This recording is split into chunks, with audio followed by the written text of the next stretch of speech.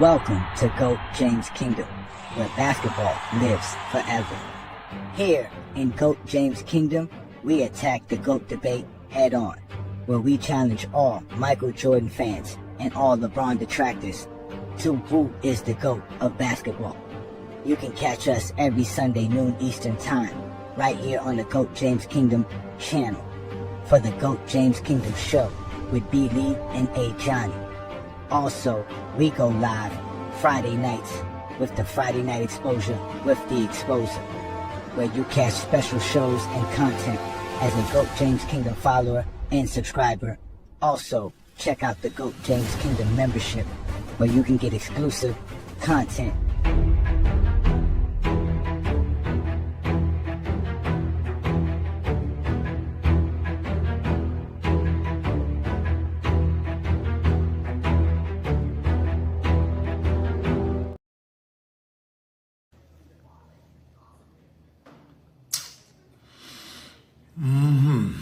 It's been very, very quiet on these free agent streets, and now you want to show up, pop out in Ohio at a golf course with the welcome home hat on.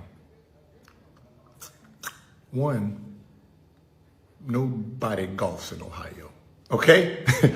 Yeah, you only got one golf course in the top 200. Ain't nobody going there, okay? Two, we seen your swing. Nigga, you don't golf, okay? That's not what you do. You play video games. Yeah, you Madden. Yeah, you like Madden and Call of Duty. So you don't need to be on the golf course right about now in Ohio talking about welcome home. What's the plan, nigga? Yeah. Huh? I got the checks. I don't got the plan. Yeah. If you think you about to just leave us with the team we got, nigga, you fooled, okay? We got your son. Yeah, Bonnie James ain't going nowhere, huh? Yeah, you ain't leaving your family. Huh? You think you the only one that got a plan around here? Nigga, I got my mask on, boy. Hey, I'm showing up to Vegas right now. Huh? Operation hold Bronny hostage until that nigga come home.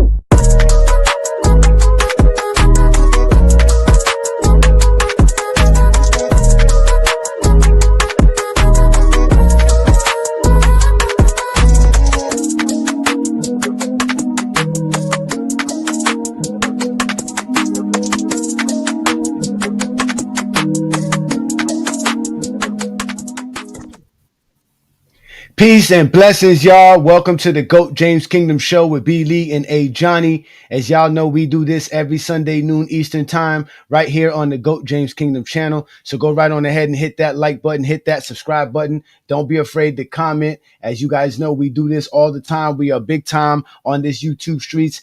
Sunday is our afternoon. We do the Lord's work. So again, hit that subscribe button, hit that like button. Also check out the GOAT James Kingdom membership. As you see, we're going to continue to do this. We're never going nowhere. We're going to drop new content. Today's show is about LeBron James, because this is what this channel is about, the GOAT of basketball. Should he stay in LA or should he find another route and go play somewhere else? As we know, he has a 1-year deal left on the Los Angeles Lakers, over $50 million. What should the Lakers and LeBron James do? So we're here to have fun again on another great Sunday afternoon. What's good, Brandon? Peace and blessings, brother. Yo, what's good, everybody? All right, you feeling good after Travis kicked your butt last night? Yeah, everybody feeling good. How about you, Travis? You got a couple of bruises on your face there. How you feeling today, sir? Oh, I'm amazing over here. Yeah, you caught a couple of souls to the face as well. Shout out to Craig. Peace and blessings, Craig. What's good, brother? You got to unmute yourself. My bad. I was trying to catch it. I was out last night. I didn't miss the message. I would try to catch it in and out where I was at, but it was just too loud. But I heard some points. I heard like the first beginning of last night when he was talking about Hakeem being top 10. Yeah, he made some interesting points. He did. He definitely did. It was. Well, he had the unlimited amount of time to make all the points he wanted to make on every round. Yeah. What did you do? What did you do? The 5 minutes each round? It was the Travis rounds. It was talk. It was talk There's to a whole somebody. bunch of rambling on about blocks. Well, John was supposed to be there to be the time clock. He wasn't there. Shout out to John. What's good, John? What's up, everybody, man? I apologize. I wanted to get on yesterday, y'all, and I will watch it because I told y'all that it's going to affect my top 10 list. So I am going to watch it. Once we get off here, I'm going to cut it right on and watch the whole live, the 2 hours and 33 minutes. It was hilarious. It was pretty funny, though. I'm definitely going to watch it. Funny. It was definitely funny. It was I appreciate you holding it down for me. Hey, Craig, who had more playoff success, Bird, Magic, or Hakeem? Based on what? Ring culture? Based on playoff success. Based on playoff success. Success would be Magic, Bird, and Hakeem. Okay. What about you, John? Hey, I agree with Craig. I know what he getting at because the thing that Travis was pointing out was like the interesting he said, I might be right quick, he was saying how Hakeem Olajuwon is the only one out of the top 10 to improve his regular season numbers in the playoffs for all 6 categories. That's something I caught on. I was like, oh, that's interesting. Oh, he said all. But that's not playoff success. That just being a badass. I mean, but that would be considered individual. That would be considered individual success, though, because we're talking about the individual and not the team. So that means that it's literally not your fault usually. Yeah. I mean, yeah. He says that, and then that was context. Comes back. Oh shit, he's been eliminated the first round 8 times. What kind of success is that? No. Hey, I'm definitely watching this soon as we get off here it was context. Who had better regular season success? Bird, Magic, or Hakeem? Everything was Hakeem. Like, how the hell he outboards success for 3-time MVPs? And they tried to make it seem like Brandon was saying Hakeem never won, which we all know Hakeem has 2 championships, so it's not about ring culture. He was asterisk championships. He was like, because Jordan was there. So he was saying that because he was doing ballerina spins around Kevin Duckworth. That was funny, bro. That was funny. But again, it was a great live. And it was funny how some of y'all mad at Brandon, but y'all was saying nothing to nobody who was talking about how T-Mac couldn't get out the first round. Y'all disrespected T-Mac for the past week and a half, 2 weeks.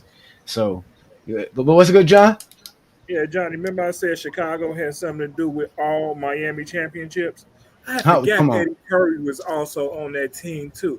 Also from Chicago. He almost cursed us. Miami championship, Chicago championships. I should add that to our 6 and say we got 8. No, because we own all y'all championships. I mean, no. I mean, who? Eddie Curry? Who? Eddie Curry. Yeah, yes. Eddie Curry won in what? 13. He won in 13. 13, I think. Yes. In a suit, just like a Chicago person should be in a suit. In a suit. No, he practiced. He played. He practiced. It's okay. But I mean, let's continue the show. I mean, yeah, let's get to the real. Let's get real to the crux of this conversation, because we got some people in the comments already talking about LeBron should retire. First off, let's say what's up to all the GJK members. Peace and blessings. Thank you for joining us again. It's always great to have all our GJK members in the building. But those that are saying LeBron should retire. Anybody here think LeBron should retire? Well, of course, the haters gonna think that. If he retired, what are they gonna talk about? I will ask why he retired. Why do you believe a man playing at a high level should retire? Just any man. playing at a high level should return. That loves the sport. He's showing that he loves the sport. So why should he return? I mean, he's the only person who don't need to play sports who continue to play sports in the first place. You know, like you look at fighters, once they get so big, they don't really train as hard because they just living this life that they never did before.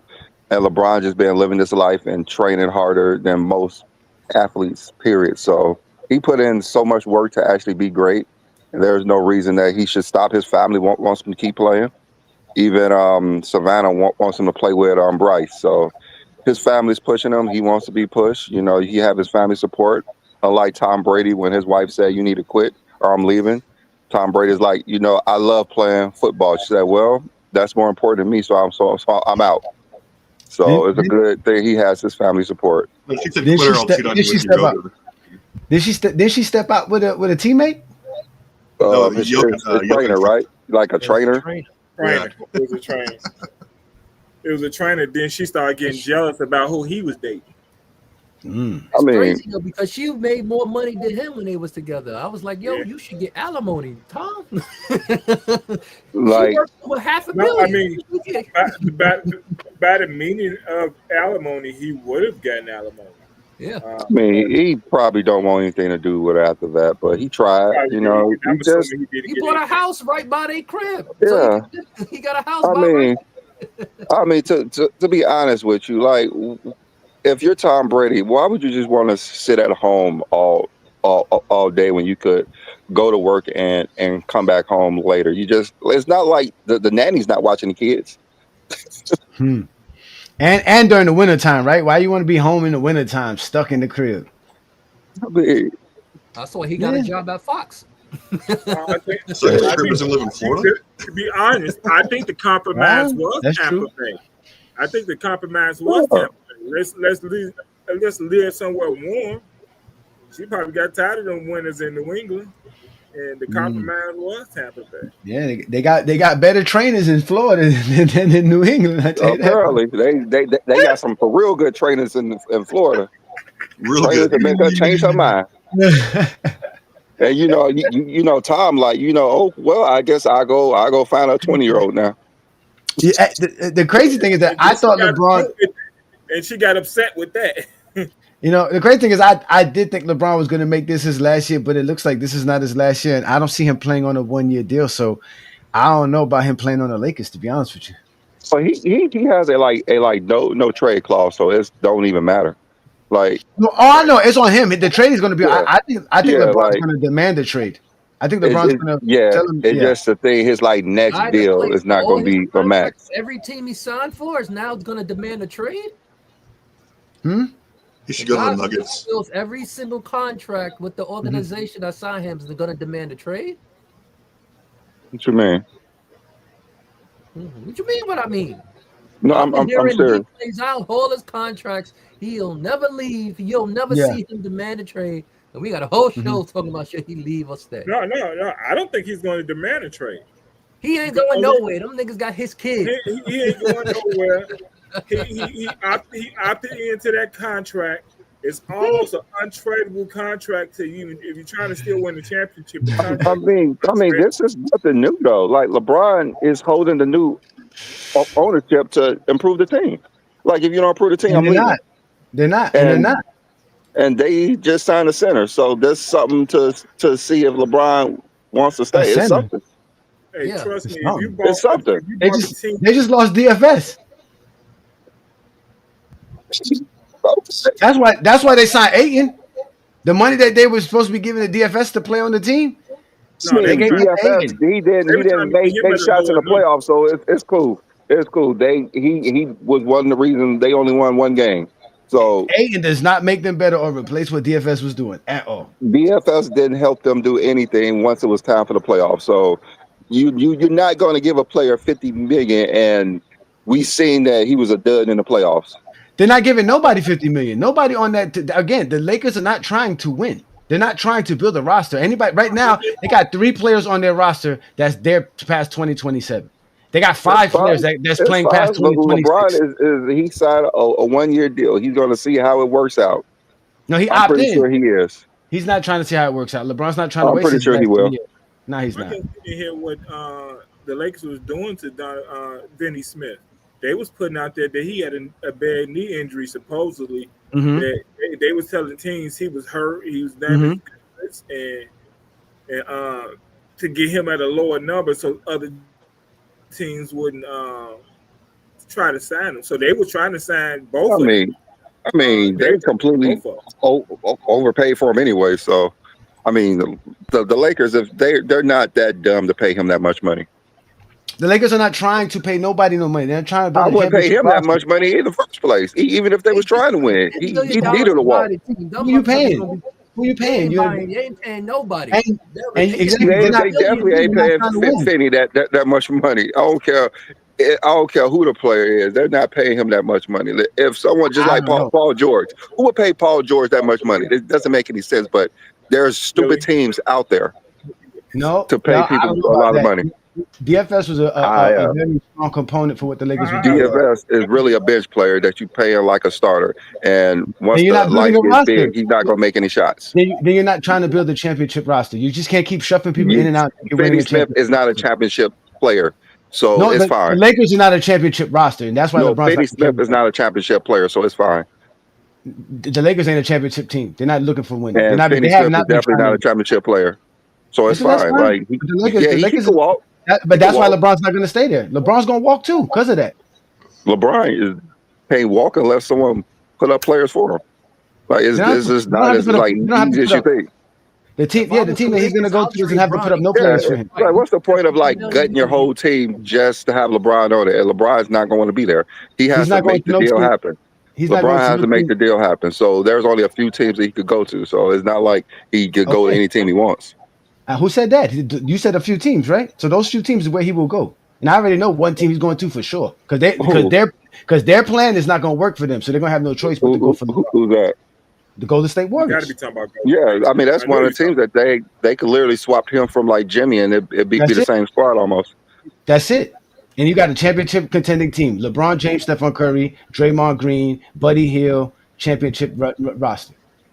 Better than LeBron James and Luka, who's on an expiring contract and a champion on a team that, I mean, a whole franchise is not trying to win. They've been sabotaging LeBron's career for the last 5-6 years because they really were not trying to win with LeBron James. I mean, they made a lot of stupid moves. They got rid of a championship team because of they could. Sounds like not trying to win. I think it's a video game.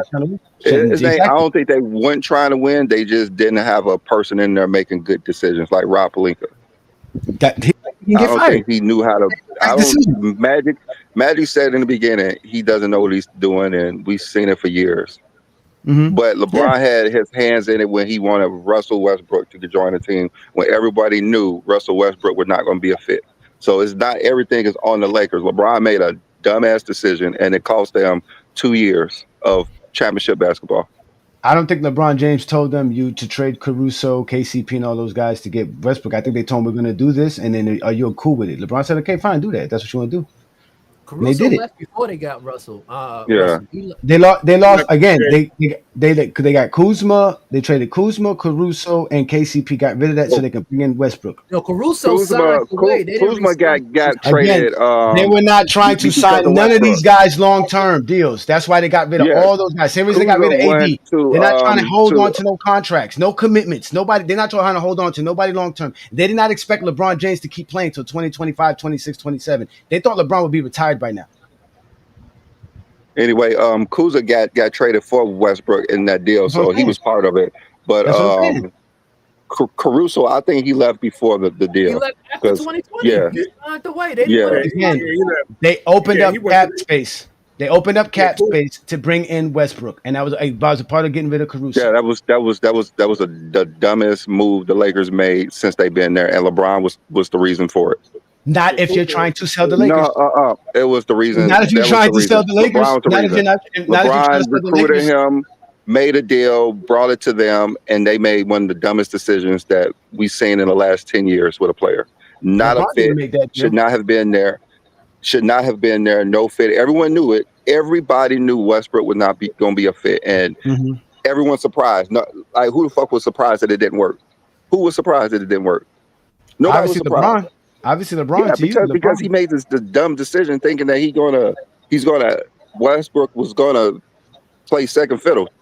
Like, no, Westbrook never wanted to play second fiddle. He never will. He's hard-headed. He's inefficient. He's not a team player. I've never heard that. So before. yes, Russell Westbrook set them back 2 to 3 years because of LeBron James. So you talk about they're not playing championship ball. LeBron James is one of the reasons that they couldn't play championship ball because they had Russell Westbrook eating up all the cap space. So LeBron James also responsible for dismantling the championship team, then, right?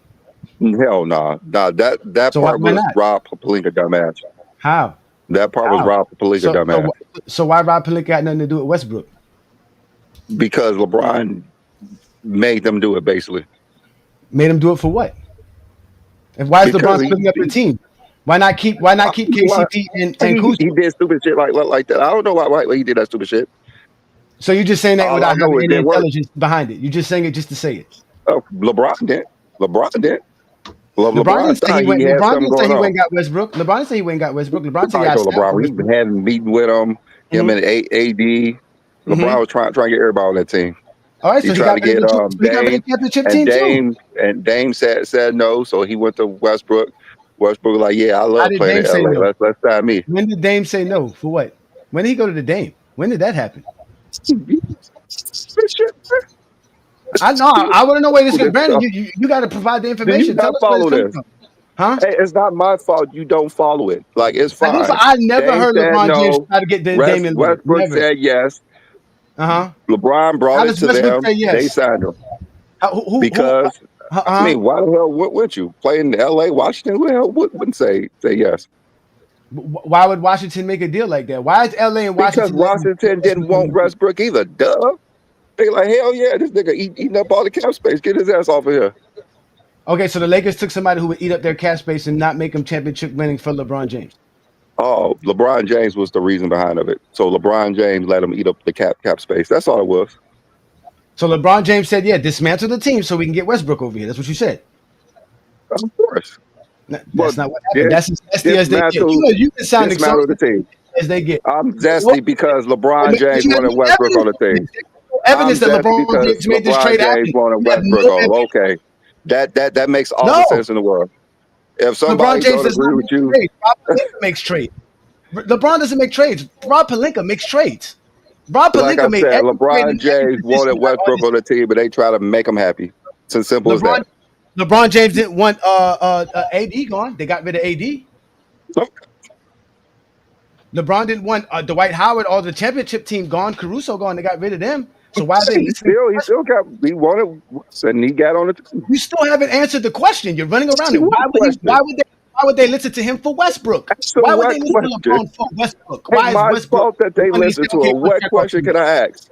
What question can I ask? It's a simple answer. Why would the Lakers and Rob Pelinka sign off on LeBron James wanting Westbrook but never on nothing else? I don't know why they did that. That's the okay. So say that. I don't know. I say a lot of Zesty Jeffrey shit just to say it. That's just to say that. Because someone don't agree with your dumbass. Don't be someone is a Jordan fan. Just because someone don't agree with you do not mean you're a Jordan fan. Like, cut that shit out, man. I'm serious. Just to argue. No, cut the Zesty part is just to argue. If I don't agree with your ass, I don't agree with you. Simple as that. No. You're ill-informed. You're ill-informed. Cut that shit out. Everybody knows that LeBron James recruited Russ on that team. So now you need other people to validate your information. Just because you don't believe that, it's fine. It's fine if you don't believe that. You don't know, because what do they know? It's not my fault. You don't believe that. Okay, so how do they know that? Go back and look at the media in 2021, 21, 22. How do other people know LeBron James? It's fine if you don't believe that. No, I don't believe it. Let's just ask the panel. Let's just ask the panel. John, did LeBron have a hand in recruiting Russell Westbrook? When it go off all the reports, that's what it was told. Okay, Craig, did LeBron have a hand in recruiting Russell Westbrook? No, he wasn't a number one pick. No, I'm stop. Did he? Yeah. Okay, Travis, did LeBron have a hand in recruiting Russell Westbrook? I got nothing to say to you, traitor. Everyone knows he did. Like, what the hell are you talking about, Ajani? What are you talking about? John, everybody knows he did. Since he can't answer the question, I'm gonna ask you, John. Questions are being answered. He had a hand in recruiting him. what information you have, John, that says LeBron James made the trade for Westbrook and that the Lakers No one said he made no fucking trade. Like, what the hell are you talking about? Said, Brandon, that's what you said. He's the reason that he's on the Lakers. I told you that they were going to make the trade and he approved it as far as saying I can play with Westbrook. Not the fact that he told them to make the trade. He has no way to tell them to make it or not make it. They're going to do it. Who the hell has a player signing players' deals? No one say he signed a fucking deal. Come on now. Stop being fucking stupid. Sign a deal. Said that he had a hand. He recruited Russell. He wanted Russell Westbrook on the damn team. Everybody knows he wanted Russell Westbrook on the team. Simple as that. They asked him. He wanted game on the team. He wanted Russell Westbrook. He wanted players on the team. He wanted DeMar DeRozan on the team. But they signed Russell Westbrook. Everyone knows this. Everyone was watching basketball at that time. This is nothing new. This is simple shit. This is simple shit right here. This is nothing new. Well, I did hear a lot of reports on the Dame thing, and Dame wasn't ready to leave. Dame said no. He wanted to stay in Portland. He wanted to be loyal. I'm going to ask you the simple question, John. What did the Lakers report say about them wanting Westbrook or not, or LeBron James being the one that forces them to go get Westbrook, like Brandon is explaining here? I want to know where is the forced them to sign somebody. LeBron James said you must go get Westbrook. Stop making up shit. That's what you said, Brandon. Held the damn gun to their hand and said you signed them. LeBron wanted Russell on the team, so they got Russ on the team. Simple as that. I want to talk to John here, Brandon. I don't want you to be disrespectful. Just go ahead and say stupid shit for no damn reason. When I said something simple, you've been saying stupid shit for some damn reason. I don't understand it. What if I said that's stupid? What if I said that's stupid? You said that LeBron James. When did he sign players? You're vested Jeffrey. When did he sign this? Why did he make the deal? Tell me, how did he bring it to management so they could sign him? Didn't you haven't explained that? Tell me this. Why the hell would I have to explain something that nobody knows when LeBron went to the office and gave him a pen? It makes you ill-informed. That's the stupid shit that you're saying. No, because you can't answer my question. It's not ill-informed. I still want to find out where LeBron James told the Los Angeles Lakers you are trading for Westbrook. You're going to get rid of KCP and Kuzma for Westbrook. Where is that statement at? Where is that coming from? Nowhere. You have no information for that. The Lakers are telling LeBron James, just like they've been telling him for the last 5 years, yeah, we're trying to win. We can help you. We can add somebody. We'll go get you Westbrook if you want him. LeBron says, I can go see if Westbrook's available. Of course, LeBron talks to Westbrook. He's not in the meetings and negotiations for what they have to give up for Westbrook. That's not his job. That doesn't matter. It does matter. To do with LeBron wanting Russell Westbrook on the team. They're not going to him and saying, we're giving up Kuzma, just because they don't have a board meeting with LeBron James in the board meeting that LeBron didn't want Russell Westbrook. Is that what you're saying? Because they didn't have a board meeting. I'm telling you that LeBron James did not sit there and okay the trade to get rid of KCP and Kuzma for Westbrook. That has nothing to do with LeBron wanting Russell Westbrook on the team. Stand.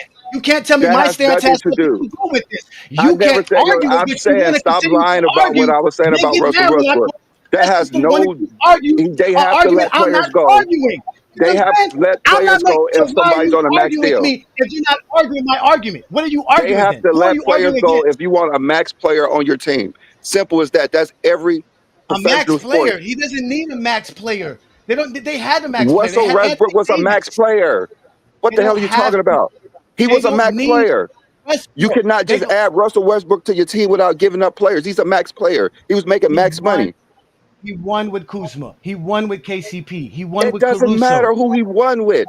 To add Russell Westbrook, you have to let go of players in every basketball sense of trades. You have to let LeBron James did not agree to that. Oh my God, dude! Like, what the hell is going on with you today, man? No, he did not agree to that. LeBron James did not agree to put a championship team. That is a Laker move. That is a Rob Pelinka You have to let players go if you want Russ on your team. LeBron knows this. It's obvious. LeBron knows this is what every person knows this. It's obvious that the Lakers were not trying to win. As you can see, they sold their stakes in the team.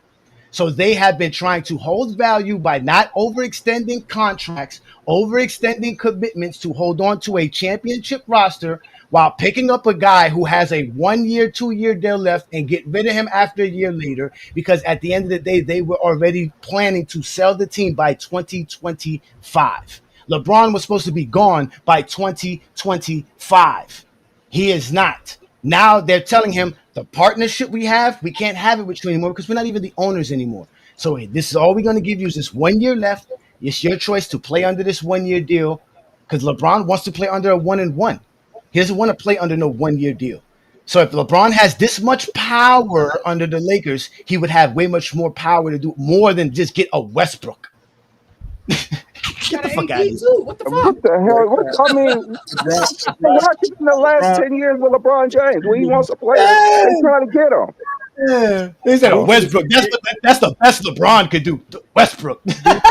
It's not our fault LeBron wanted Westbrook. It's not my fault you have no information. It's not my fault you have no information. What information do you really want? I don't understand what information you want. Yeah, I want information on LeBron James making deals because that's what you said he did. He don't do that. So your stance is just to come up here and like make up stuff that I never said. Who the hell said LeBron making deals? He wanted Westbrook on the team, so they moved mountains to have Westbrook on the team. Simple like they wanted he wanted Anthony Davis on the team. They made moves to get Anthony Davis on the team. No, it didn't. That's the stuff that happens. He wanted Kevin Love. They made moves to make sure Kevin Love was on the team. Like he's LeBron James. If he wants somebody, they're going to try to make it happen.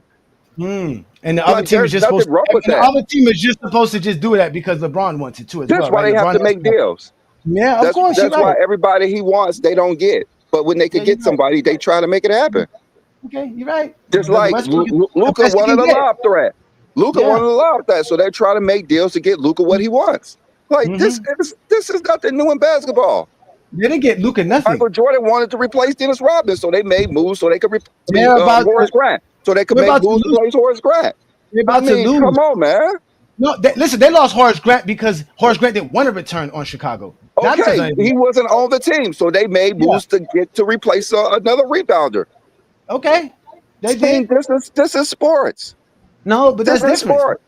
So technically, you can't say Jordan recruited Rodman anymore. If this is your logic, Ajani, that it's the team, that's just the organization that make these trades. Because Jordan couldn't make a trade for Rodman. I didn't say LeBron James didn't recruit Westbrook. Meaning, go sit down with Westbrook and explain to him that they can play together. If Bob Pelinka tells LeBron, because they're partners, hey, we're getting rid of these guys. Here are the options. Here are the players we can get. And they say, can you help us go get these players? He goes talk to Westbrook. He goes and sits down with Westbrook and explains to Westbrook, yo, they're trading for you. You can come over here and we can make this work. They are trusting that LeBron James is going to make it work with Westbrook on the basketball court. But it's not on LeBron James to say, hey, gut the team for Westbrook or gut the team for Damian Lillard or whoever y'all thought LeBron James was trying to get at that time. And he chose Westbrook over DeRozan. That's DeRozan was a free agent.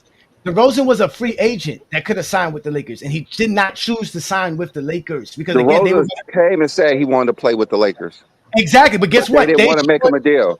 They changed him. They're not. They didn't want to make him a deal because they was too busy trying to get Russell Westbrook. Exactly, because they're not interested in long-term. No, because they was trying to get Russell Westbrook, so they couldn't make a deal for him. Who's better, Damian? Who's better for LeBron, DeRozan or Westbrook? Who's cheaper? LeBron wanted Russ. That's the reason. No, he did not. See, that's what I'm saying.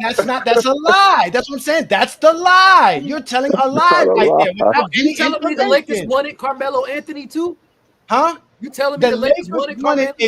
Melo said that LeBron came to him to say that you're playing on the Lakers this year.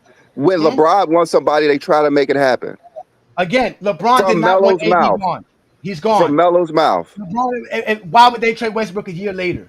Why would they go get because he didn't work out. He didn't work out. He was a terrible situation like everyone thought. Now you calling LeBron a quitter. LeBron quit on the teammate he fought so hard to get.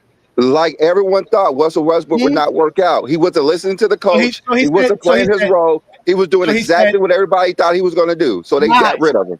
All lies. Nobody ever says that about Westbrook. All his teammates love him, including LeBron James. Except the Lakers. None of his teammates ever say that. None of his teammates ever. No, Laker fans don't like him. Zesty Jeffries don't like him. But all of Westbrook's teammtes, Westbrook got traded because he didn't get along with nobody. They all love Westbrook. You won't find one player to talk negative about Westbrook as a teammate. Never, ever, ever, ever. Those are facts. So again, LeBron James said trade Westbrook for Hachimura. That was what he said. Go get me Hachimura. I mean, it doesn't matter. Like after they know it wasn't working, they had to get him off the team. Information to answer none of these There's questions. No information that happened. He wasn't working out. He need to get off the team. He up too much cap space. When they went and got Wade and freaking Derrick Rose, like that. Even KD like that. They got Russell Westbrook off the team, and they went to the Western Conference Finals. With Russ, they couldn't make the playoffs, so they had to get him off the team.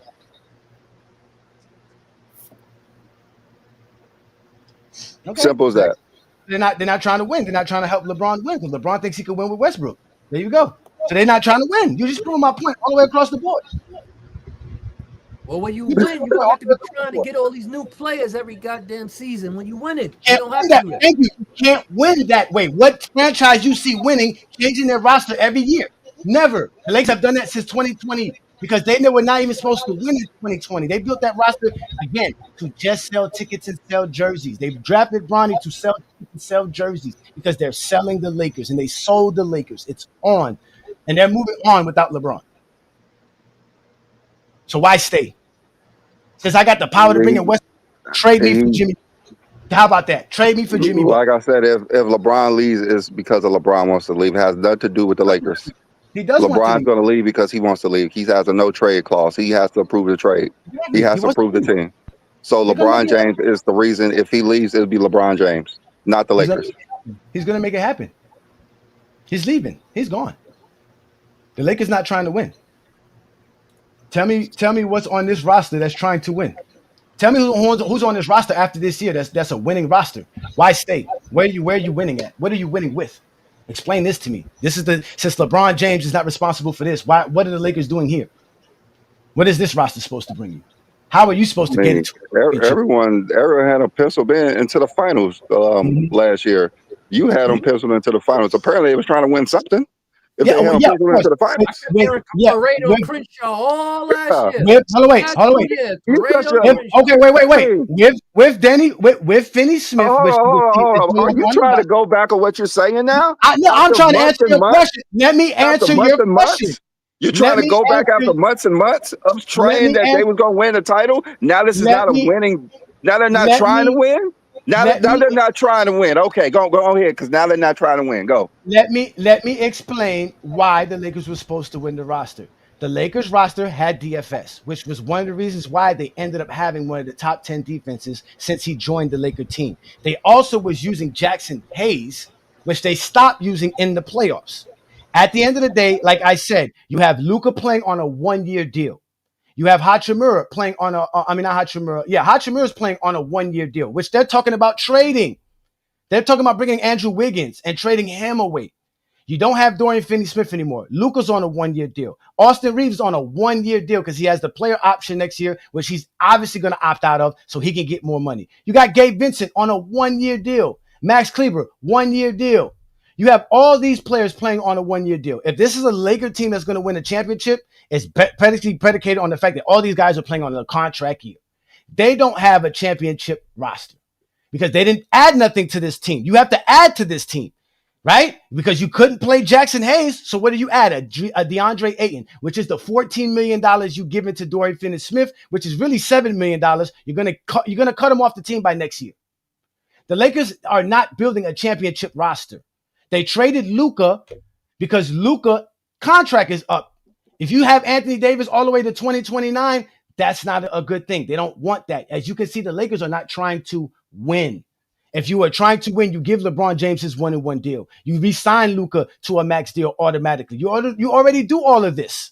They have the cap space. They couldn't do nothing because LeBron opted in. He can't do nothing now. No, yes, they can. Again, they can opt in and save money like doing the 1-and-1 deal, doing a 2-and-1 where he has a 2-year deal but a 1-player option until 2027. They can also save money by actually signing Luka and extending Luka's contract. They can save money, but they're not trying to save money in that sense. What they're trying to do is cut ties because there is no long-term Luka commitment. cannot sign his deal until August, I believe. So Luka cannot sign to August, I heard. But August 2nd. Yeah. So who all did they give up this year? Is it just Finney? Is it other players? You lost Finney-Smith and other players are up for trade value. Okay, so the only player they lost is Finney-Smith, who didn't perform well in the playoffs. But they were parade on Crimshaw last season. They upgraded their big man to a double-double guy who shoots a high percentage, and you're saying they're not trying to win? Is that what you're saying?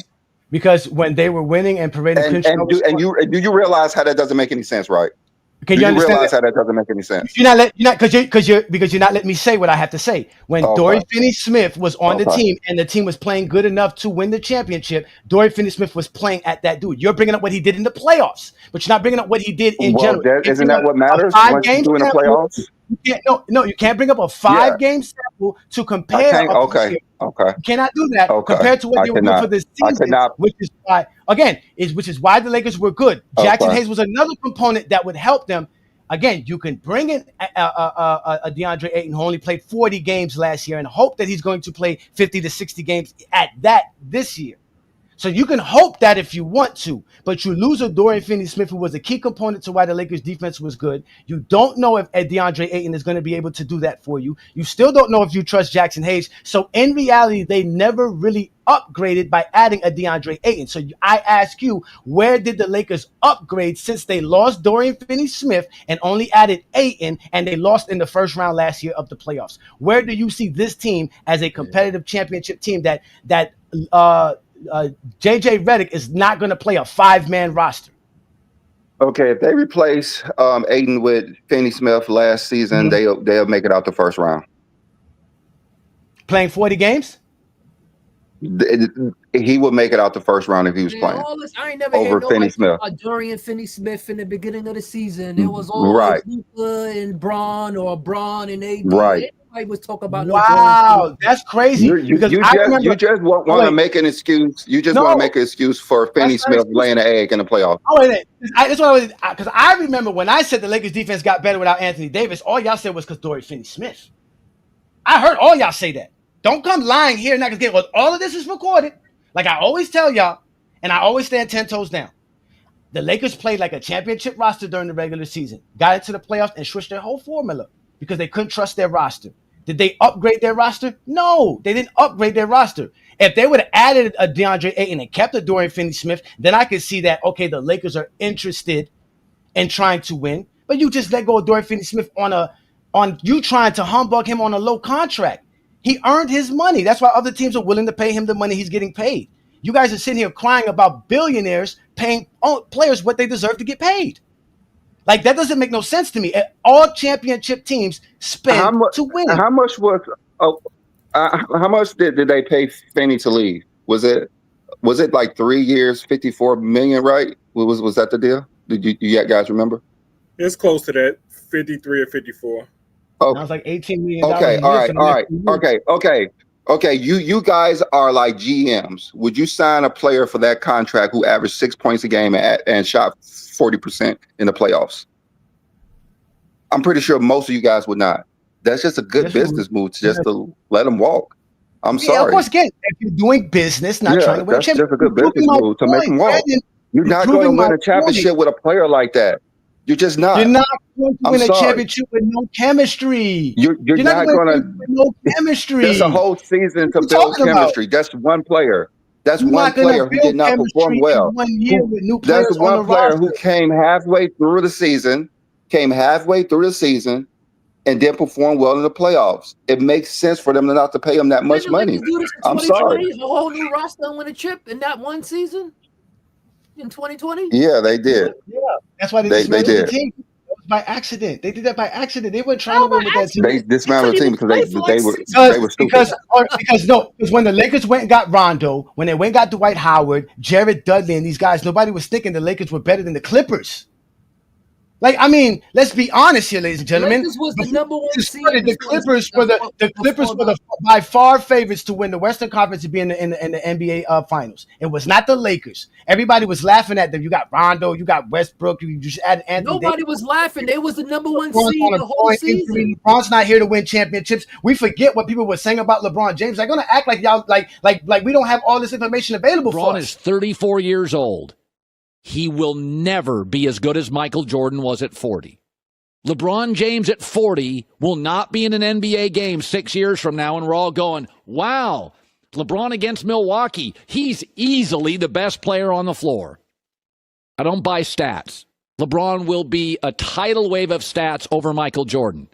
But I'll tell you one thing LeBron will never be: as good as Jordan at 40. No way. I'm talking about 2020. You show me what does that have to do with LeBron at 40? That's what I'm trying to explain. This has nothing to do with LeBron James. We're talking about Finney Smith. He was done at 34. He was done at 34, 35. Nobody thought the Lakers doesn't have anything to do with LeBron, though. It has to do with the Lakers trying to win championships. Zero. And people thinking that LeBron James and the Lakers are championship contenders. No. And they build a championship contender LeBron roster. been playing well enough for them to win. They've been playing well enough for them to win. And nobody's letting go expecting Finney Caruso Smith, to be Caruso in 2020. Nobody's expecting KCP to be KCP in 2020. Nobody's expecting this from this team. That's why they had to get rid of those guys who got paid because of that championship. Guys like KCP, guys like Caruso. They got rid of Kuzma, the guy that they drafted and held on to after getting rid of other guys. They held on to the Lakers were not trying to hold LeBron, on. they got rid of Kuzma. Oh, see, look, there you go. They had to make moves to bring in Russell Westbrook. Russell Westbrook gutted the team. Of course, because bringing Russell Westbrook works with the contract. That's what happened. Russ gutted the team. I'm done with my LeBron glazing for today. I proved my point. It's not even LeBron glazing. You're just thinking that Russell Westbrook didn't gut the team, and he did. Let's move on to a topic that's actually more worthy of today's show. All right, because you guys know every week we represent a true LeBron James fan base that opens up the channels to basically say, hey, how great LeBron James is. As a basketball fan, we have somebody here for you, and the way we do that here, ladies and gentlemen, is with King John's flowers. So here, ladies and gentlemen, on GOAT James Kingdom, we will give you King John's flowers.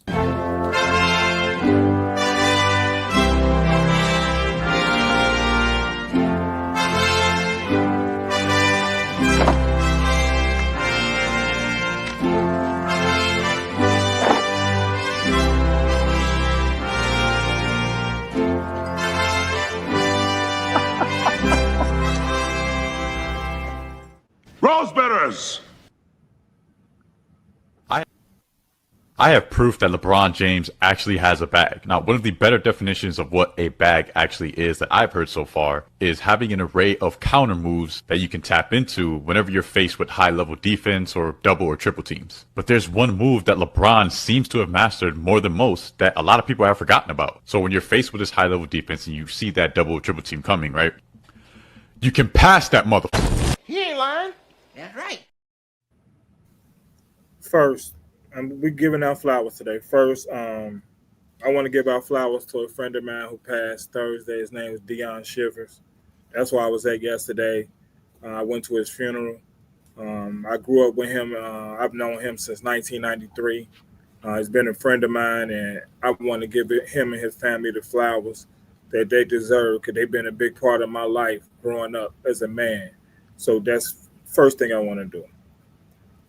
But when I give out flowers every week, one thing I do my research, I pay attention, I go around social media, I look for the best content that I feel like that this page can collaborate with if they ever want to. And the people I brought on and the people I've talked about, I believe this channel can collaborate with. And one thing I do is I pay attention to their channels and I want to know if I like the content and do I like the basketball part of it? Do I like the football part of it too? And this week, the guy, his podcast is called AzSportsX. I watch all his content. I appreciate him. I like listening to him talk basketball. One thing I want to tell him I'm mad at, I was watching one of his posts and he was saying he's going to bring his wife on because she got a great Dragon Ball Z collection. And I was really waiting on her to come on. And then he came back and said, "No, I'm just playing. He's single." And I just want to tell him I didn't appreciate that. I wanted to see her Dragon Ball Z collection. But hey, I love his content. Again, he's on Instagram, he's on Facebook, he's on TikTok. He has a huge following. He has great content. I love all his content. I appreciate his content. Hey, when you see that right there, you see my name right there. Follow him because I follow him on these pages. I love his content. He has this voice that it should be on podcasts and things like that. He has a podcast voice. However y'all take that. But I appreciate his content. Hey, I want to come on. I want everybody to ask him questions about his content. I want people to go check out his content. And you appreciate his content because he's talking about basketball. He's breaking it down. I'm telling people in today's land, mainstream sports is over. YouTube and wherever you find it is the best place to find it because we have fans talking great basketball, and I appreciate it. The one thing I noticed he doesn't do, like for example, if I ask Craig who he think the GOAT is, he'd tell me Jordan, but he didn't explain to me why he's the GOAT. And one thing I don't think Craig will ever say is nothing no player can ever do in the world to ever become the GOAT over Jordan. And that's it. When it comes to mainstream media, that's what we get. It's nothing in the world nobody can do to ever become the GOAT. And what I appreciate out of him, I think his content he says LeBron's the GOAT. But when he comes on here, I'm going to ask him, do he believes LeBron the GOAT? Because I want to see, if he believes LeBron the GOAT, I want him to say it. But I appreciate his content, and I want to give him his flowers because I believe he does great on his podcast and explains basketball. He does football too. But I want to give him his flowers this week because I think he does a great job, and I like watching all his content. I repost his content for people to watch. I send people to his page from my content to go watch his thing. So I want to give him his flowers because I believe he does a great job on all his things.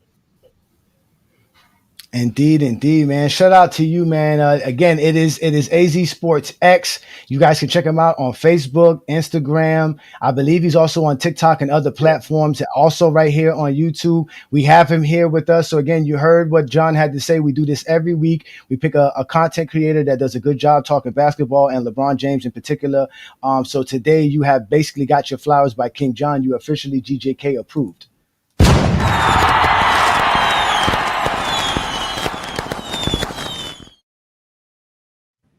So we got you here in the building. Shout out to my boy X in the building. Brother, go ahead and plug in your channel and let everybody know who you is. What's going on? GOAT James Kingdom, the one and only, man. I appreciate you guys having me on. Thank you so much. But yeah, like you guys said, man, AZ Sports. I'm on all platforms, Facebook, Instagram, YouTube, TikTok. This is something that I love to do. It's a recent passion of mine. I've been at this for a couple years.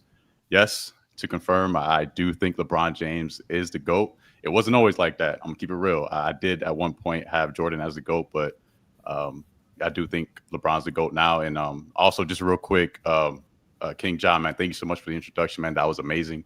But I do want to just say, I'm sorry to hear about your friend passing, man. That's it's a tough thing to deal with, man. And so I just wanted to say sorry to hear that, bro. But thank you guys for having me on, man. I really appreciate it. Indeed, man. Yeah. Also, our condolences to you and your friend's family as well, King John. So shout out to you. So again, King John, you have the gentleman here. Go ahead. You can start off. Ask him whatever you want to ask him. Oh, hey. When did you start loving basketball in your life? How old were you when it became a passion of yours? I would say I was around somewhere between the ages of 8 and 10. Is kind of when I really just started to tap into it. And the earliest memory that I have of really when I started, well, there was two actually. One was, my dad, my pops, he bought me a video cassette tape. So, that lets you know my age range a little bit, but maybe you guys have heard it. It was called the NBA's Ultimate Player. And it was such a great tape. You remember that? Oh, such a good tape, man. They did the, I forget what it's called, but it's like the Da Vinci, body figure, right? And they took each body part, whether it was like the head, the hand, the legs, and they would break down players that they felt excelled with that body part and that part of the game. So like strong arms, they talked about, David Robinson and Karl Malone. They highlighted the head. They started talking about IQ. So they talked about Jason Kidd, John Stockton, so on and so forth. So that was one of the first tapes that my dad bought me that I can remember. And I watched it. I would watch it as much as I could. And that was kind of like the tipping scale when I really just started to fall in love with basketball. I appreciate that.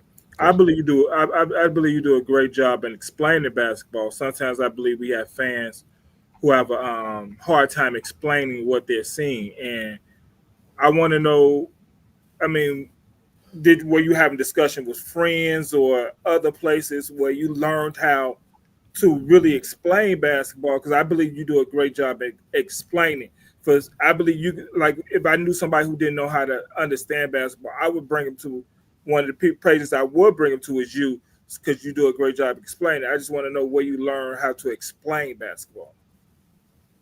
I appreciate you saying that. So it's a bit layered. I think it starts with one of the first things that my dad taught me how to play was chess. And growing up and developing that mindset, knowing how to think critically, knowing how to think steps ahead, that type of analytical mindset, it becomes very helpful in other aspects of life.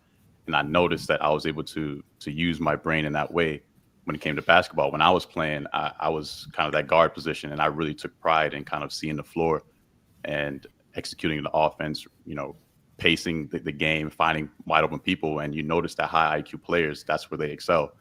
So I think that's where it started, the whole chess thing. But after that, it was just research and watching film and studying players, Pistol Pete. I was a big fan of Pistol Pete coming up, Magic Johnson, obviously, and being able to see the floor and break down the X's and O's. I think that really comes with another level of understanding. And not to mention playing against high level players too. Like I've played against NBA players, I've played against D1 players, guys that played overseas. So all of that put together, it really just kind of, in a sense, put my mind in a place where it's not just about seeing highlights and dunks. It's about really understanding the game to the point of the X's and O's, and then being able to explain it to other people that maybe don't understand it quite to that level. I appreciate that. You answered a couple of questions I was going to ask you. I was going to ask you, did you play basketball growing up? And who were some of your favorite players growing up? Because you answered a couple of those questions. So I appreciate you giving that. Once again, I love your explanation, your breakdown of basketball. One other thing. Who was your favorite team growing up? Lakers, baby, all day. Yes, sir. And that started with Magic Johnson, man. And it started with that tape. Man, when I saw the Showtime Lakers, bro, that it was a wrap for me. I had no choice. I saw Magic Johnson. I saw James Worthy, and Michael Cooper and them, and the way they ran up and down the court. It was such a smooth, exciting brand of basketball. And I was sold ever since, man. It was the purple and gold. So I'm certified Lakers fan for sure. I think you caught a couple of people on here all surprised with the Lakers, but I want the rest of the panel. I do. I want the rest of the panel to ask you anything they like to ask. And hey, you answered all the questions. Like I said, you answered a couple of questions that I was going to ask you, so I appreciate that. But I want the panel to be able to ask you anything they want to ask. Of course. Go ahead, Brandon. You got anything for the gentleman? Yeah, I got a few things. So I'm pretty sure you watched LeBron in high school. What did you expect from him when he was in the NBA? Like, how did you envision his game would evolve? Not this. I'll tell you that right now. I think at most, I knew that he was going to be really good. Hall of Famer, I would even say. I felt comfortable thinking he was going to be Hall of Famer because when you saw his interviews and even the way he played the game, he loved getting his teammates involved. And he spoke very well in interviews. He was young, but you could tell that he was very confident, but he was also filled with gratitude. And those are characteristics that you want to see in a young player. So I knew he was going to be really good, but the greatest of all time, I did not have that on the list. Jordan had that on lock for me. So to answer your question, I felt like he would be really good to Hall of Fame level. Okay. And when did you move LeBron ahead of Jordan? All right. So, man, that's a complicated question. So first of all, I'm going to do a little plug here. So if you go to my homepage on my YouTube channel, the pinned video there is called The Moment LeBron James Became the GOAT. And for all of you that are watching, I highly encourage you to check out the video and watch it. Let me know what you think. But basically, It kind of walks you through the process of, how I grew up as a Jordan fan. And then I watched this kid from Akron just kind of take over the league. And then eventually I was able to crown him as a GOAT. To answer your question, subconsciously, I knew he was the GOAT after that 2018 run in the playoffs. I was able to admit it to myself when they won the championship in 2020. That's when I was able to say it out loud and be like, you know what, man, I can't fight it no more. This cat, he's the GOAT. So. Okay. One last question. Give me you're at a cookout for the 4th, and some old head come up to you and want to know why you think LeBron's a GOAT. Give me something short and why you think you could explain this to him, why he's a GOAT. Something short? Yeah. LeBron James has the greatest combination of peak and longevity that the NBA has ever seen. That's my one-liner. And if people want to, go beyond that, then we get into a little discussion. We keep it friendly, of course, but we get into discussion. We talk basketball, but it's only just a one-liner. That's what I give them. All right. Well, since you said that, let me ask one more question. Try my bad. Why would you say LeBron has the highest peak? How long do we have you though? How long we have you for X? How long you here for a good 5-10 minutes more? I can do 5-10 minutes. Yeah. Okay. Okay. All right. Go ahead, man. Yeah. Why did you say LeBron had the highest peak? Because there was a stretch of basketball where he was just, in my opinion, undoubtedly the best basketball player in the league. I mean, you talk about 8 consecutive finals appearances. When you talk about winning championships, that's a team goal. But when you talk about impact on winning and LeBron James is the greatest floor raiser that we've ever seen. So that point in time to where I would say that 2009 LeBron, that's where you saw like the beginning of it, where he was just this freakish athlete. He could just do pretty much whatever you want on the court from an athletic standpoint. When you start to combine that athleticism with the high level IQ and skill, that's where the discussion just starts to really just go south for anyone else that tried to claim he was not the best player in the league. So, yeah, man. So does that answer your question more or less? Yeah, dude, because me, I always keep it short, toward more of a shorter peak. I always say 2012 and 13 was like the best player we ever seen play basketball. He's the most valuable player, the best offensive player, and the best defensive player. Even though they gave the defensive player of the year to second team players, the coaches voted him the number 1 defensive player. So there's no history in the NBA where that was a thing, that one player was the best everything in 1 year, and he was that back-to-back year. So that's what I use to say that he's had the best peak of all time. But I'll go ahead and kick it over to the other guys. Yeah. Craig, you got anything for X here before he has to get up out of here? No, because last time I questioned someone, y'all told me stop, so I'm not going to do it. Huh? Well, who we did that to? What did we do? You talking about Pete? No, was it Pete? You talk about Mike Pete. I said you're just not gonna get into a debate, Craig. No, I'm Travis, you got any questions for the brother? Craig is still mad. He really took all my questions. I was going to ask you, like, when you switched up on LeBron, but your story says a lot on mine, man. Like I just kind of went on the LeBron wagon where I think but like you said, I just think it's because it's more than just longevity at this point. It's playing at a top 5 to 10 level, arguably, at least statistically. Yep. For you consider Mike, let's say default Mike second, right? 11 prime years, arguably. And LeBron is about to do that for 22. Yep. To me, it's just like, if you can't ignore that, call it what you want. But it's just, and like obviously he has a lot of the accolades, but to me, it's just too much to just write off to, he's just accumulating stats. Because he started, he's playing, he's leading, and it's but my top 5 is I'm taking any of them, so it's not really an insult, I don't think, to Mike. So no, that's fine. All right, so there was no question there. Before you go, I want to ask you one simple thing. As a guy who has LeBron as the GOAT and a Laker fan, what should the Lakers and LeBron do? Oh wow. So the puzzling thing about the Lakers front office right now is you can't sit there and say that you're a part of the Lakers culture and not try to win now. that just doesn't make sense. So if you have LeBron James or Luka Doncic on your team, you should be doing everything that you can to win a championship. That's what the front office should be thinking. That's what the players are damn sure thinking. That's what Lakers fans are absolutely thinking. So I think where the front office is struggling right now is they are trying to find a way to balance between planning for the future and winning now, which historically speaking, you really can't do both. So if you're going to plan for the future, then do that. Do that and stick with it. And it's like, okay, fine. We're not winning championships anymore. We're no longer the Lakers. We're just a team that wants to build for the future. But if you're going to win for a championship, then cash in your chips and live with the results. So to answer your question, they have LeBron, they have Luka. They should be trying to win for a championship. Do you see that? Do you see them doing that? Is that what they're doing? Do you see that's what they're trying to do right now? Not really. I think the whole DFS thing, that was a tough situation because but it's also a clear indicator of what they're trying to do. They're trying to plan for the future.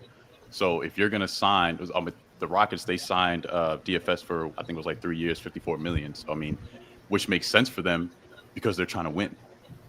And 3-and-D wings, they're not growing on trees. And Dorian Finney-Smith, that's exactly what he is. He is a 3-and-D wing, and he is someone who contributes to winning. He makes winning plays. He's a smart player. He's high IQ. He's very versatile. He can guard 2 through 5.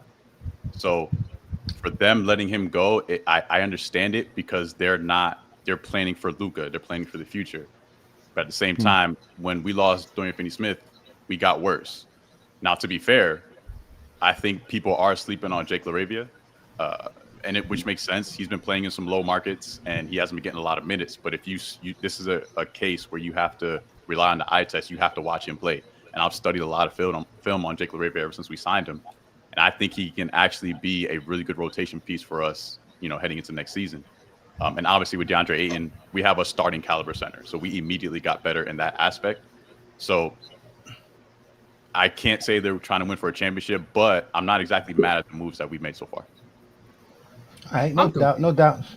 All right, well, so again, brother, you know who we are. We are GOAT James Kingdom. I'm Ajani. That's my partner, B. Lee, on the other side over there, hiding behind the camera. But either way, we are here always every Sunday afternoon for you. You're more than welcome to join us. We subscribe to your channels. We're subscribed to all your platforms. Again, that is AzSportsX, y'all, ladies and gentlemen. He got his flowers by King John, which, again, we do this every Sunday here on GOAT James Kingdom. And shout out to you, brother, as you have been officially been approved by GOAT James Kingdom.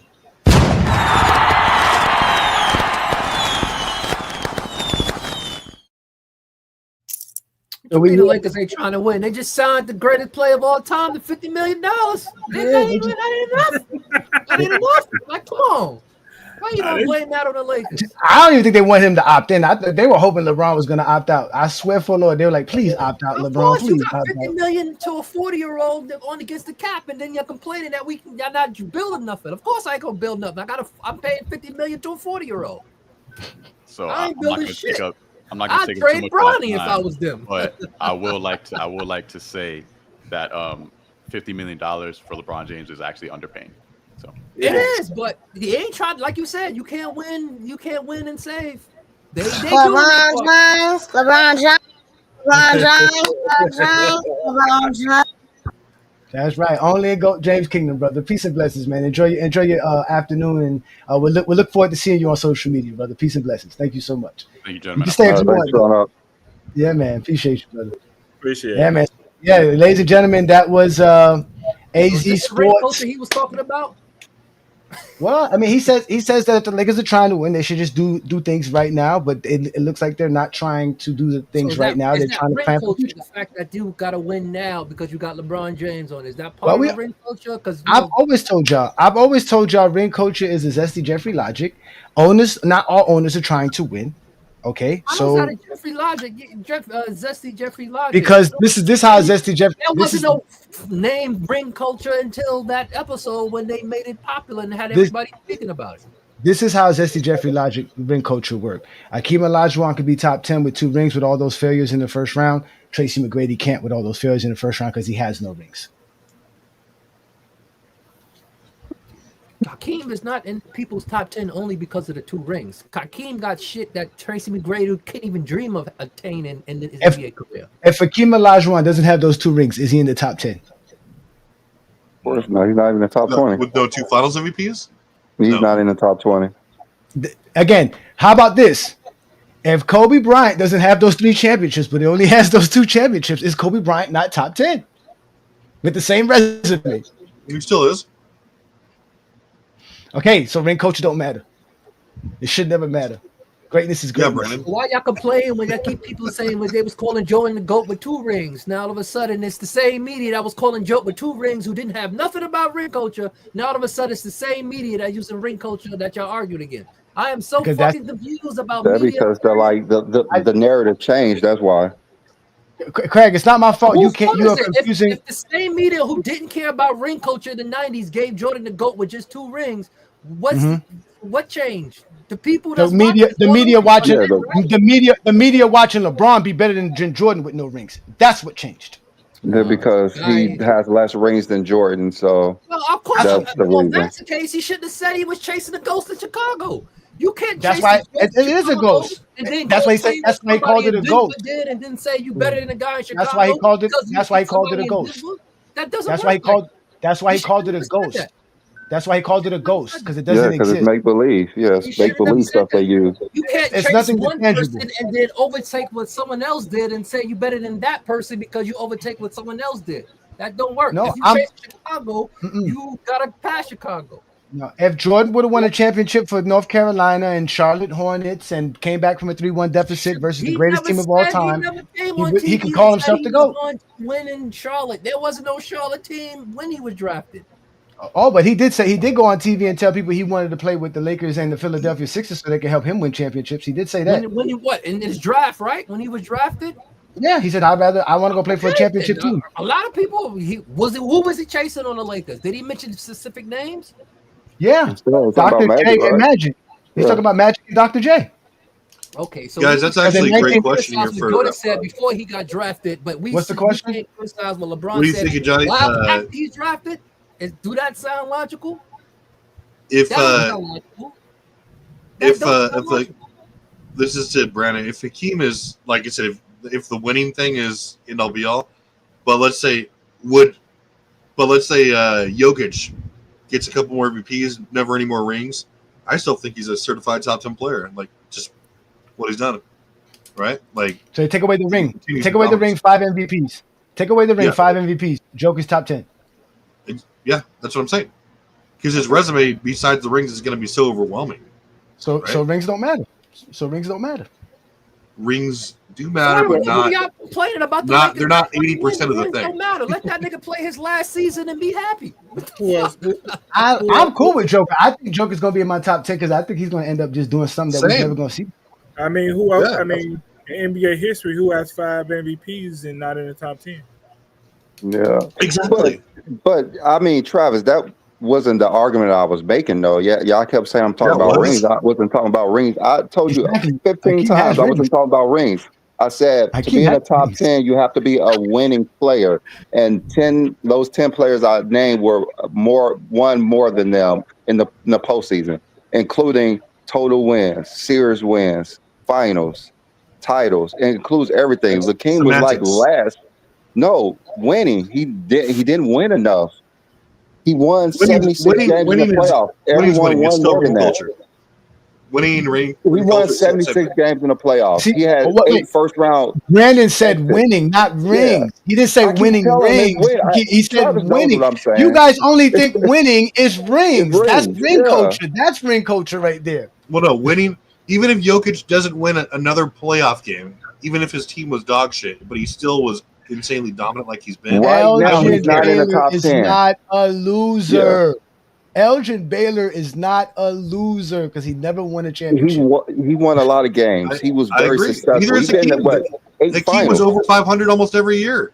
What are we talking about here? Rings don't count, but winning, period. Don't you still need to win as a team? What do you mean winning? Winning a team thing, period, whether it's rings or not? I'm confused. Like, what the fuck?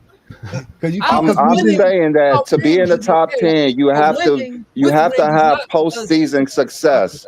You cannot have 8 first round exits and less total wins than this is how most top 10s work. Like Hakeem's not in most top 10s because he just was not. He didn't win enough as the other players. I'm not saying to be the greatest player of all time, you have to have the most rings, but to be in the top 10, you have to show that you were successful in the playoffs. And Hakeem, of the 10 players that I listed, had a lot less success in the playoffs. Agree to disagree. Anyway. Yeah, let's move on. Let's move on. Yeah, all over the place with y'all rules and logics today. I don't know. There ain't no rules and logic. I mean, you can't be a top 10 player not winning them that much. Simple as that. Brandon, the problem is that I've said this before. And Craig is a perfect example of this. They confuse the head with the tail and the tail with the head. The argument is championships matters. That didn't start with us. Our rebuttal, which is the tail, it doesn't matter. And then you guys get mad at us because we're rebutting the original argument, and then tell us that we're not being consistent when the original argument is not being consistent. Because as soon as we show you that the rings don't matter to you, then it becomes, well, now you guys are saying rings don't matter. We have LeBron as a greater winner in a postseason than Michael Jordan, so apparently we don't believe the total ring count means the end all be all. Yeah, Havlicek has 8 championships. Karl Malone has 0. Karl Malone is better. Yeah. We're LeBron James as the GOAT, so you know rings don't mean it's the end all be all for us. He's a plumber in the 90s who couldn't score. They had to move the 3-point line for them to score. Carmelo is Carmelo is not a champion, man, but he is definitely he's definitely better than Derek Fisher, who has 5. There you go. He's not more clutch than Fisher. Why? Because the playoff performances. Is that what you're gonna say, Travis? Not because the playoff performances, Travis. So many. Now playoff performances matter, but not for Hakeem. Where's Hakeem's clutchness? Where's Hakeem been clutch? Where's Hakeem been clutch? Show me a clutch play for Hakeem. We're gonna watch a ton of Hakeem games. Don't worry. Oh, we should. I remember I showed you when he was playing against broke knees Patrick Ewing, doing ballerina spins. Like DPO, like third place DPOY. Next year, what he did to a Shaq in 4 straight games, the most dominant big man in history. He really outplayed a 22-year-old. Oh, now it's about age. Not only that, they traded for Clyde Drexler. They were on the verge of losing that season. What, 3rd season? He was what, 25? No, he came in league when he was 20. He was not 22. Yeah. Y'all keep using this age shit while people lose, and then use the age shit while other people win. Y'all can't do that. Talking about Shaq was 22 or 23. Yeah, nobody sits here and says Tim Duncan dominated LeBron James. Just like Jordan couldn't beat the Celtics because he was 22. No, y'all don't. Y'all choke instead of saying Patrick Ewing choked. No, John Starks choked. John Starks choked. Nick Anderson choked. John Stock choked. He was what, 2 for 18 that game? He choked. Yeah, Brennan. Shaq led the lead in scoring that year. Like, who cares how old he is? He's old enough to drop 30. He's old enough to get swept. He wasn't in his prime. It's fine. You beat a player that wasn't in his prime. It's fine. Like, it's great. Bird beat Jordan when he wasn't in his prime, but I keep hearing Bird beat Jordan. 37 points per game. Jordan in his prime. Well, he wasn't. He was like 22? 45 points per game in the playoffs. It's not in your prime. He was 22. No, he was 23, 24. 22. Jordan was 22. His first playoff loss. Milwaukee. Yeah, Jordan was older. Jordan was drafted 21, so he was at least 23, 24 then. He was 24 and 80. 25 now. I'm talking about 87. 24 and 87. He was 24 and 87. In 87, he was 25 and 88. Mm-hmm. He was 26 and 89, 27 and 90, and still the same result.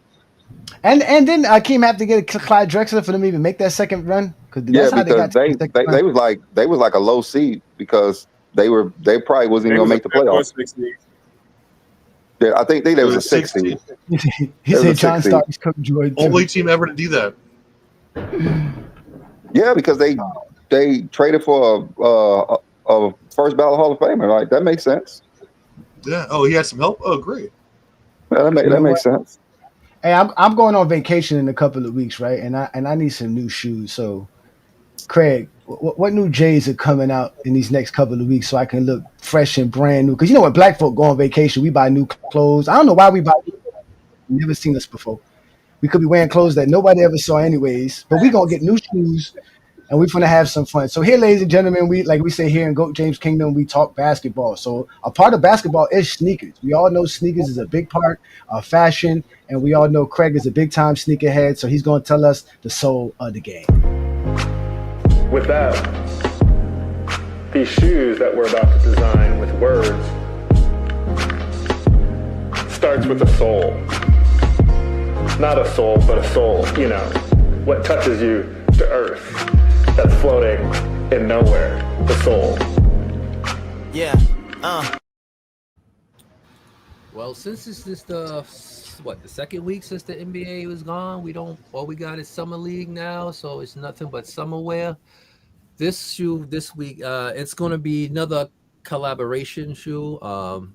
He was the first one to sign and do a collaboration with Jordan Brand. He got a couple of models with Jordan Brand.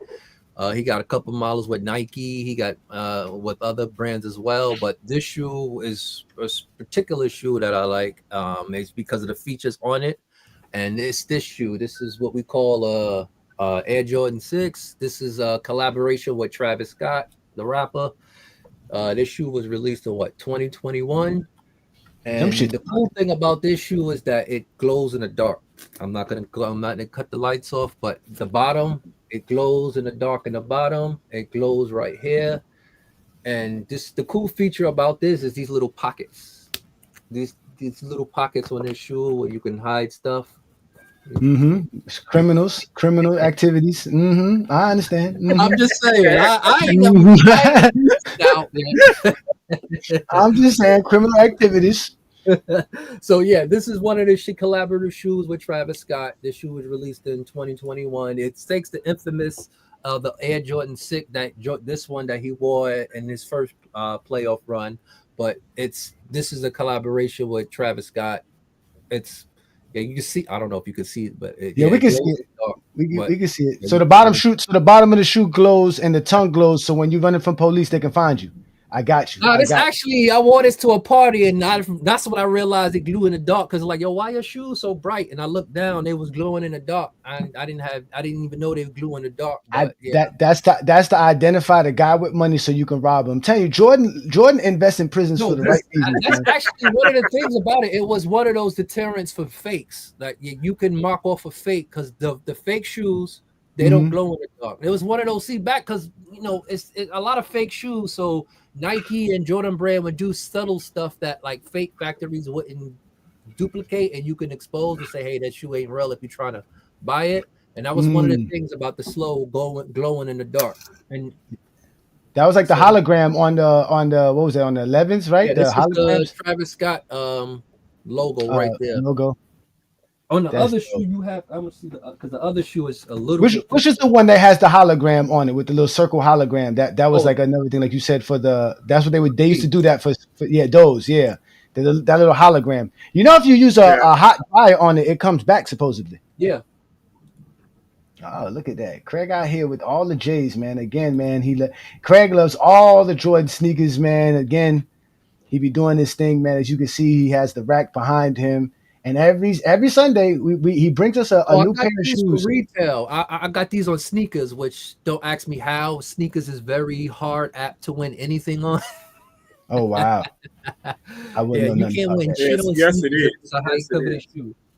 I can't remember the last time I bought my shoes outside of Burlington Coat Factories and Marshalls. So either way, man, shout out to you, Craig, man. We always appreciate you bringing us the soul of the game because y'all know, man, basketball sneakers is a number one fashion, man. Jordan made it so. The Jordan Brand, he helps design his sneakers, and we all know, man. Every so often he brings back new sneakers, new colorways, and Craig is always on top of it. So shout out to you, Craig. We always appreciate this segment as we always do in the soul of the game, man. That's great, man. Shout out to you, man. Peace and blessings for that one, man. Good job. See, you know what? I do got a clapping sound. I forgot. Well, you gonna learn today. That's not the clapping sound. That's something different. I appreciate that, Craig. Yeah, man, that's a good job, man. I wanted to highlight didn't come. I didn't get delivered yet, so I gotta wait. Maybe so. So Travis, the chat bomb, right? Obviously, the chat bomb is the idiot who didn't have Akeem in the top 10, right?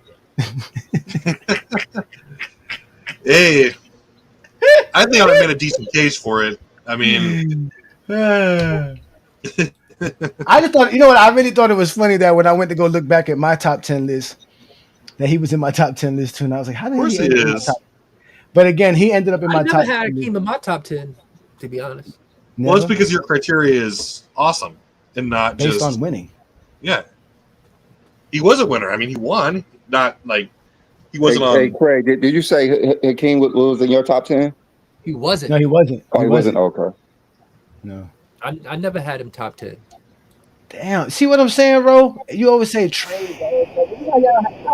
Train good. Like, what is that?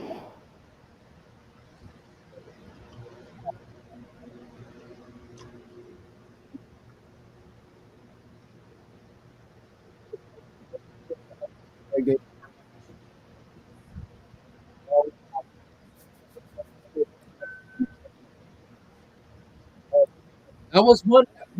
That's I'm gonna do that next week. I'm gonna do that next week, Blue Boat.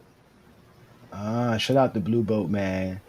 So, all right. So, are we ready to have some people come up? We ready for some GJK members to show up here and tell us where LeBron's gonna go and what other moves LeBron's gonna make to make the Lakers a championship since he's the GM of the Lakers. That's why he's the GOAT to me. LeBron's the greatest basketball player. He's the greatest GM. He's the greatest sneaker seller. He's the greatest everything.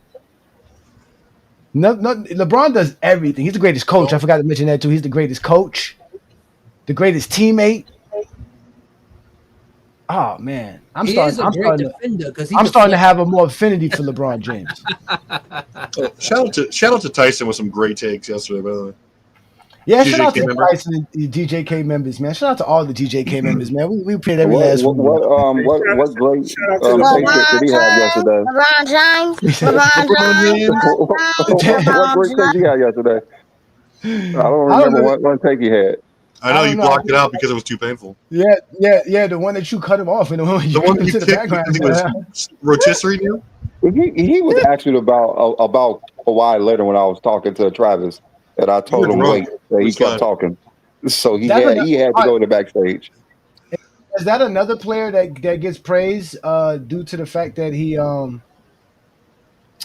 just won those 2 championships? Well, for what Travis said, he cannot put a one-way player above a two-way player, but he put Magic Johnson above Kawhi Leonard. So I told him he does not believe what's coming out of his mouth. So, Johnny, you realize how ridiculous that comparison is, right? Please tell me that. I mean, you're the one who said it. You said it. I didn't say it. You said it. He said that because I look for when I'm ranking. No. You said you cannot put a one-way player above a two-way player. So I asked you about Kawhi and Magic, and you said Magic Johnson. Wake me up when Kawhi Leonard has more All-NBAs than Magic Johnson. Fine. That's why I said you don't believe that. Wake me up when he has 3 bottles of you don't believe that. If it's not consistent, you don't believe it. Simple as that.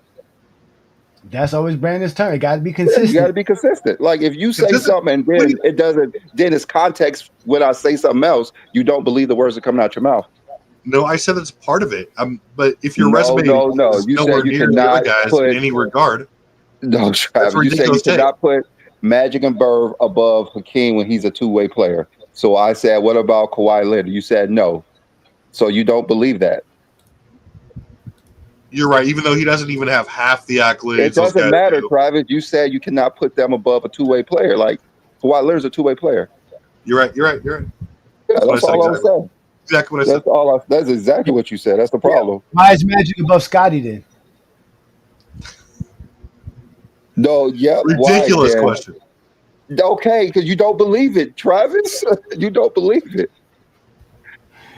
Just like you said, he got more final MVPs than Scotty. Yeah, just like you said that Hakeem has more all defensive teams. Scotty has more all defensive teams than both of them as well.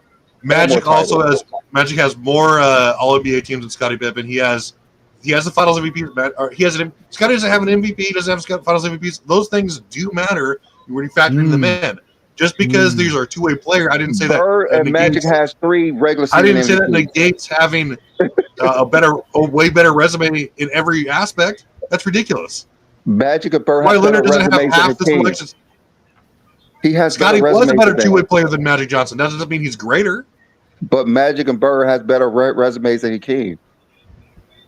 I disagree. Except for MVPs. How's it better? How's Magic and Bird resume better than Hakeem? So Larry Bird has the same Finals MVPs amount that Hakeem Olajuwon has. Literally, technically, they don't. They technically don't have a better resume, but Bird the only thing that he has over him is titles. The only thing he has over the titles. No, the only thing he only has over Hakeem Olajuwon is 2 MVPs. That's 5 teams to the finals. Hakeem 3. Bird has 3 straight MVPs, which is tied for the most that has never done before. But I think 2 players. Hakeem does not have that. Will and Russell, right? I believe. Bird in the regular season is better than Hakeem in the regular season. Bird in the postseason is better than Hakeem in the postseason. The same thing for Magic. It's the milestones and records that put to me that put Magic and Bird just ahead of Hakeem, just ahead. Yeah. Well, Hakeem's still in your top 10. So I mean, I rest my case. Not my top 10, but we got Blue Boat in the building. Shout out Blue Boat. What's good, brother? As you can see, yo, what's going on? We still having fun talking about last night, Lakers, LeBron James. What you got for today's topic, sir? Salute to the panel, salute to everybody, man. Y'all guys doing a good job as usual, man. You know what I mean? I like the channel, man. You know what I mean? For sure, because you're the only objective channel around here that actually talks basketball. Anybody else be on that BS? It's all echo noise, if you ask me. But anyway, the topic is, should LeBron stay or leave the Lakers? To be honest, what's going on now, it all makes sense to leave. But at this point in his career, I don't think it's wise to leave now because, for one, a lot of teams who are going to trade for LeBron, they have to gut their roster and, you're going to be back to square one and trying to figure out what the roster is, what fits around LeBron. And then, two, I don't think you're going to have that many teams blowing up their team for a guy that's 41 years old. That's number one. You know what I mean? That's going to be like a very tricky situation. And number two, me personally, I think LeBron messed up going to the Lakers, man. He fucked up going to the Lakers, you know what I mean? Because that video you had, Ajani, right? They said LeBron sabotaged the Lakers. Mm-hmm. Facts. It was not Lakers. Genie sabotaged. Genie sabotaged. It was Genie and Rob Pelinka, you know what I mean? Because LeBron went there because of Magic as well, and Magic left. Right. I'm about to get to that. I'm about to get to that because number one, even if let's just say they helped the Lakers build the actual championship team, right? That fan base who were indebted to Kobe, they would have, you know what I mean? They wouldn't have gone off well with them. You know what I mean? They would have turned that fan base who were Kobe fans against the Lakers if LeBron was winning championships, multiple championships in plural, you know what I mean? And number two, I think when you think about it, right? Everything in between that has happened, they've lowballed LeBron into them trying to win a championship. You know what I mean? They were banking on LeBron these 5 years with no championships, him coming up short, him shortcomings. You know what I mean? Now, is LeBron totally blameless in this? No, because I feel like you're the one that chose the Lakers, and you and your bed, you got to lie in it. Number two is like I said, that 2020 team they never really intended to bring back. That was going to be a one-year thing. They lowballed on them cats, right? And they gave them one-year deals where it wasn't that much money attached to them. But like you said, Johnny, they weren't building a championship team. They were trying to get guys that were on the tail end of their contracts, and then they were going to trade them away in 2 years. It's like the whole Carmelo Anthony, Russell Westbrook thing that was a flop. You know, So for me, it's man, it's this whole, to be honest, this whole LeBron to Lakers thing been a whole mess. Because number one, they're not going to accept you, you know what I mean? Because it's all kind of resentment. And number two, I don't think he went there to win championships, to be honest with you. I think he was on this whole thing with the Michael Jordan, once the Wizards thing, you know what I mean? I don't know if I can say, but from a basketball sense, him going to the Lakers never made sense. back in 2018. It never made sense to me. There's so many better options out there because I feel like, to me personally, if he had went anywhere else with the Lakers, he's sitting here with multiple rings right now. He went because of Magic. He went because of Magic. Right. He went because of Magic. Right. But I'm saying Magic left and he chose to resign there. Because LeBron really is not interested in leaving the Lakers. When LeBron joined the Lakers, in his mind, Magic's there. They're going to make moves to help us win championships. So he, in his mind, but here's the thing with Magic. They kind of lowball Magic too. The Lakers kind of lowball Magic too because everything you guys are saying. But they did all of this on purpose. This is Jeannie. That's what I'm saying. Hold on, wait.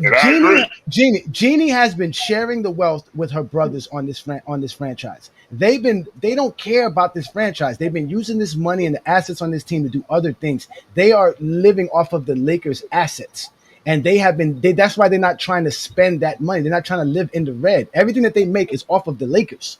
That's why they have to sell the Lakers now. Because they have been making so much bad investments with the Lakers' stakes that they have to sell their stakes to stay billionaires. They did all of that. LeBron didn't know none of this. LeBron didn't know that the Lakers was out here messing up their business. He thought they were still in the business of trying to win championships. They didn't think LeBron was going to play to 2025. They thought he would be retired by 2022, 2023. If he doesn't, he gets the all-time record here and all that other stuff. But by 2025, LeBron is gone. That's what they thought. But LeBron isn't gone. And LeBron wants to play till 40-something. So they're like, yo, we're done with you. We're done with but they were never trying to win on purpose. That's why Rob Pelinka had a job for the last 8 years over Magic, because he did exactly what Jeannie wanted him to do, which was put a roster up just good enough to keep Lakers fans buying tickets and jerseys, but not good enough to win a championship. That's just Johnny. What is the proof of this that you're saying? Just go by the last 5 years, man. Just like they blew up the 2020 team, right? You don't get it. And going back to Magic. I need the proof of this. I need the proof. I need the summary from the board meeting. Magic wanted to fire Luke Walton, but Jeannie Buss wouldn't let him. Remember that? He didn't want to get Jeannie Buss. Didn't want to. I mean, Jeannie hasn't been running this team for years, so Jeannie just been collecting checks. Well, that's why LeBron messed up going in the first place, if you ask me. Because anywhere else, he's winning multiple championships, at least 2 more. So let me get this straight. What I'm hearing is the Lakers organization for the last 50 years been built by championships, but somehow, as soon as LeBron James get there, now all of a sudden they're not built on winning championships. Is that what I'm hearing? They weren't building on championships with Kobe's last few years. I mean, Kobe, after 2013, that was it. Kobe told them, I'm not taking no pay cut. They couldn't afford to win championships with Kobe because Kobe told them, I'm not taking no pay cut. Y'all gonna pay me. But even so, remember LaMarcus Aldridge? They lowballed LaMarcus Aldridge couple years before LeBron got there, LaMarcus Aldridge was all but a Laker fan. Lakers were all with the Lakers, but they lowballed him. Well, because the Lakers lowballed.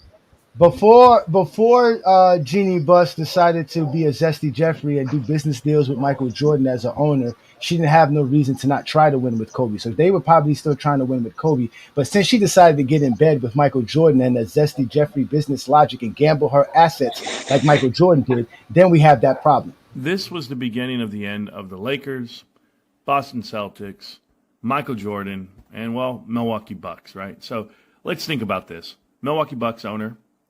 This young man, Wes Edens, actually bought the team from Herb Cole. If you don't know about Coles and all that, it's all private equity owned and run. Michael Jordan, no different, made bets against private equity plays, which he actually got copped his pants down, for lack of a better term, when it came to GameStop. Got margin called, had to sell his team to Gabe Plotkin, who actually lost $5 billion against GameStop. And they all come from the Atlanta Hawks, believe it or not, Tony Resner, this private equity. These two are actually married to each other. She's from investment firms and private equity. This young man owns the Boston Celtics. I'm rolling in my grave right now. If I'm Kobe, if I'm Dr. Jerry Buss, because Jeannie Buss sold her team to private equity and Mark Walter. Mark Walter got his money from the Middle East. If you don't know, they just sold the Lakers, and all that money came from Abu Dhabi and Dubai. So this whole group here, yep, they own their own tequila brand, one that I'll never support, by the way. But this is the problem. They formed, think about this, they formed this group in 2016, 10 years ago. This was a great idea. We're going to start our own tequila brand. And then when it comes down to it, you sold your team, you just bought the Celtics. I wonder how all these deals worked out. And then this guy's the oddball with Kohl's, but you'll find out when Kohl's goes bankrupt via private equity. But either way, NBA teams all forming together, the owners, to start up a liquor brand for a couple $1 million. That doesn't make sense when they're all billionaires. But yet these billionaires are losing their teams. They took over your team. They paid too much for their team. And you, I still got my eyes on you, Wes. All right, you guys have fun with it. I know exactly what's going down. What's going down? The NBA is bought and paid for by private equity. That's the truth. Do your homework. Peace.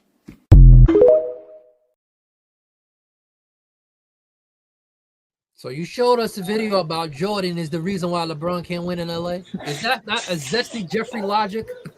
No, because I'm not here to argue. I'm here to provide information. I'm not here to argue. I'm here to provide Where did information. that video show anything about LeBron not trying to win a championship? Again, what that video showed you was Jeannie money. That's what it shows me. And how does she make money? By leveraging her assets as a Laker owner. Did she have 10 billion 20 years ago? Was they worth 10 billion 20 years She ago? doesn't have 10 billion. The Lakers worth 10 billion. He's like the lowest, like the Lakers, like the lowest wealth of any owners in the NBA, I believe. I believe every owner has more net worth than them. So what is happening is that private equity firms who are trying to muscle their way into sports industries and purchase sports teams are what they're doing is they're getting in bed with NBA owners on business ventures, because these people also fund you and invest in your business venture. And how you get them to fund you is by leveraging your assets as a owner of your team. Like Brandon just said, the Lakers don't make money nowhere else. So if she wants to try to make these ventures, or like the ventures her brothers has been making in the last decade or so, they have to use the assets and their stakes in the Lakers. When those business ventures flounder and they owe these private equity firms money, the only way to actually pay them back is to sell the stakes of their team. Jordan didn't want to sell the Hornets. He had to, doing bad business deals with private equity firms. Same thing happened with Jeannie Buss. The guy who just bought the Boston Celtics are using private equity firm investments to purchase the Boston Celtics. LeBron James is looking for private equity fund investors to help him purchase a team for the Las Vegas, whatever team is going to be. What you're seeing is a takeover of NBA ownership by private equity firms. And what you saw was Jeannie Buss, knowing she was in trouble, because remember, they started this in 2016. We all know that brand of liquor is not doing well, plus those other ventures that they were into. By the time you get to 2025, she has no choice but to sell her team. Jordan had to sell before that.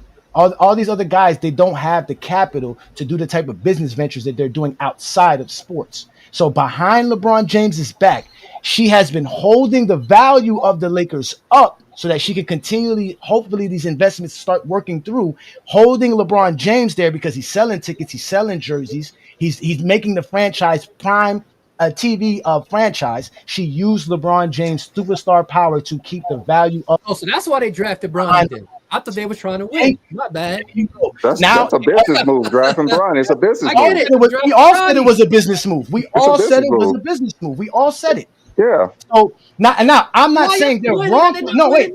They're not wrong. They're not wrong for what he can have this magical moment. Now it's they drafted Bron. They're not trying to win. When we said it, we sound like they was haters. We sounded like haters when they said it. The Lakers again. Haters when he said they wasn't trying to win. The Lakers again. Drafting Bronny doesn't hurt your championship chances. So drafting Bronny and the championship chances have nothing to do with that. But the things that you've been doing since 2020 has hurt your chances to win a championship. And they've been doing it on purpose. You get rid of Anthony Davis, right? Because Anthony Davis' contract is all the way to 2028. There's no commitment. I just showed you guys the Lakers contracts and who's under contract for the Lakers for the next year or two. Everybody's going to be gone by 2027. because they have new ownership, they have everything, and that's what they told LeBron. We're no longer in partnership. We heard what Rich Paul said, that it's been great in the partnership with the Lakers, but LeBron wants to win. The Lakers are going another route, which they're allowed to do that. But in reality, LeBron James is not trying to play for no team that's not trying to win. But he thought the Lakers have been trying to win for the last 5-6 years. They haven't. And we finally got enough proof to show it because they haven't. They just have not been trying to win. I mean, but it do make sense for the Lakers to sell because you saw what happened to Boston when everyone started making money. And we heard what Mark Cuban said about them not really making a profit and how hard it is to like run a team. And we know Jeannie Buss' net worth is a lot less than every other owner. And if she could get that amount of money, and she probably knew that she could not afford Luka if he signed the max deal. Probably knew. So it's best to actually get out now while it's hot. They have Luka and LeBron. So she used LeBron to get paid. No, I'm not saying that she's wrong for that, because as a business person, that's smart. But LeBron, as a business person, understands this as well. It's not personal. So for LeBron, he's like, okay, this is what y'all doing. But LeBron still has 3 years left. And tell me, knowing that he probably doesn't have to this year. How about you come mute me? LeBron, right? You're asking LeBron to say, okay, say one more with Luka, y'all win. Or those people, we all know are trying their best on Curry's career and win another championship, or go over there and imagine LeBron and Steph together. Oh, I mean, God, that was. That's probably. I don't know. Think about this. What's better, right? You have Luka and Jimmy, or LeBron and Curry. Which one's more of a title contender? I mean, to be honest with you, the Lakers would have so left if it was just AD and LeBron. Since it's Luka and LeBron, they probably got more on the back end. And if the owners, if they're just looking at making money, I'm not sure if they're going to entertain too many deals, though. Like, again, what would I want, Jimmy or LeBron? You want, obviously the Lakers want LeBron for this year, but like I said, LeBron doesn't want to play on a 1-year deal. That's the thing. So the Lakers are not giving him no more. So they're giving him the option. They're telling him, if you can find somewhere else, go ahead. And why Jimmy works for the Lakers is because Jimmy's contract ends in 2027. And if they really want to, they can buy him out after next year and just buy out whatever it is and move on from there. Like, they don't have no commitment to nobody, no big deals, no nothing. Unless, like you said, they're going to give Luka his deal in August. Then from there, you have Luka, which will be till 2030. But if you take Jimmy right now, Jimmy gets 54 this year and 54 the next year in 2027. I mean, 56 the next year. You can buy him out that contract.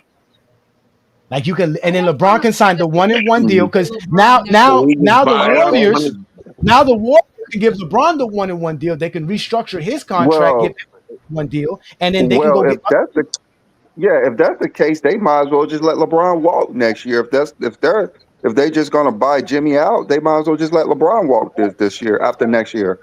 Look, that's what I'm saying. LeBron don't want that. That's what I'm saying. So so it's either. I don't think he has a choice in the matter. Yeah, it's out of his hands. Yeah, it's out of his hands at the moment. He don't have no. It was not his hands with Westbrook, but it's out of his hands this way. See what I'm saying, Brandon? See what I'm saying? It's out of his hands. If the owners don't want to trade him, they don't have to trade him. He's gonna get traded. If the owners don't want to trade him, they don't have to trade him. They're gonna trade him. It's still Biscayne in June. This is a relevant conversation. They don't want him. The Lakers don't want LeBron. They've been trying to get rid of LeBron for 2 years. They don't want LeBron. LeBron's not. But this is a new ownership. That's the thing. It's the new ownership. We don't know what they're going to do. This is the last year for the Lakers ownership that is right now with Jeannie Buss and Pelinka. We don't know what they're going to do at the end of this season. That's what I'm saying. That's why they're not making no commitments till next year. They want to clear their cap space for 27 off season for sure. LeBron ain't going nowhere. He got to keep that. He won every way he went, Monica intact. He cannot go. Well, he got the bubble ring. He got to keep. Go ahead. Mr. Winning matters, but somehow 2020 doesn't matter. Go ahead, bro. 2020 matters. It counts in the record book. I mean, it's a bubble chip, but it is what it is. So is this a ring? Is it a ring? Did they get actual ring? One way I always put LeBron over. Like, I might have to be a critic of him on the court, but off the court, this man is one of the most shrewdest, good businessman. His production company is amazing. I mean, he produced that Redeem Team documentary on Netflix. That was excellent, and he put Kobe over in that, right? So I give him credit for that. LeBron is a great businessman. So are you telling me that the Lakers and Jeannie Buss have been doing all this, making money off of him, and he didn't know what he was in bed with? Like, no, he didn't. He didn't. He knew. So he knew, and no, he didn't. He didn't know. He didn't know. Wait he a did minute. not know So the Lakers LeBron, the great businessman, Rich Paul, the Don Dada of agents, didn't know that the Lakers were not serious about winning. They were now, because not when they're telling him they are. I mean, for one, LeBron says it every year about they need to make trades. LeBron been forcing their feet to make. If he never said anything about trades, nobody would get traded. They'll just keep running the same way. LeBron has to force them to trade players. We do agree that LeBron has had influence over the roster moves, right? To tell it to win a championship. LeBron's always told them, "Give me a championship contending roster." They was like, okay, it's kind of hard to do when you're changing the roster all the time. You don't draft young players. The Lakers keep doing it. Thank you. The Lakers keep doing that. That's what we keep telling you. LeBron keeps telling them, do whatever you got to do to get me a good roster. That's it. The Lakers number one problem. The Lakers number one and number two problem. Center depth, perimeter defense depth. Why did they draft LeBron last year? Why did they waste the pick on Bronny? So he can have his graduation moment. Hold on, wait. Who was the 55th pick in this year's draft? The 55th pick of this year's draft? I don't know. I know who the 58th pick of last year's draft is. Let's move on. No, because I'm a Knicks fan who drafted two players who I expect to try to make our rotation. That's Ariel Hukporty and Lance and McCullers from Kansas. McCullers was a 5-year pro. What did Hukporty do for you last year?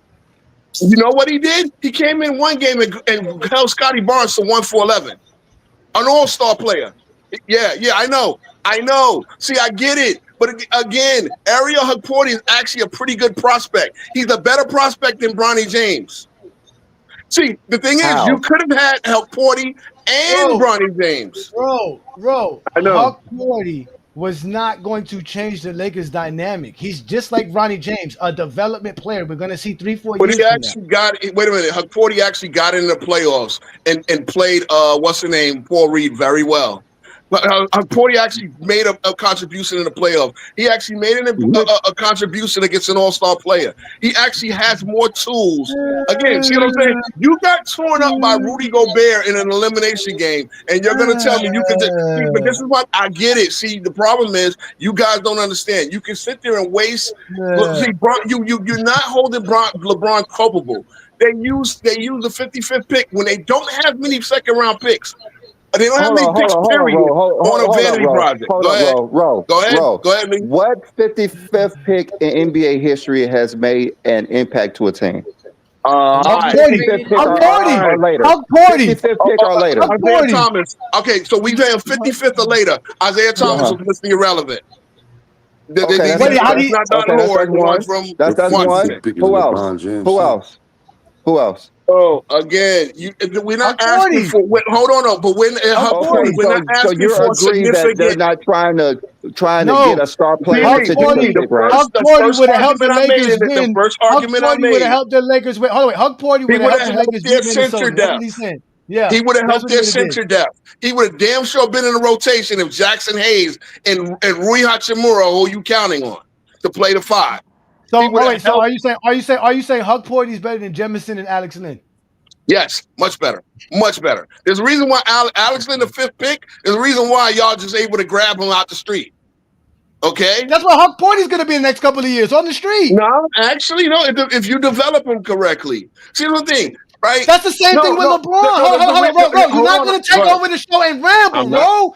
Because you're lying on GOAT James Kingdom, bringing up Bronny. Who the fuck cares about Bronny James but you, Zesty Jeffries? Stick to the topic, nigga. LeBron James is not controlling the Lakers roster to the point to where they're dismantling a championship roster.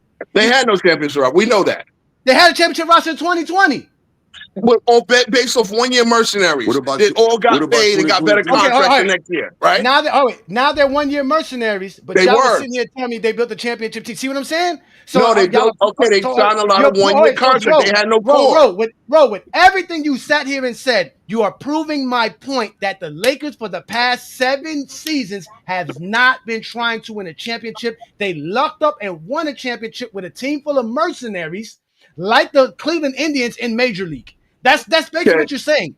They won a championship because LeBron was so great that he was able to take a bunch of ragtag mercenary players and win a championship with them. No, that's not fair. Anthony Davis got hurt, the Lakers' title contentions went downwards. Because in 2021, if Anthony Davis don't get hurt, they beat Phoenix.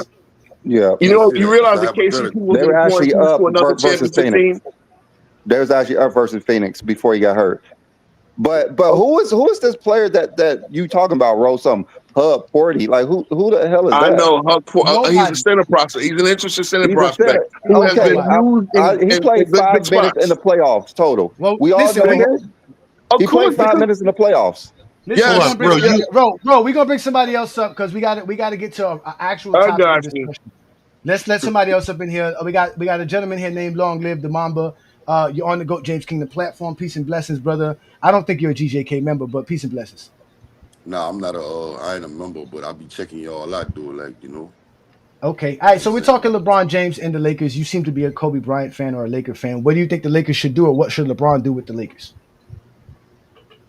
Shit, I think they need to work on a defense. Defense. I think that's what they're lacking at. They don't have no defense, you know. But who are they going to get then? But I'm saying, who can they get? They just let DFS go. That was one of the best defenders. But when I first got on, I seen the part when B. Lee was talking about Westbrook, when LeBron single-handedly chose Westbrook and Magic wanted Jamal Rosen in 2021? The offseason 2021 or something like that. Oh yeah, 21 or 22. Mm-hmm. And LeBron, everybody know LeBron he a player, but he a GM too, though. Everybody know that.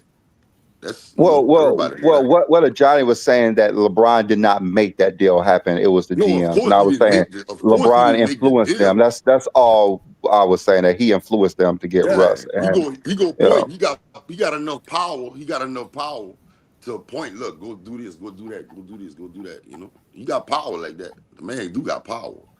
You know what I'm saying? But my thing is, this is my only thing. All right, they compete because they probably didn't make the playoffs since he's been there 1 year when it was all banged up or whatever. What 2022? I think I want to say. All right, what 2023? What the excuse was? What's the excuse? 2023. 2023 when they made the Western Conference Finals. Their excuse. I mean, they improved the roster a lot, so they overachieved in 2023. I see. This is another thing I consider. Maybe it's just because he on the West. The West is not a cakewalk like the East. How he had a cakewalk on the East. Remember how he had a cakewalk? He made to about 8 straight finals. The West deep, bro. The West getting deep. I mean, LeBron was at his peak and during that time too. So. I mean, he's still, man, I ain't lying. He's still 40 still years great. Old like that. Yeah, he's still great. You know, he's still, but, 40 years old moving like that. And of course, LeBron is shit. That's a business move. LeBron is a cash cow.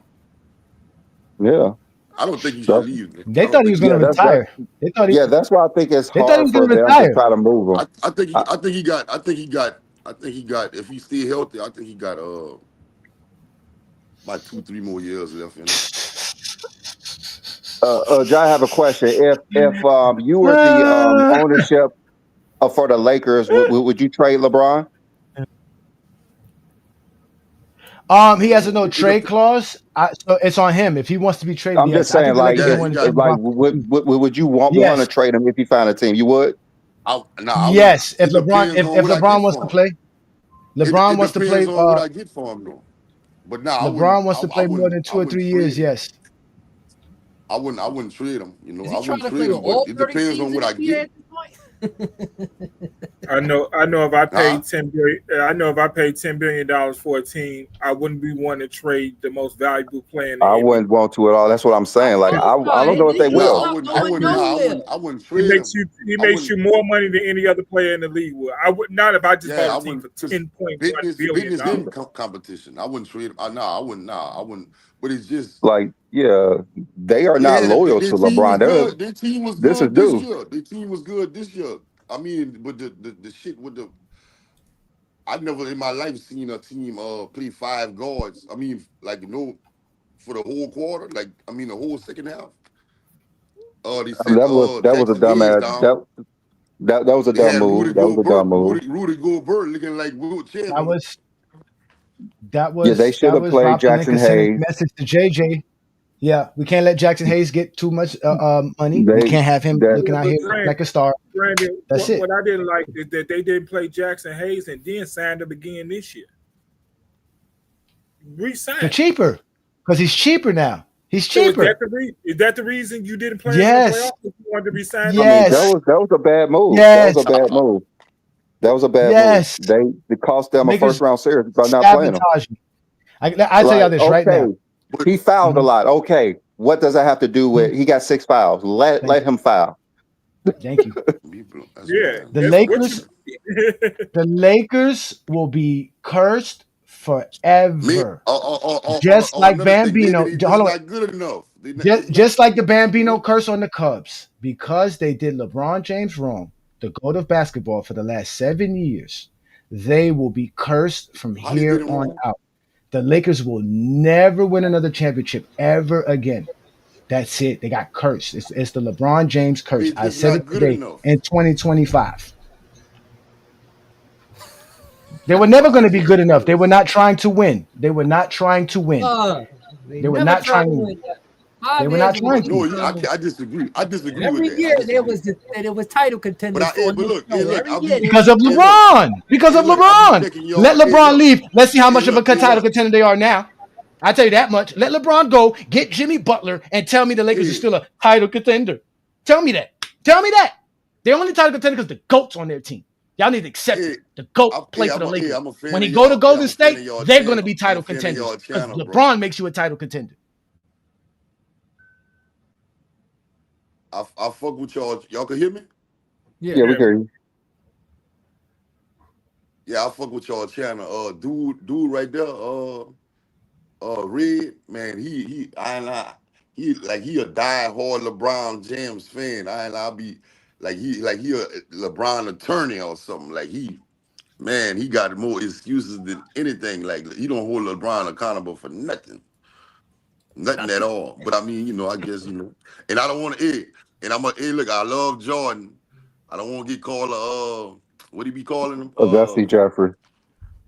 You about to be because you don't agree with nothing he said. Basically, that's what you are. That's the definition of Zesty Jeffrey. Whatever. My reply gonna be here, Brown sexual. That's gonna be my reply. My argument, my statement on Zesty Jeffries is very simple. There is Zesty Jeffrey logic that you guys express, and it's the predicated on having an argument. It's not predicated on anything concrete, anything to be true. It's just on how everyone else talks, and since everyone else believes it, then I am truthful. If you have no logic in your actual statement, that's Zesty because you just want to argue. Brandon asked me, prove my point. What I've been talking about the Lakers. I prove everything I say. I don't come up here just telling you guys stuff just to argue. What proof? You got somebody from TikTok making a conspiracy theory. That's not a conspiracy theory. The Lakers did sell their team. But what they got to do it on the floor, because you have to spend money to win championships. You have to spend money to win championships. All right, now let me ask you this. All right, when he got Luka, Luka in what, January? February. What was your expectation? Parading Crimshaw. Lakers expectation was I don't have another $150 million to pay Anthony Davis. I only got to pay Luka an extra $50 million. Let's go. Don't ask me what I thought the Lakers were trying to do because I didn't know the Lakers were trying to sell their franchise. Now I know what they were trying to do. It was a paraded Crimshaw. Yes, because they were supposed to win, and they sabotaged it. They sabotaged it by saying, "Don't play Jaxson Hayes because we don't want to pay Jaxson Hayes." What proof do you have of that, Ajani? What proof do you have of that? Ajani, what proof do you have that they didn't want to play him to not pay him? They sold the team, and isn't that a Zesty Jeffrey logic? Because you don't have proof that they were not playing him. They sold the team. I just sold the team. They sold the team. That has nothing to do with Jaxson Hayes getting paid. Yes, LeBron got paid, and they sold the team. No, again, Jaxson Hayes' contract is not that expensive. Jaxson Hayes was getting paid $2 million last year, and if he plays well in the playoffs and he helps the Lakers win a championship, he can opt out and get more money elsewhere. But so if Jaxson Hayes plays well, Jeannie Buss cannot sell the Lakers. Is that what you're saying? No, what I'm telling you is that if Jaxson Hayes plays well, then you have to offer him more money that they're not going to. What does that have to do with them selling the team? No. Yeah, they're selling the team already. Loses in the finals. So that's a Zesty Jeffrey logic. You're saying things with wait. Jaxson Hayes becoming the baller he became in January wasn't when the Lakers started to sell the franchise. That's what I'm trying to explain to you. The Lakers been trying to sell the franchise prior to Jaxson Hayes already being that. The plan has always been in place. Don't spend more money. Don't spend extended money. Don't try to give players money that they deserve. Lowball everybody. Y'all said they've been lowballing everybody. If you let Jaxson Hayes ball out in the playoffs and the Lakers actually win a championship, you're not going to be able to afford the championship roster. You're going to have to gut it. That's the truth. And and then they didn't win it because they didn't put enough to win. They didn't put nothing behind it to win. What's your proof that if Jaxson Hayes won, they would have sold it if they won a title? I didn't say they were already selling before Jaxson Hayes. Brandon, stop acting like they sold the team because of the playoff loss. But that's the Jeffrey logic. You have no proof of it. That's not because I never said that they sold the team because of Jaxson Hayes. They sold the team because they've been losing money for years, not just because of Jaxson Hayes. You bring that up. That's again an argument you're bringing up. That's why I'm gonna call you Zesty because you bringing up an argument I'm not bringing up. You just said it. The reason that they didn't play, the reason Jaxson Hayes didn't play because they didn't want to pay him because they were selling the team. So obviously, if he played well, Jeannie Buss couldn't sell the team because of Jaxson Hayes. They're not selling the team because of Jaxson Hayes. That's your argument. That's not what I said. I said that the Lakers that's exactly what you said. No, I said the Lakers have not been trying to win for 7 years. And the proof of it is that they didn't re-sign Caruso. They didn't re-sign KCP. They didn't sign Kuzma again and keep Kuzma. We understand that. We understand that. But we talk about the Jaxson Hayes thing. Why he didn't play? Jaxson Hayes is also an element to that fact. Because now, if the Lakers do have some success with Jaxson Hayes, that's another expanding contract that your fan base is going to expect you to spend money to keep. And if you can't keep him, that means it proves what? You're not trying to win. So how do they do it? They window dress this. They window dress this by telling you, yeah, DFS has bad knees. They do this by saying Jaxson Hayes is not championship worthy center, but then you go get DeAndre Ayton for $7 million a year and tell us that's your championship center. That is what the Lakers have been doing for the last 7 years. Window dressing, covering it up, making a mess of their franchise because in the long term, they're not trying to win. They're just trying to do enough to sell enough tickets so that they can sell the team. That's why now it is what it is. LeBron, this is the team you're going to play with. You're going to stay here for this year or not for this year. We don't care. We don't own the team anymore. All right. You don't think the championship would bring the Lakers more valuable when they sold? I would rather it should. It would sell just like Boston. Again, not when you're working under the red. You cannot do that. But why do you think Boston is splitting up their team now? Why do you think they're getting rid of everybody now? For the same reason, because they've been about to spend like $400 million. They've been working above the red. They've been working above the red, and in fact, like you said, they know that they're selling the Lakers franchise. If I'm going to sell it for $8 billion or $10 billion, I'm going to sell it for $10 billion. If we win a championship, I'm cool with it, but we're not going to spend extra to win a championship. Boston said we're going to spend extra to win a championship. That's why they have the championship. They spent extra to get it. What extra was they were going to spend? They already had their team. All they needed was Jaxson Hayes to play, right? Jrue Holiday. They gave Jrue Holiday some money. They gave I'm just saying, like all the Lakers needed was Jaxson Hayes to play. So why would they have to spend more if Jaxson Hayes play? They already have their team set. Jaxson Hayes was a part of the Lakers being good this year and gave them a title contention chance. and gave them a chance to beat teams to win the NBA title this year. They didn't play him. You say they didn't play him. Nobody knows why. We all agree that he would have helped them win. What's the only reason to bench Jaxson Hayes? Because you said they didn't want to pay him if he played well, right? He's on a contract year. And we've known teams to do this where players are on a contract year and they tell them, don't do this, don't do that with this player because they want to have negotiating bargaining chips at the end of the offseason. No one's trying to sign a Jaxson Hayes. So Jaxson Hayes is stuck on the Lakers. That's what he's doing for the cheapest money they can give him. And that's what I'm saying. Like, what's your proof of this, though? There's no proof of this as being true. That's all I'm saying. There's no proof of this. I told you the proof of this is Jeannie Buses being forced to sell the Lakers, showing you that. The reason Jaxson Hayes didn't play so Jeannie Buss could sell the team. No, because Jeannie Buss was selling the team started 2 years ago. Jaxson Hayes had nothing to do with it. Jaxson Hayes had nothing to do with it. The plan is automatically set. Don't give nobody no money. So when we get to Jaxson Hayes, it's the same thing. We're not changing up with Jaxson Hayes. We're just going to make sure Jaxson Hayes don't get his money as well. Not because Jaxson Hayes is crucial to us selling the team. We already got the team sold. LeBron made us the $10 billion franchise we are. What is your proof of this? What is your proof of this, though? Selling the team. I just told you Jeffrey logic. No, they sold the team. You said I don't know. I didn't tell you I don't know. I told you they sold the team. That's the proof, fact, pudding that you can't refute. That's your problem. I gave you the fact. She sold the team without wanting to. She had to sell her team. She had to keep the team. And we know she had to sell the team, but you keep saying because of Jaxson Hayes.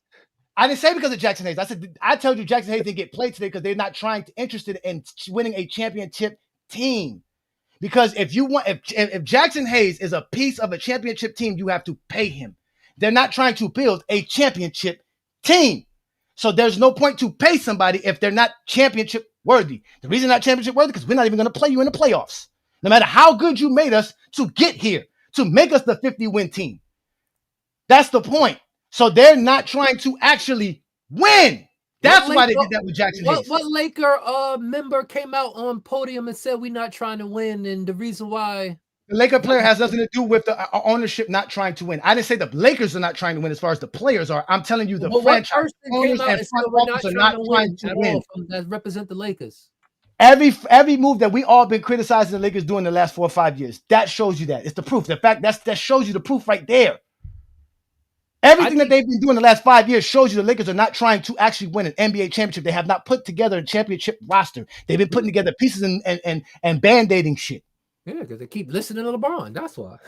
You keep saying this because LeBron. They would listen to LeBron. They would have got all those players. They would have kept the players that they needed to win the championship. They would have paid Caruso. They would have paid. They would have got the right coach to play Jaxson Hayes in the first round.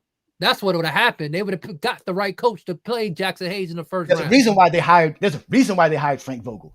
You think Frank Vogel's a championship coach? There's a reason why they hired Darvin Ham. You think he's a championship coach? There's a reason why they hired a podcaster. He is a championship coach. He won the end-season tournament. Don't do Darvin Ham. And his dumbass told them not to celebrate it this year. And where did it get them? The same shit that got the Lakers in the first round. Same shit.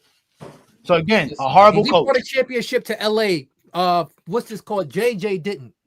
That's all I'm saying. Frank Vogel's a horrible coach. I got a question. I got answers.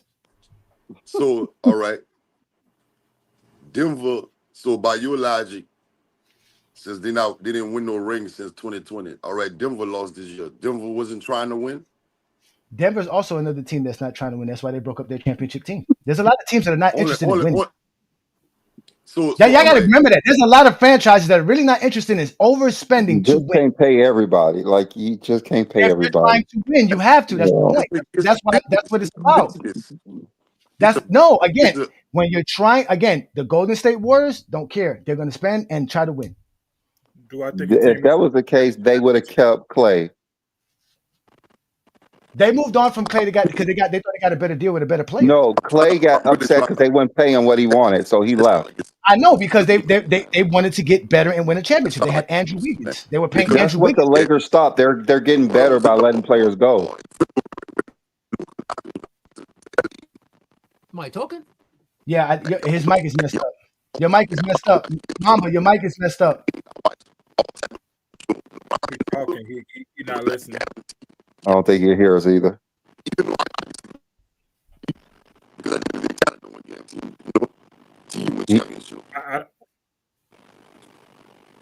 I don't think a team is trying to win a championship.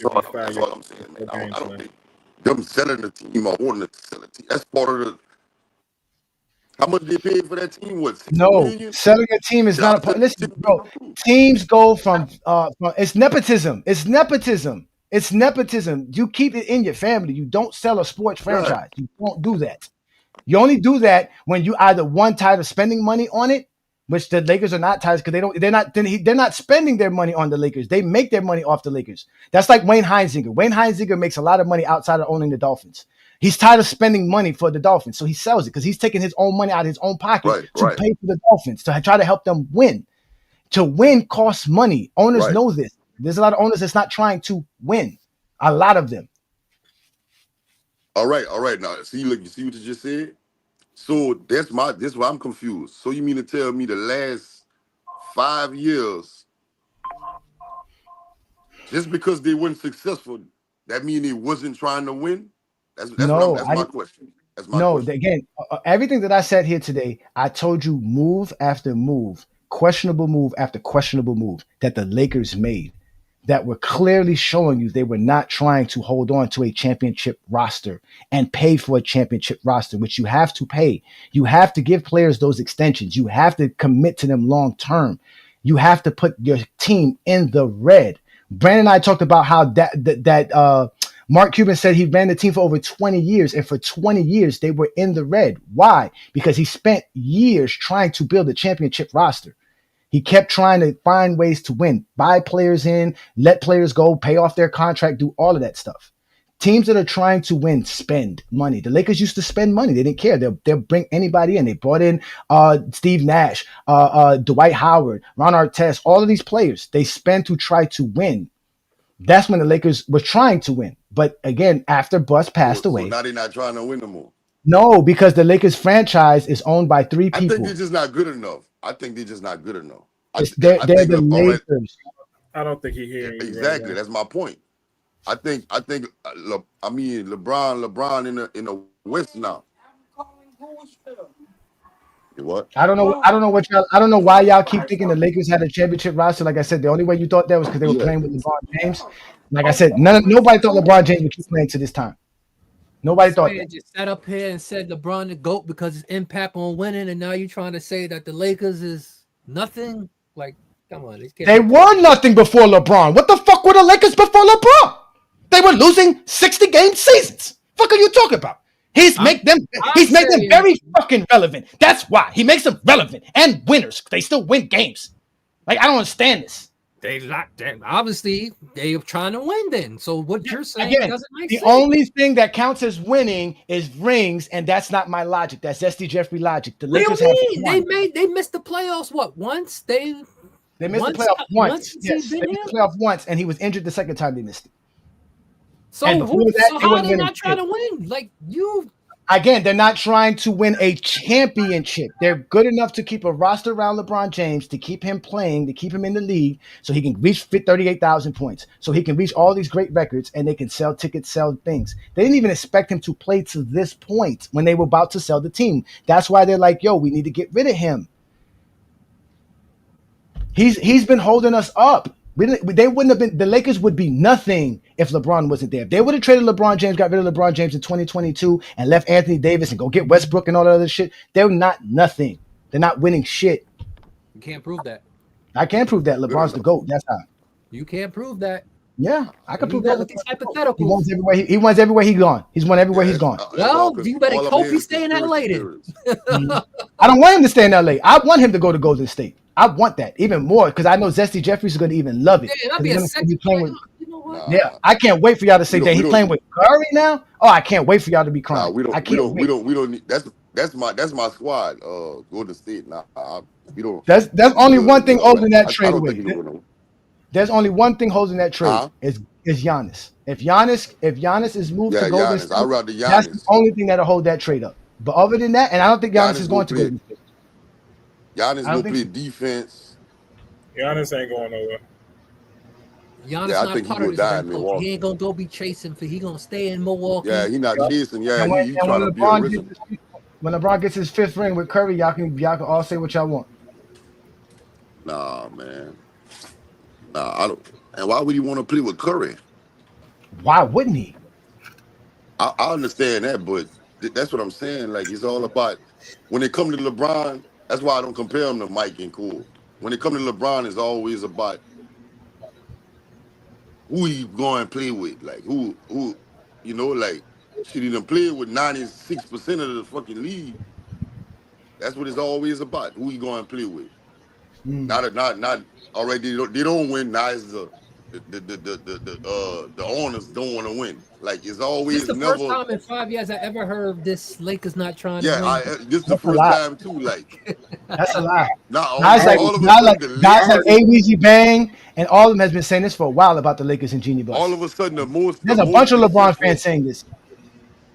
There's been a bunch of LeBron fans. That's opinions, though. That's I know. And now we have the facts to back it up. The Lakers couldn't win instead of If LeBron. the Lakers don't sell, I would have never said this.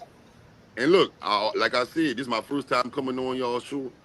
I fucks with y'all show, and I always hear you say you don't speak from a subjective lens. You speak objective. Mm-hmm. But all I'm hearing right now is excuses, hypotheticals, and conspiracy theories. To me, I think they're just not good enough. They're just not good enough. The West I said they were not good enough. I said why they're not good enough. You think they're not good enough because LeBron don't make them good enough. I'm telling you they're not good enough. No, I never said. No, look, I never said that. Okay, then they're not good enough because the Lakers are not trying to build a championship roster. That's why. And the roster was never really champion. Again, you're making these trades, you're making all these moves, and it's not championship level basketball to do it. That's the point. All right, let's rewind 2024 when they got 4-1 by Denver. It wasn't good. You don't think they was good enough? They got swept, didn't it? No, that was no. They lost 4-1 in the first round. 2023, they got swept. No, they were not good enough. So you don't think that roster, AD, LeBron, Hachimura, Reeves, you don't think that D'Lo and them was, like, capable enough to? No, they were held together because of LeBron's greatness. So so hypothetically, since we use that, what would be a starting 5 for the Lakers for you to consider them a title contender? Yeah, one thing I can Let's see this, I find it weird. Caruso ends up winning a championship a few years after leaving the Lakers. You could have kept him on your roster. KCP wins a championship a couple of years after leaving the Lakers rosters. You could have kept him on your roster. Yeah, having those guys on your team would have helped you. Keeping Kuzma would have helped. They got rid of them for. They got rid of him because Westbrook's contract was an expiring contract. Westbrook was an expiring contract, and they were contracts that were going to be 3-4 years down the line. That's why we're not holding on to players long term. We're not making long term commitments for championships. But we'll get Westbrook because you're going to still buy tickets and think they're a championship contending team. Exactly, because that's my whole. But they could have signed DeRozan, but they shouldn't change DeRozan. Why don't you sign DeRozan? That was LeBron. LeBron chose Westbrook. Magic wanted DeRozan. LeBron did not choose Westbrook over DeRozan. Magic they told them we're not paying DeRozan. That's it. If Magic wanted him, DeRozan wanted him, LeBron wanted him, who kept DeRozan off the Lakers? LeBron went to Westbrook route. Because they were never going to get DeRozan. You don't have to trade to get DeRozan. You have to trade to get Westbrook. Why would LeBron approve cutting the team for one player instead of getting DeRozan and adding DeRozan to the team? Because they're not interested in paying and keeping a franchise winning. Caruso's a winner. KCP's a winner. Kuzma is a 17, 18-point per game player, a winner. Keep those guys. What year that was, Malik? What year that was, Malik? You go get the gambler who's in jail right now. You go get the gambler in jail right now. Right? You go get Malik Monk's another one. Brandon's the same thing. Why you let go of Malik Monk? Another guy to go win 6th man of the year because they didn't want to pay. They didn't want to come out of their pocket and pay and have long-term commitment. This is all the proof I keep giving to you guys. That now that the last thing I needed was her selling the team. Because you was like, why would they do all this? They did all of that because they were selling the team, keeping the value up by expenditures down. It's called business, ladies and gentlemen. And it's past you, Zesty Jeffrey's head because most of y'all can't count. He loves saying that, bro. I do because people love to argue. Because I don't show up on GOAT James Kingdom to argue. I come on GOAT James Kingdom to provide information and facts. I'm not. That's why. I wanna. You know, this not gonna be my last time. I'm gonna start coming fuck with you on a regular, like, you know, because I you know. Oh, come on a Friday night, seen a brother. lot of things. Friday night. Hey, Friday night is my night. Not look, I watch your shit. I watch your shit a lot. I seen a lot of things you done said, bro. I done seen a lot of things you done said, and I understand LeBron, your guy. You know, I understand that. You know what I'm saying? I understand that. Okay, you know what? I'm just Ajani. Right? I'm just a regular human being. I live a normal life. I make less than 100,000 a year. I'm nobody. I'm really nobody. So listening to me should not help you in life at all. Don't listen to me because listening to me is not going to help you feel good about things. I'm not here to make you feel better. I'm not here for none of that. I'm only here to drop knowledge and facts. From what I know from my long experience as a basketball fan and as a human being in general, I understand business. So when I saw Jordan having to sell his team because he did something silly with his business and he now has no choice but to sell his team, I see that. When I see that the Portland Trailblazers are trying to sell, Milwaukee just sold, Boston just sold, the Lakers just sold. This is not nothing. This is a takeover from some other entity. Portland trying to sell a team too? Okay, look, again, like I said, don't listen to me. Let's listen to somebody who has an actual degree in business and somebody who was in the NBA. Lakers just sold. Charlotte just sold. Dallas just sold. Milwaukee just sold. Portland just went up for sale. All in the last 3 to 5 years. The NBA is changing. There's owners that are getting out. We can look at this money and say, oh, blah, blah, blah, blah, blah. But it's like, why are all of them selling right now? Come on now. Let's not just be like, oh, owner got 10. Celtics won a championship, put their team up for sale. Like, the league is changing. The league is changing. And I like the league don't like to talk about it. But it's never good even when the numbers are astronomical at $10 billion, you don't want a bunch of your assets up for sale at the exact same time. Shut up, Jefferson. So I could get an NBA player to go on TV and say the opposite. That's what I'm saying. Of course, and that person will be a Zesty Jeffrey just to go argue. Go make an argument all you want to. I'm not here to argue. I'm here to drop facts. No, I'm not disagreeing with you. I understand a bit. I'm talking about winning. That's what I'm talking about. I'm talking about winning. And the only thing I disagree with you with is I understand. All right, so OKC, what they been spending?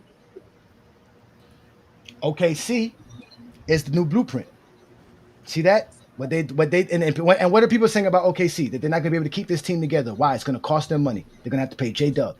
You just seen they gave $1 billion to SGA. So let's see how much longer they can keep a Hartenstein, how long they can keep a Caruso, who are guys who are making more money. So this is what the league wants. They don't want dynasties. They don't want multiple championships on one team. But that's a part of the game. You can't keep everybody. I feel you though. It's the rules. It's not because they don't want to win. You can't keep everybody. That's my point. But if OKC is interested in holding on to more championships, they keep the team. They play over the apron. But what happens is when you do that, you go in the red. Because remember, every million you spend over the apron, you get taxed like $10 million. And that's coming out your pocket. It's coming out of your pocket. Yeah, right. So again, we'll find out how much the OKC owners are interested in winning by how much they're going to hold on to the team. We just saw Boston realize they're not.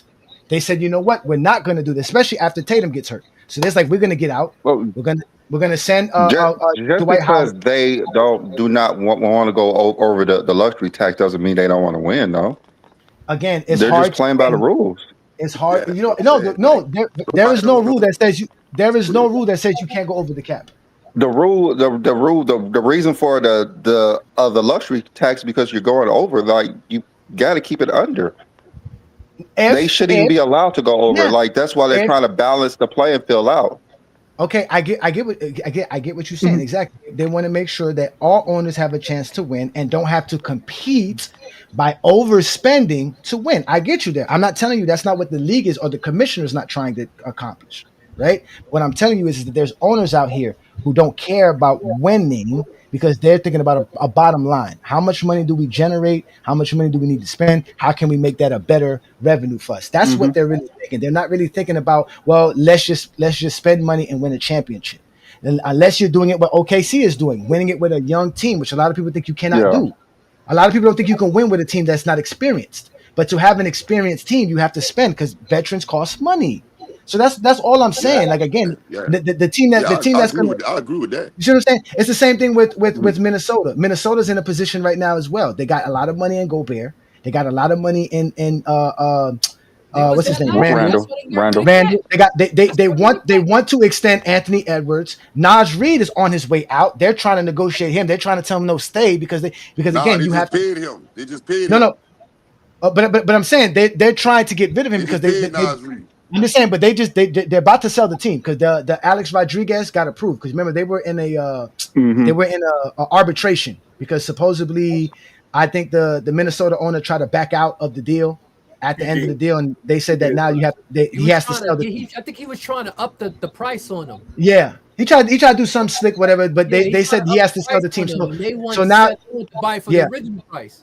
Yeah, so now these new owners are willing to spend, right? They are willing to spend. Same thing. I believe the Lakers' new owners are willing to spend. They just got a clean house. $10 billion? You think they want to pay $10 billion for a losing organization? But that's another thing too. Remember, the Lakers are valued at $10 billion. The guy who's buying out Jeannie Buss's family and the Buss family already owns 20%. So for him to just more rights. Yeah, so all he has to pay is to get 51%. So all he has to pay is about $3 billion. So in reality, Jeannie Buss is not getting $10 billion. She's going to get whatever she sold so that she's no longer the top stake. And the guy who has the top stake is now. So the guy just has to give her $3 billion. Once he gives her $3 billion, she can move on. She's still going to own like whatever, 15, 20%, 10% of the team, but she's no longer a majority owner, just like Mark Cuban. They just selling majority stakes of the team. That's all they're doing.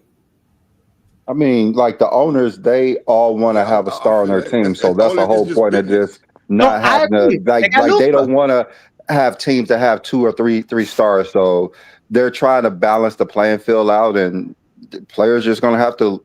There's going to be a lot of movement, and not too many players going to want to pay double the price for a second star.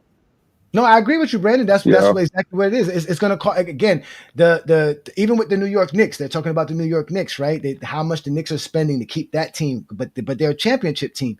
If that doesn't succeed, you can start seeing them try to get rid of the Mikal Bridges and the OG Ananobis, like Brandon said, just to keep the one star. He said, look, they're trying to do that now to try to keep that one star and that co-star because that's where you can really have a franchise to sell enough money. To sell enough tickets and get people to buy your franchise. But if you want to win and have a real contender, you might have to spend on that third or fourth guy and get up to the $20, $25 million, $30 million range for them. But that's another thing too. And a lot of these owners are also waiting for the new TV deal to kick in before they start spending money.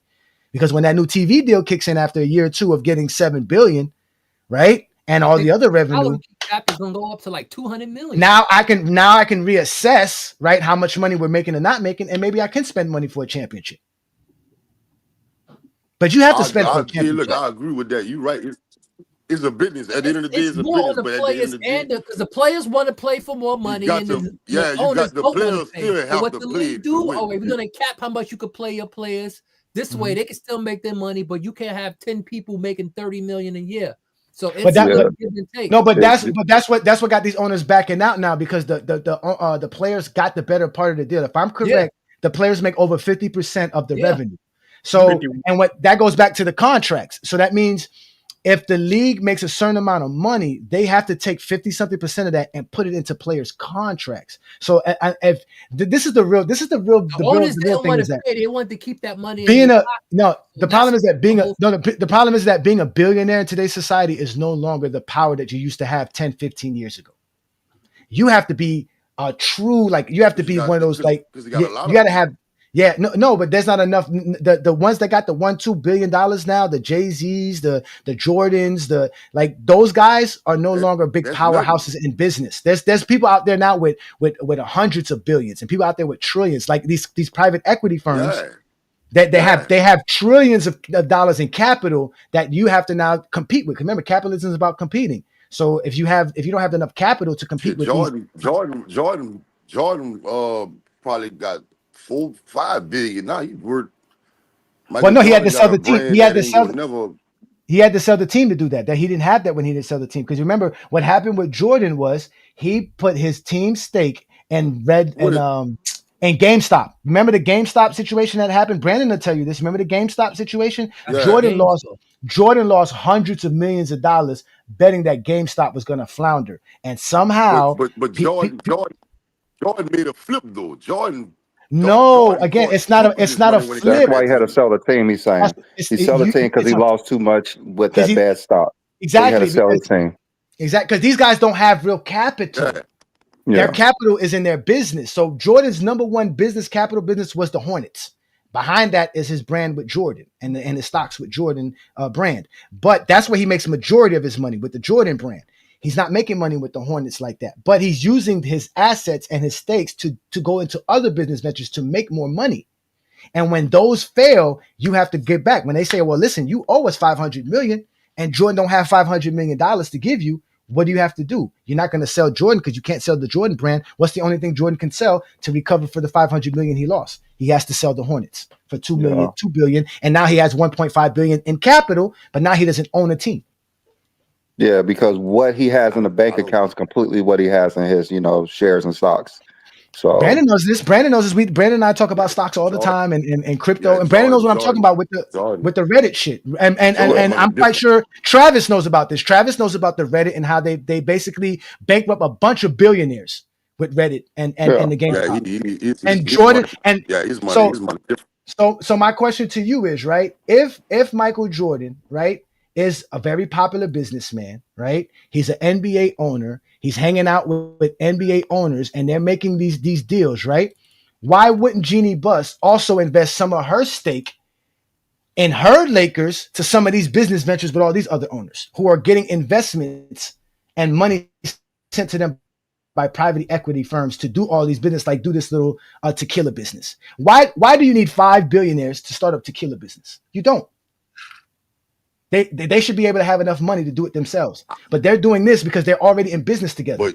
They're already making deals behind the scenes as billionaires. Which LeBron just got to that. LeBron just got to the billionaire status, so he's just opening doors with billionaires. So he's not there. 5-6 years ago when they started this, 10 years ago, LeBron just became a billionaire. What, 2-3 years ago? That's what I'm saying. They already 2 years ago. Yeah. Man, LeBron. That's what I'm saying. LeBron so came in the league. He had no idea of none of this. LeBron had no idea of none of this because LeBron's not hanging around billionaires. LeBron hanging around, millionaires, $100 million people. I mean, I think LeBron hang around billionaires. I think he hang around billionaires. I think he does. LeBron James, he does, but he's not in the know of what most of them know. Yeah. Business wise, he's not in the business with them. Just like Melo has a ton of money. He's not hanging around with the people LeBron hang around. And people like Elon Musk and Bezos and all of them, they're not hanging around the people that, LeBron hang around most of the time. So it's different levels to the people that, they're around. That's what happened with the whole 2020 thing, ladies and gentlemen.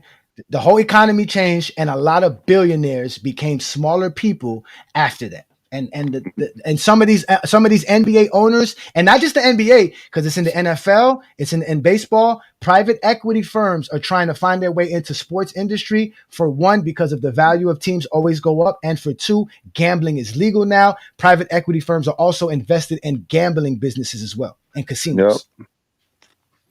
There's a lot of things that the owners today are not aware of that these businessmen are. It was always. Now, I'm done with my proof. I'm done with my proof. Many owners are like they're passed down their family things and things like that. But these firms, they're different. They operate completely different. If you work anybody in real estate would know how much the private equity firms are eating up housing right now. They're buying up all the houses and houses. So instead of people buying them, they've written them out because you'll get more money written out all these houses. Go ahead, Travis. I just had a kind of a piggyback off that equity question or statement that Brandon made. How is Jeannie Buss still such a stone cold fox at age 63? That's kind of what I want to know. She dated Phil Jackson. Hey, for you to be Travis, for you to be saying that means your woman is not behind the scenes about to walk past you. You talking about Jeannie Buss like that? I know that much. That I'll tell you this. But again, listen, you guys. And listen, Mr. Brooklyn Knicks fan, you asking me who is this guy? I'm Ajani the Exposer. You can catch me on a Friday night if you really want to have a conversation with me about basketball. Again, I did an episode on this. Called the GJK Reports, and I broke down everything that was going on with the Lakers and the NBA in general with all these different teams trying to sell. It was funny because even when Brandon came to me about the Mark Cuban thing, because we were thinking about, damn, that's why he sold the Mavericks. He's really not making money with them. You know what I'm saying? Like, he's just not. So he's like, and then he's going to be bought out by someone who has private equity money that can literally buy him out. So why not? Why keep holding on to a franchise that I can't keep on? I'm not making no money elsewhere. I got to get out of here. I need to sell. I'm just going to sell. Inflation is real. Yeah. And now I got to pay more contracts. Now you talking about guys getting paid billions? I got to pay $1 billion for my star? $1 billion to one player. And you got to manage the rest of the roster. The league gives you your salary cap. Anything you spend after the salary cap, that comes out your own pocket. The league doesn't give you that money. That's why a lot of these teams is getting rid of. That's the whole purpose of all these new collective bargaining rules. They don't want no more teams hogging up all the players. They don't want to see one team winning all the titles. They did this for parity. They think parity brings more eyeballs to the league because you're not watching the same team win all the time. It's something different. Okay, this team you'd expect to win. So now you're going to see next year who's going to win because there's so much parity. The league thinks this is what's going to generate income, and they need the players to prove that. They need all these teams to have the best players possible to have that dream of making money with different NBA champions all the time. I mean, like, if you own a team, you expect to have a star to actually generate a lot of money, and that's what the owners want. But then again, that's going to hurt them when they're trying to build a championship team because they're literally paying double for every time that they go over the salary cap. So you could get someone like LeBron, just sign him and pay him $50 million. It's going to cost you $150 extra million you have to pay just to have him on the team. Yeah, but again, can we all be honest, bro? 80% of owners are not trying to win. Like, let's just be real. 80% of owners are in it because it's business. Yeah, I believe they know that they're not going to win because they don't have the team. So what's the point of trying? So I think the number might be higher than 80%. I mean, only 5 teams realistically has a chance to win. That's like 80%. Yeah. 5 teams is like 80%. That's why I say that. Like 5 teams is like 80%. That's big going on. No, I know that. But I remember in 90. I watched The Last Dance. I watched The Last Dance, and I seen what Jordan last year was 98. Yeah, 98. When the last shot against Utah. 98. All right, that year right there. Jerry Cross was so crazy. He told Phil Jackson, he said that's why Jordan retired again. He said if Phil Jackson could win 82 games, he's still not coming back next year. You still don't want him no more. That's just some owners. Owners just just fucked up, like, That was because Phil Jackson. Regardless. No, but that was because Phil Jackson was coming back. I mean, wasn't coming back anyways. Had nothing to do with the team or owners. They wanted Phil back. Phil was not coming back because Phil was going to leave the Chicago Bulls. You ever watch The Last Dance? Yes. And Phil Jackson. Phil Jackson he wasn't coming back. He said he wasn't coming back no matter what. Yeah. That's why Phil wasn't coming back no matter what. Because it was the reason because of Jerry Krause. No, it was because Phil Jackson was ready to leave the Chicago Bulls. It had nothing to do with Jerry Krause. Didn't they beg him to come back for 1 year? Yes, he in fact, that's why it was called The Last Dance, because Ron Harper went to his house and told him, please just give us 1 more year. And he said, okay, I'll give you 1 more year. This is it. Phil Jackson, that's why him and Jerry. No, because it had nothing to do with that. Jerry Krause wasn't getting along. No, it had nothing to do with that. Jerry Krause did not have no problems with Phil Jackson. I know you watched The Last Dance. There was a lot of lies on The Last Dance. Again, I have the historical context. We've done this before in GOAT James Kingdom. Like I said, I'm not arguing to argue. I can prove it to you. Phil Jackson is not on the Chicago Bulls because he no longer wanted to be on the Bulls. That is facts. Let's let Mingled Jester in right quick. Let's let Mingled Jester in right quick. Mingled Jester, you've been patient. What you got for us on today's topic? You're a Laker fan. What the Lakers should do? I'm not a Lakers fan. But no? He's a Kobe fan. You're a Kobe guy. Okay. Just like Kobe. Yeah. Okay. Go ahead. Yeah, that like y'all just LeBron fans. Y'all don't really like the Lakers. Y'all just First of all, I'm a Heat fan. It's Biscayne in June, bitch. Go ahead, continue. You could have fooled me. But anyway, Biscayne in June. Anyway, you talk about the Lakers when you talk about the Heat. I rarely hear you say anything about. Yeah, because my Heat not trying to win. We got rid of Jimmy Butler. Anyway, that's ain't trying to win in Miami. Story for a whole different day. But anyway, back to what I'm saying. I was the one in the comment section that said LeBron should just retire. I was the one who said that. Okay. And here's why. Because bro, you done literally did everything you can do. It ain't nothing else for you to accomplish. What else you need to accomplish? You done played with your son. You done broke the scoring record. You got all the records. You got this. You got that. You got rings. You got what else to do? He loved the game. Nothing else for him to do. He's programmed to play basketball in his mind. He just programmed to play basketball. That's what he just programmed to do. There's literally nothing else to do. Like literally nothing else to do. Loves the game. What's wrong with that? You can love the game from afar, bro. I'm pretty sure the other guys that retired love the game as well, but they still retired. So what? He loves to play at a high level. What's wrong with that? It ain't nothing wrong with playing at a high level, bro. Go do it in the backyard with your sons after they leave. They're going to all be in the NBA, so that's the backyard for him too. That is insane. I mean, bro literally done did everything. It ain't nothing else for him to accomplish. It's literally nothing else for him to accomplish. What else is there for LeBron to accomplish? There's nothing. He's done everything possible. There's nothing to improve his legacy. There's nothing to improve his legacy. He just wants to play basketball. So why not just retire and let your legacy speak for itself? Your legacy should speak for itself. That should be it. Retire and go play in the Big Three, but Ice Cube make that something. No, why not? He can still play. He can still dominate. I mean, Jordan came back because he said he loved to play basketball, but we hold that against Jordan because he should never came back. But LeBron James, he just wants to play. His kids wants him to play. His wife wants him to play. He wants to play. No, wait, hold on. His wife said he might want him to retire.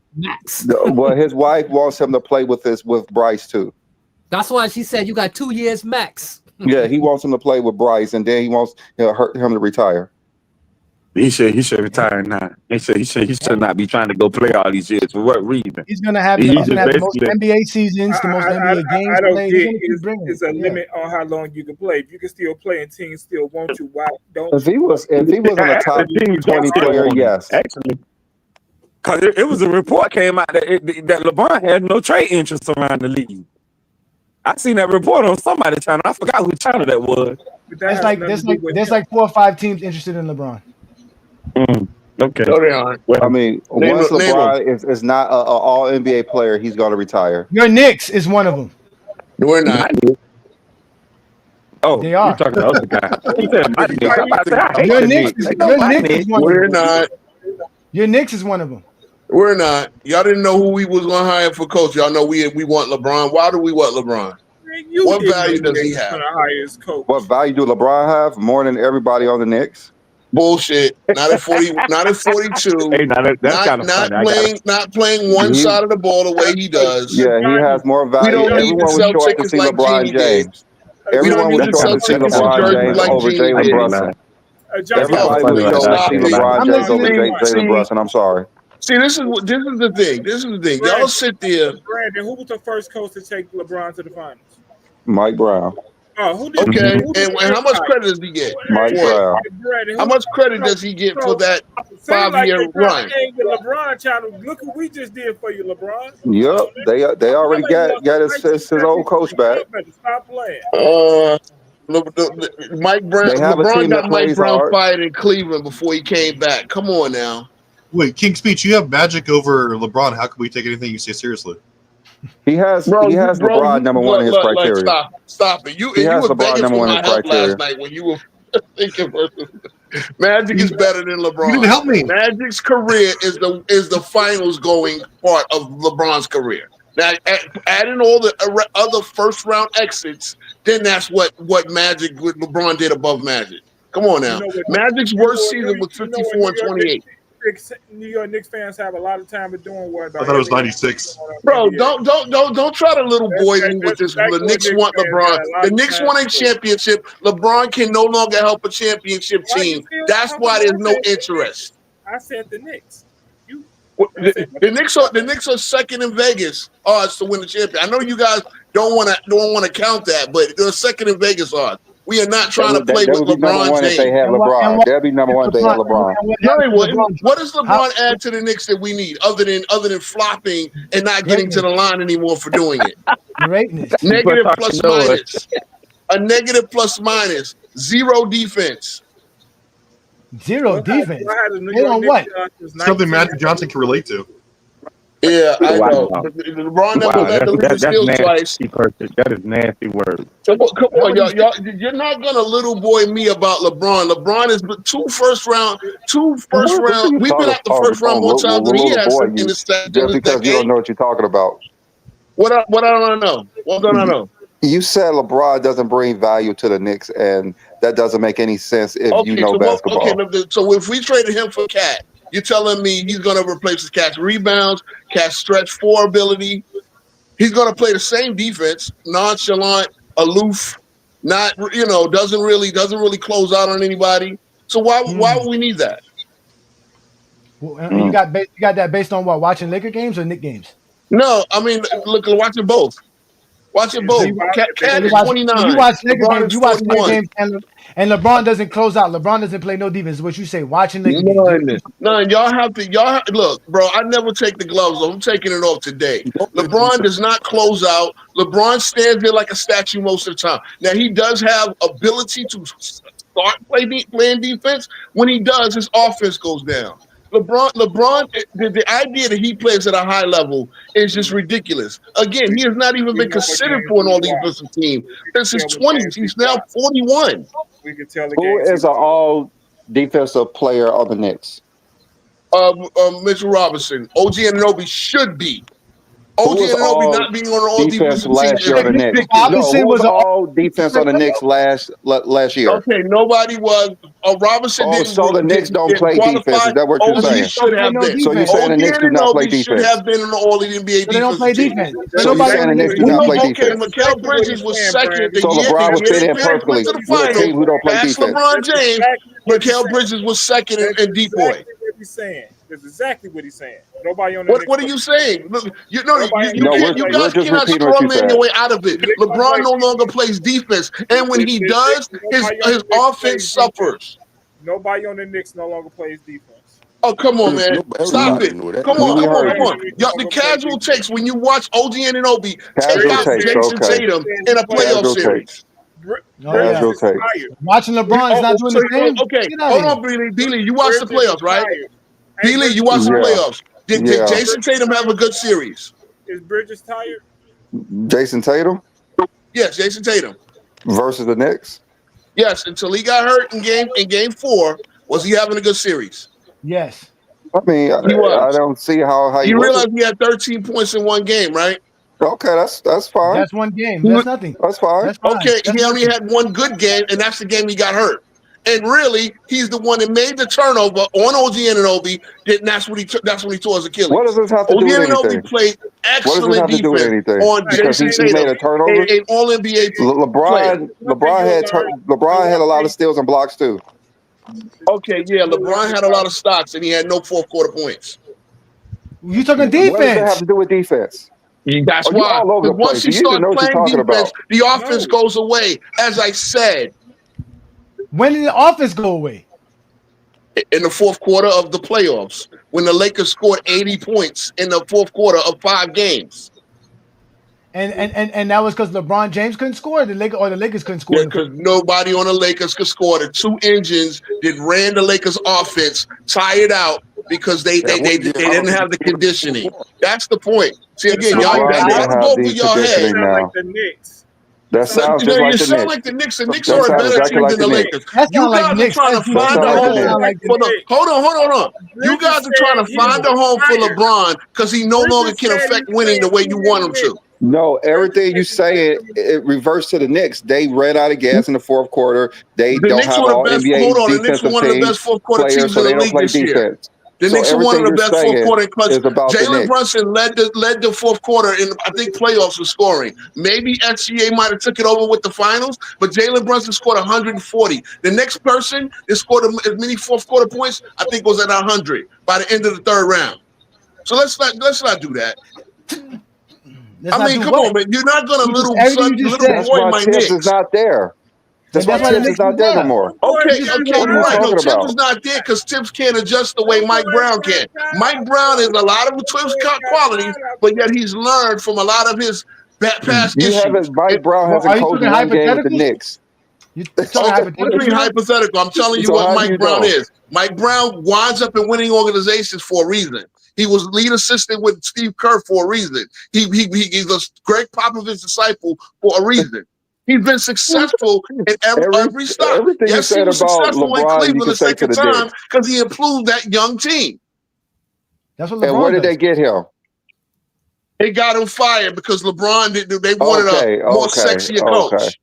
Okay, cool. But guess what? He has been successful.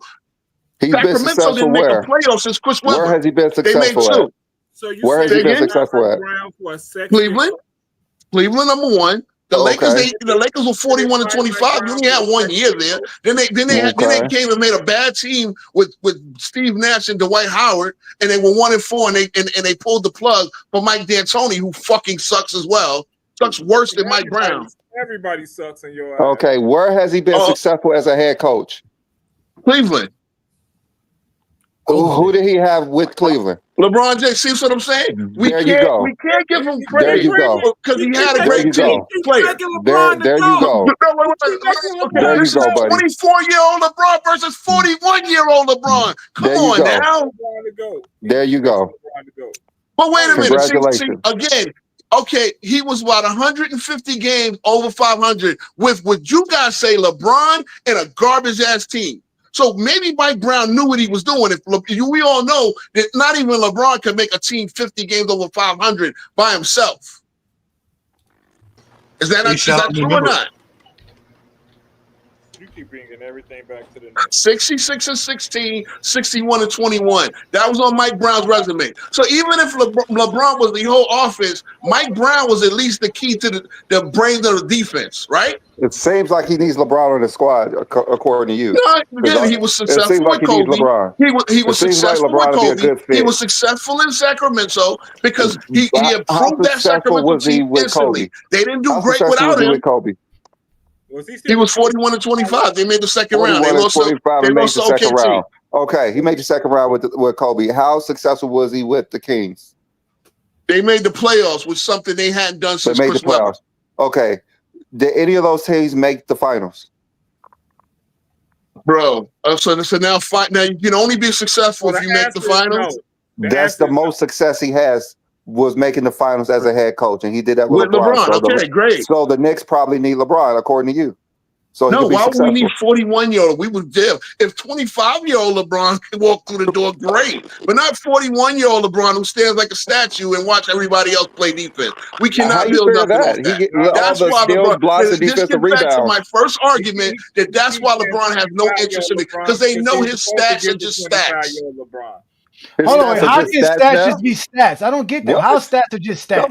Because again, we all know that LeBron plays one way. See, the problem is when you see, all right, right now, the Knicks' dilemma is we know what Cat is and Brunson are on defense. They're not great defenders. They don't have good lateral movement. They're pretty slow to close out. So if you're gonna build a good defense, if you're gonna build a defense, King John, you have to then You have to then work around that and work them to where you can hide them with good wing defenders like OG and Bridges, and then a good rim protector like Mitchell Robinson.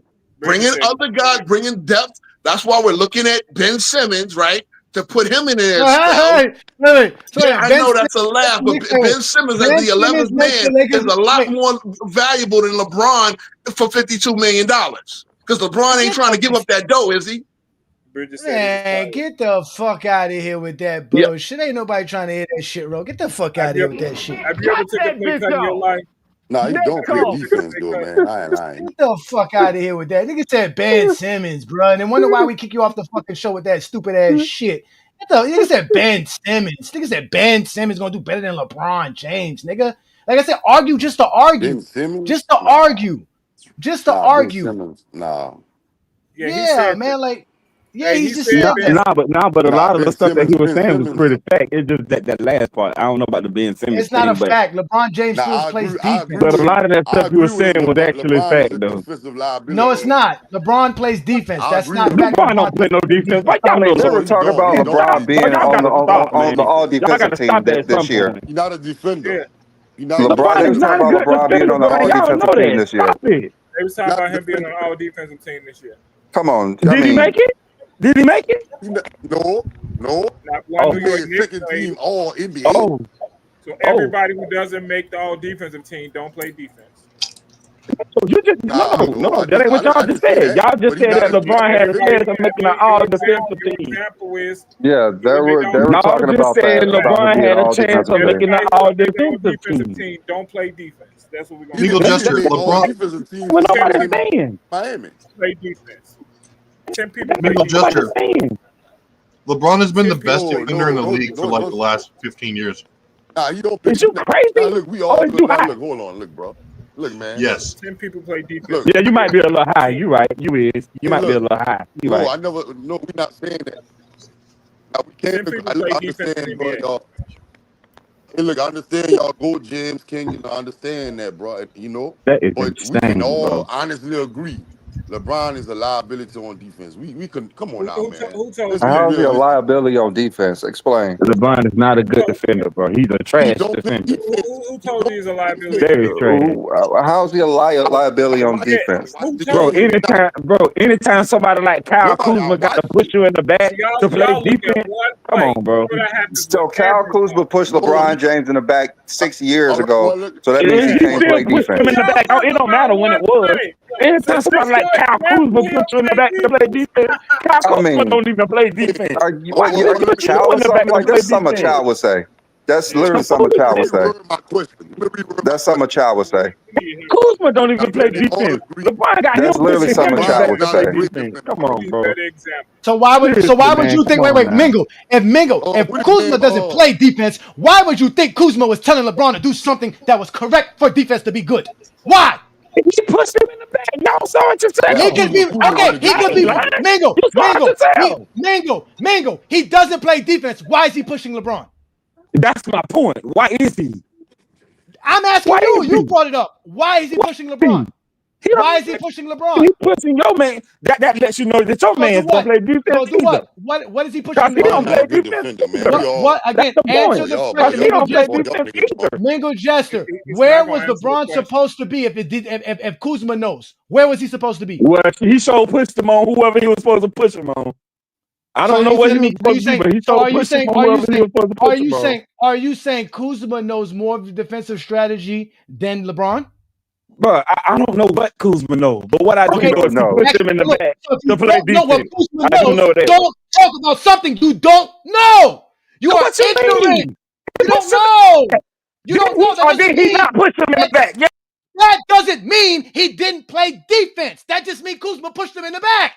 That's it. That's all that means.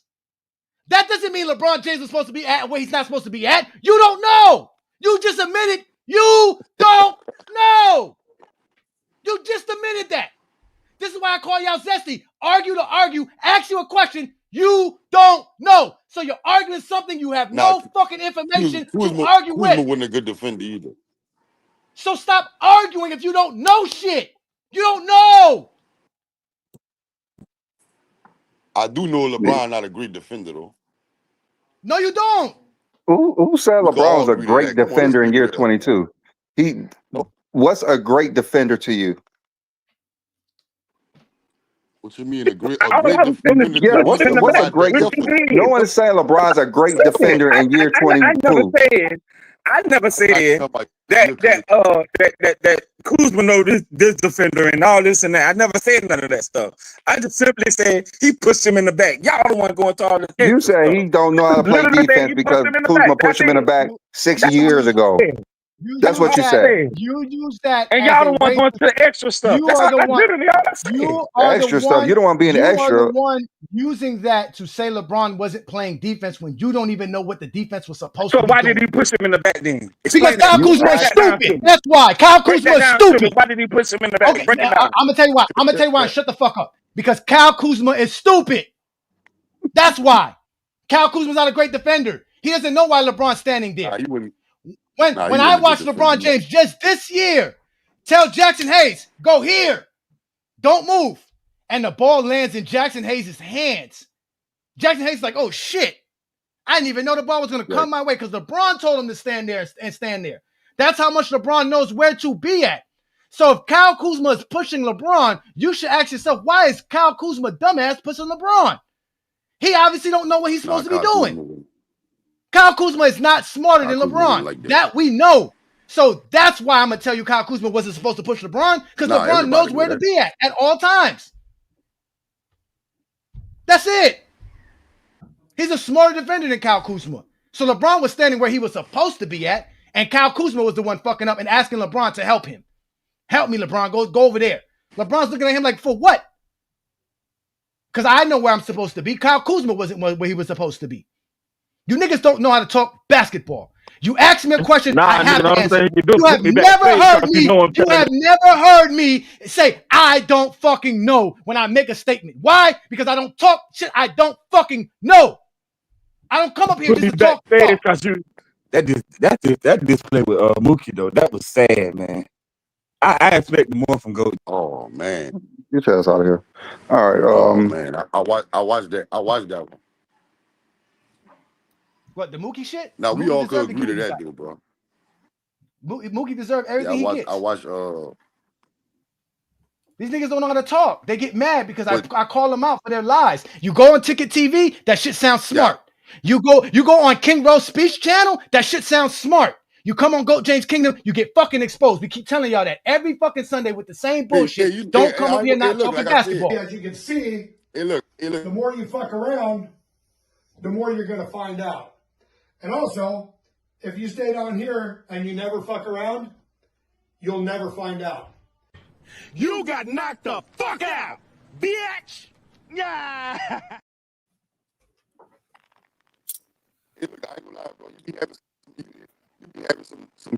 I mean, his whole logic was that LeBron James don't play defense in 2025 because in 2019, Kyle Kuzma pushed him in the back. Doesn't make any sense. And wonder why he got sent to the backstage. Nigga, shut up. All I'm telling you is, basically all I'm saying. First of all, the hell put his ass back up here anyway. My bad, okay. Can I defend my take about Ben Simmons? No. Before y'all laugh, Ben Simmons will be a veteran minimum player. LeBron will be your $52 million player. You cannot have $52 million for a LeBron James and expect to win unless he's bringing it both ways. We don't want LeBron in fucking New York. You can keep your bum ass losing team. We don't want him over there. Great, and then we don't want him either. That's why the nigga got booed, and people asking me. That's why you never saw your team win a championship, and I have LeBron James. We will though, but we will. That's the thing. At this point, it's a new league. You cannot win with this super team bullshit. Why are y'all looking at Dame Lillard? Don't y'all have enough motherfucking guards who don't play defense? We is the guard, the perimeter defender on LeBron and Bronny are the best two perimeter defenders on the Lakers right now. Y'all realize that, right? A 41-year-old and a G leaguer. How are you Laker fans expecting to make a look? And as we know, you're not gonna make a deep playoff run with that. You need young bodies that can go. When Houston got all those young bodies like Whitmore, they just traded Whitmore, but Houston got all these young guys to go with KD. Guess what? That's what your competition. Let Minnesota get a point guard. You'll never beat them again. I called it Minnesota beating y'all because y'all don't have the defenders. Y'all don't have the rim protection. None of us is Laker fans here, nigga. Don't say y'all. None of us like the Lakers. Fuck the Lakers. As long as LeBron is there, then you're gonna have a vested interest in him and his success. Because when he goes to fucking Golden State and he's playing alongside Stephon Curry, your Knicks are cooked. We don't need it. So 42-year-old LeBron and 38-year-old Steph is supposed to kill the league. Yes. You need young under 30 players. At least one in a rotation. They have those players on the team, and that's what they did on the Olympic stage. They beat Houston. The old team beat Houston. I don't mind taking LeBron, but we need a big man. No big man, nothing. A team just won a championship without a big man. OKC got Hartenstein and Chet. He's tall. What are you talking about? He's tall. Chet's tall. That's about all. And Hartenstein was the biggest free agent get of the summer. Hartenstein plays 20 minutes in the finals. What team won a championship without a big man? The Lakers? Didn't they have AD? Come on now, you're killing yourself, bro. Boston just won a championship without a big man. What y'all talking about? Al Horford's now a big man? Yeah, Kristaps Porzingis, sir. Kristaps Porzingis was hurt throughout the playoffs. Porzingis was hurt. Again, y'all can't call. Okay, so now Al Horford is a big man. Again, you said a big man. First of all, he was on the roster, taking up a lot of money, but so he got them to that point. Bro, you always talking, bro. You got to shut the fuck up. This is not your fucking show. I'm talking to you, Mamba. What is it that Al Horford did that makes him a big man that the Lakers need an Al Horford type of play? What is it? I mean, they had Al Horford, Porzingis. Porzingis got hurt throughout the playoffs. Really X factor in the finals. Porzingis was came back in the finals. Porzingis was hurt throughout the playoffs. They made the finals without him. Look. This was the thing. You just said the Boston Celtics won a championship without a big man. That's what you just said, right? They did. No, they didn't. I disagree. They had Porzingis. They had the other dude that came from Memphis. What his name? He cut up too. What's the dude name that came from Memphis, man? Can't even remember his name. That shows you how he was insignificant. You can't remember his name. You can't remember his name. Were the two finalists? Didn't they have like the two best front courts in the league? No, I don't. Because what Porzingis does is not big man shit. Porzingis plays on the perimeter. Porzingis is a shooter, and he was hurt. You guys are saying you need a big man to play big man basketball. There is no big man basketball winning championships. Porzingis was rim protecting and everything. What is we talking about, man? What is we talking about, man? Come on now, man. Don't do that. If we go, like you said, if we go talk, we go talk. Okay, Porzingis was rim protector. You get you a rim protector. You can get any 7-footer to protect the rim. Not in it, but look, all 7-footers not rim protectors though. Can we agree to that? Any 7-footer can protect your rim. Rim protector.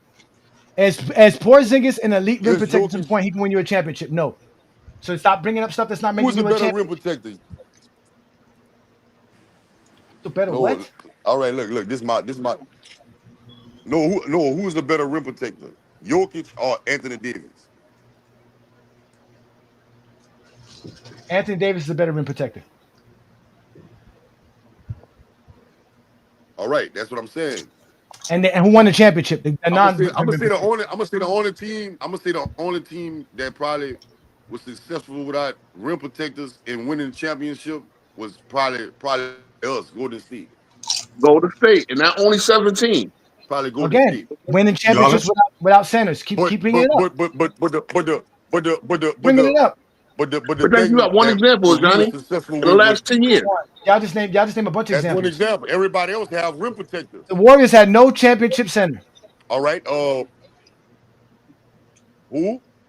The Warriors. The 17 Warriors. Didn't they have Pachulia at least to throw in there when they needed a stop from a big man? We had Pachulia. Cavaliers. We had JaVale McGee. Trenton Thompson. Okay. And there's a reason why LeBron got him a big contract, didn't he? But again, this is not a big man. They have Mozgov as well. Exactly. They won a championship with Mozgov in 2016. I believe so. Yes, Mozgov was on that team. He's on the team. He just barely played. He just barely played. That's what I'm saying. You They guys threw him in when they needed. Okay, and they played Golden State, a team that doesn't have a big man. So that's your only example when it was a team that played small ball. Shut up, bro. Yeah, everybody else. That means you're proving my fucking point. I just told you championships to win. You're proving my point.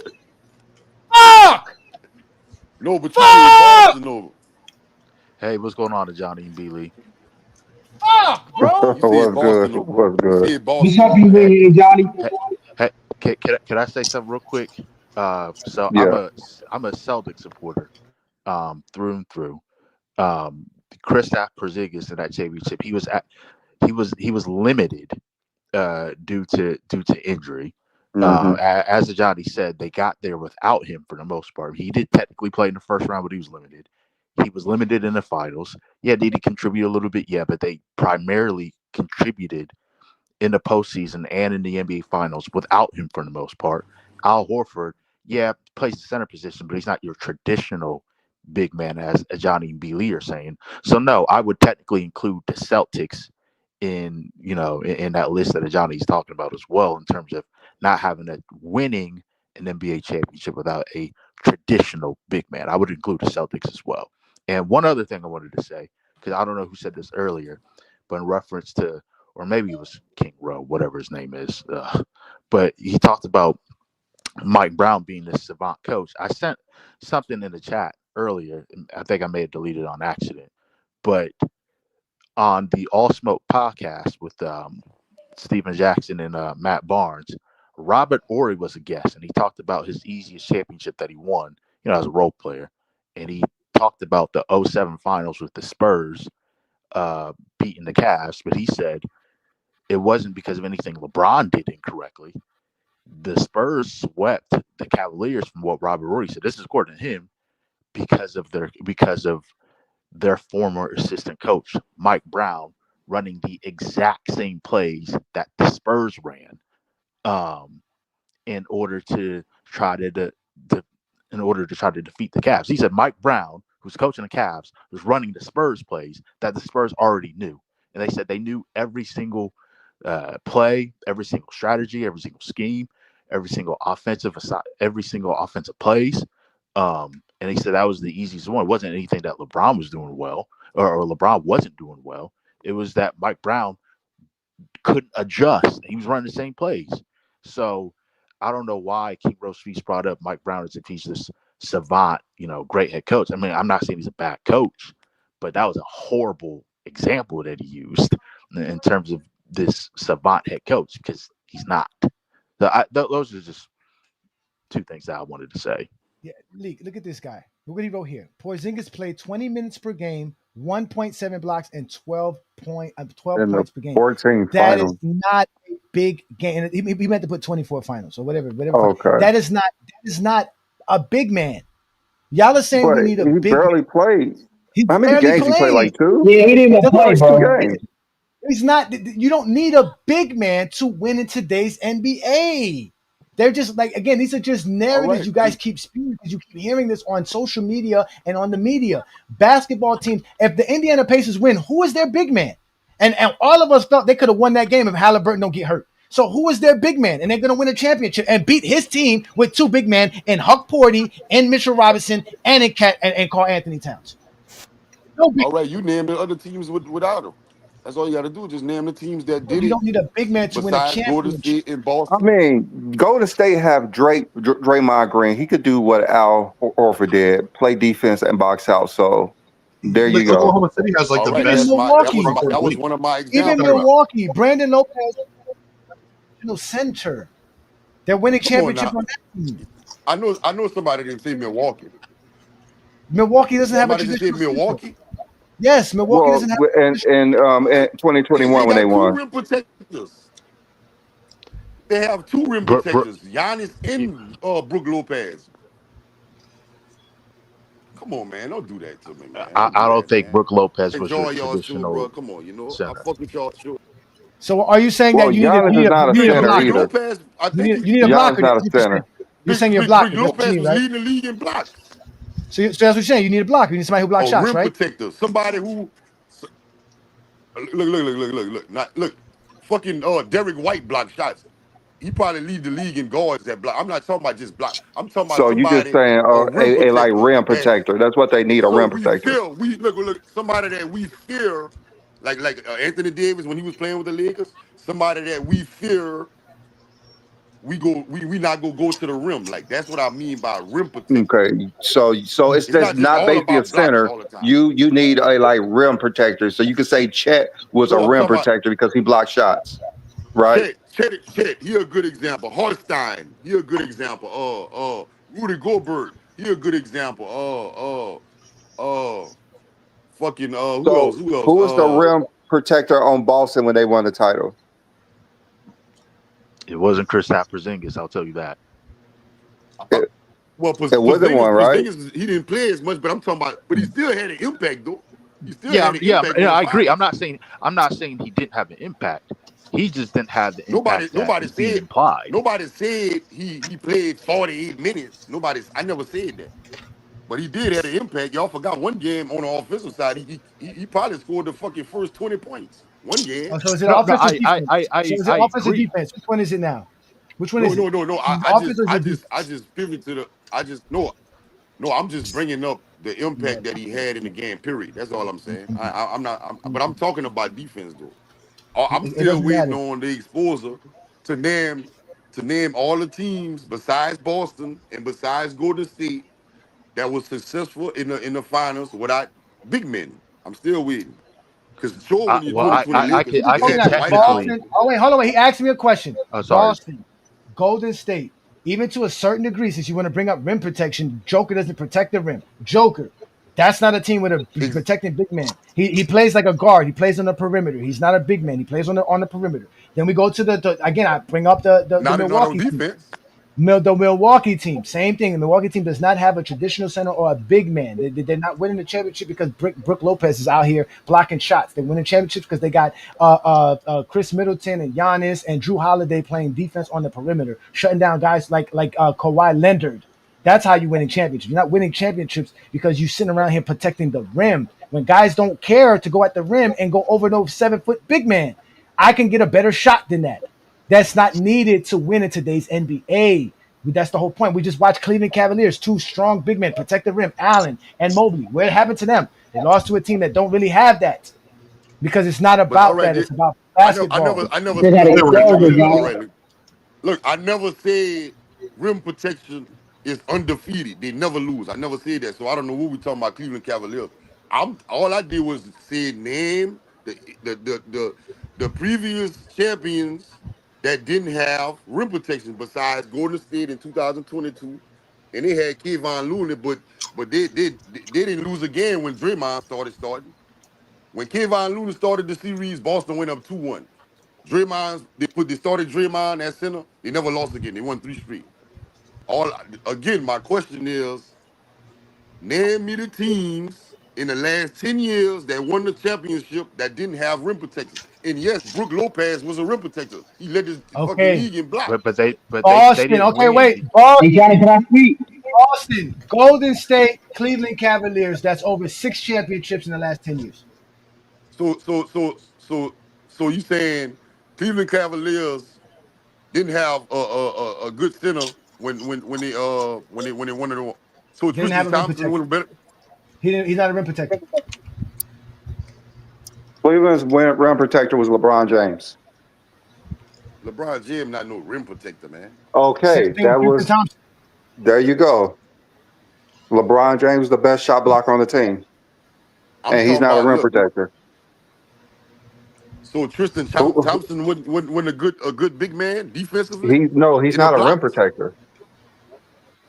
No, he's the one who does the dirty work and gets offensive. Go ahead, West Coast. Since you get it, go ahead, West Coast, please, because he's not listening. You guys don't listen. You guys want to argue just to argue. You guys argue just to argue. I don't understand. It's not. I argued. You argued, bro. I still never No, you get an didn't. answer. I answered your question, brother. You asked me for a big man. Then you switched it to rim protector. I gave you rim protector. Now you're going back to some other stuff. I don't know where you're going at, brother. You don't want to accept it. Tristan Thompson is not a big man that should win a championship because he's a big man. I put in rim protector. I know that. The whole argument started from you said you don't need a big man to win a championship. You don't. You don't. That's what I said. The 2016 Cavaliers won without a big man. The 2017, 2018 dominated in that finals. Dominated how? Dominating what? Tristan Thompson dominated in that finals. He cut up in that finals. Doing what? Doing what? What you mean his job? Okay, LeBron averaged more rebounds and blocks and steals than him. So LeBron, of course, you gonna go to the stat. Well, how else can you prove that he's a rim protector? Of course, LeBron averaged everything. I mean, how else can you prove he was other than just saying it, though? You're just saying it. Look. But the stats don't prove it. Look. That's all we're saying. Look. I'm just trying to get understood. That's it. Look, I threw in rim protector. I gave examples of rim protectors.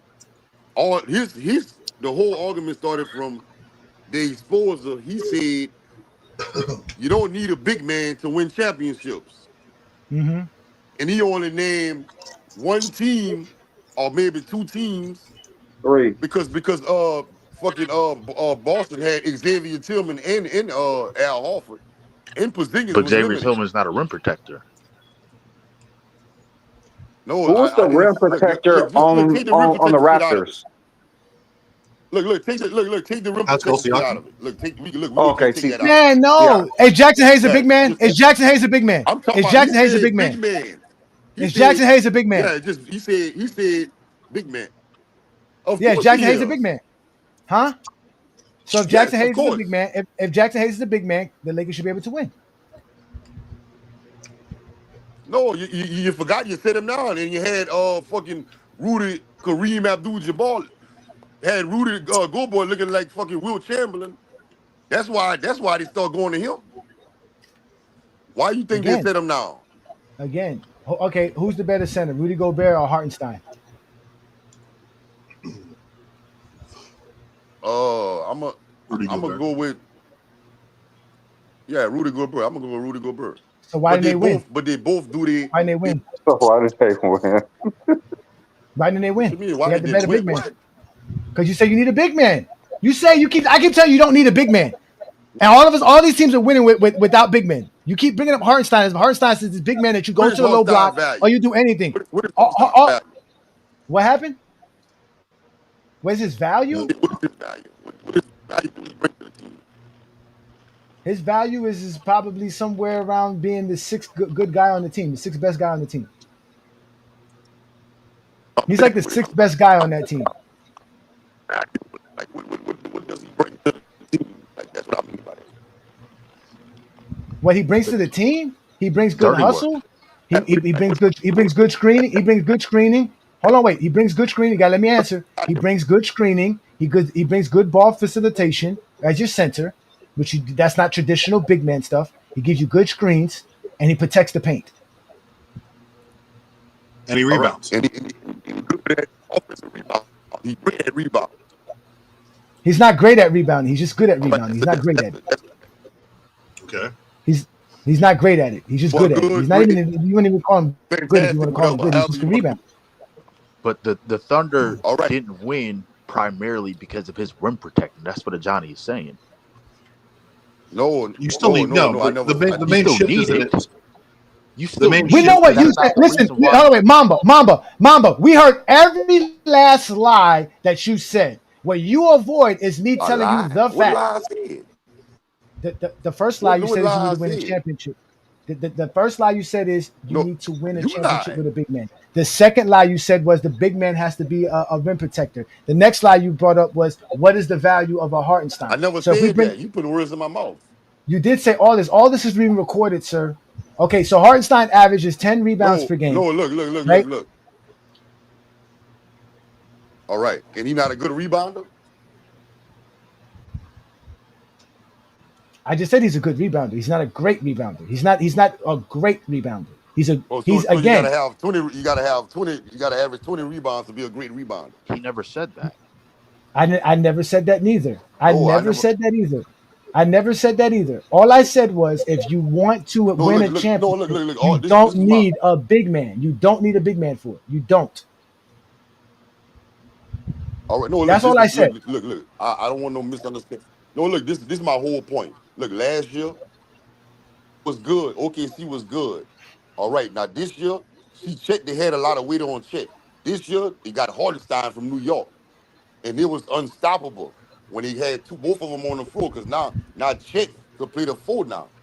You know what I'm saying? Like how y'all how the 2020 Lakers when AD could have played the 4, you got Dwight Howard. You know, like that's what I mean. Like you know when you got like Giannis in Brook. You know what I'm saying? That's my whole thing. What I'm talking about. That's all I'm saying. When you But got that's not the reason why they won. Good, they won because of their perimeter play primarily. That's all I'm saying. That's all I'm saying. That's it. Like Gordon, like Aaron Gordon in Jokic. You know what I'm saying? That's all I'm saying. I ain't saying whatever you think I'm saying. Like you talking about I'm lying and all that. That's all I was So talking you're about. basically saying And you I asked you to either name need the a teams big that didn't man have a big man. or a rim protector, right? Either a big man or a rim protector Yeah, you need a big to win a man, of title. course. You need somebody who One of the go two. You either have someone to be the big man or name the you need teams to substitute that with a rim protector. yeah, name the teams, and he keeps saying, Okay. Tristan Thompson was killing. I'm a Tristan Warriors fan. Thompson wasn't really a rim protector, but he was a big man that they needed. Al Horford is not really a rim protector, but he's a big man that they could plug in. Right? Sure. Well, Brandon, Is check that it what out. you're saying? What he's saying Okay. is, I mean, I get what he's saying a little bit, but like you look at the successful teams, right? Especially this 2 years finalists, right? Like, were their offense mainly going through the big man? No, but like their big men can stretch the floor to a degree. Especially Chet Hartenstein was in there. They were their best defenders. Well, Chet was. So they were good rim protectors by the numbers. And I mean, were they SGA? Like, gonna get no? But then you had Miles Turner, great defender, probably the best defender on the team. Pascal Siakam was arguably their best player throughout the playoffs. So you need like a Shaq or anything. That's what he's saying. You had Giannis win a championship, being the best player on that team defensively, and he had like, so you can't just go out there with 5 guards. Obviously, Boston did it. They weren't lockdown rim protectors, but you had guys like Porzingis, Horford, long, lanky guys like Tatum, Brown. They could all rebound. They could all protect the paint to a degree. But you can't just gone are the days of we'll just give our center 40 touches. Yeah, I don't think anyone's saying otherwise. But you do need competent big men who can fulfill a variety of roles. Like Ajani said, screen, shut off the paint, rebound. Look at Joker. I mean, Joker is all in one. Like he's going to be your best defender, not defender, but best rebounder by far. He's going to do all those things in the court. But you definitely need some inside presence. I don't think that we're disagreeing with that.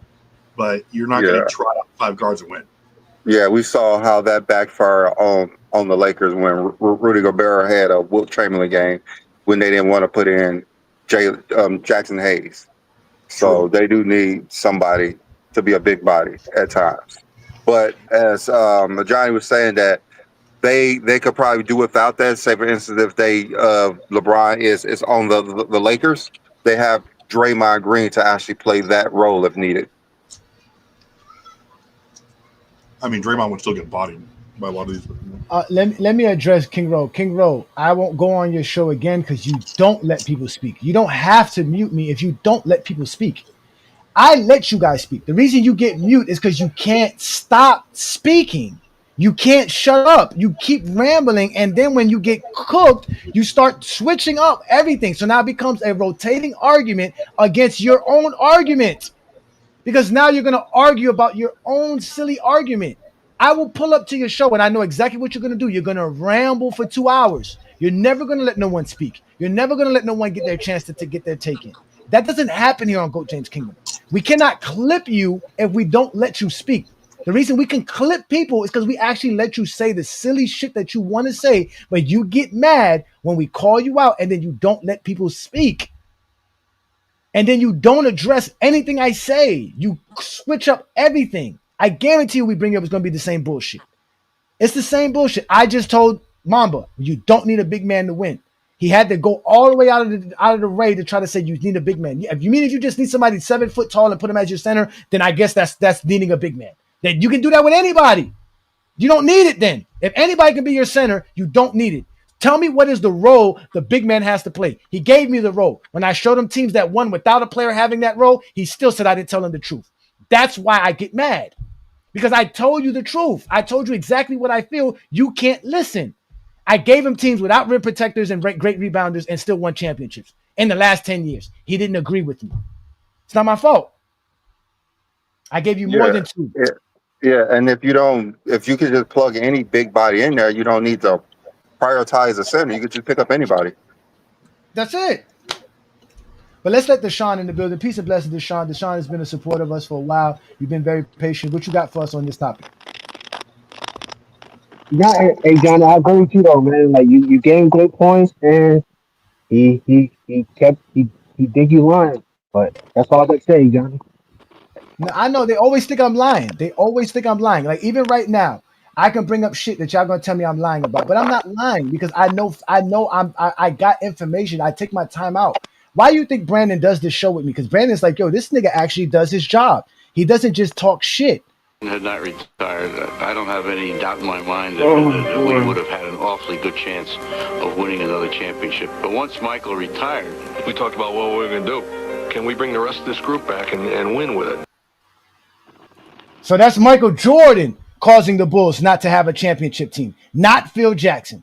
That's Michael Jordan leaving the Bulls, costing the Bulls a championship. Dragged on and the 1998-99 season was delayed. Jackson insisted he wouldn't return, and Jordan reiterated that he would only play for his championship coach.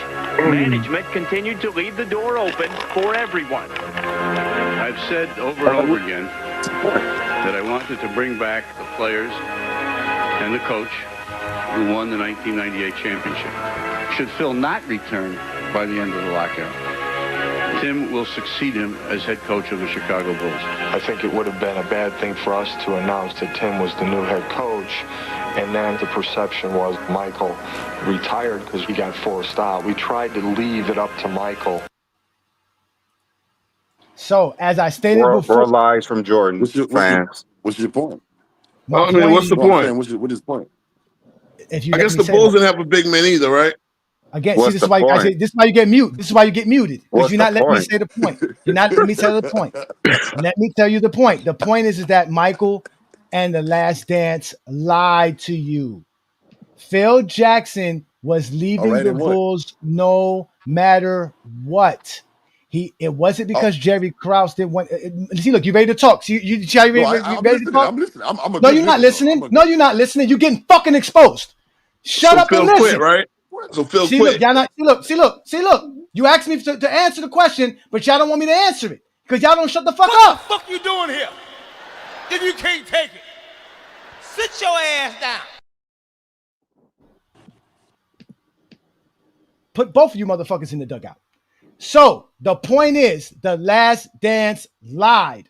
Phil Jackson and Jerry Krause had no issues with one another. It's just that Phil was tired of coaching the Bulls and wanted to have a year off from coaching. Simple and plain.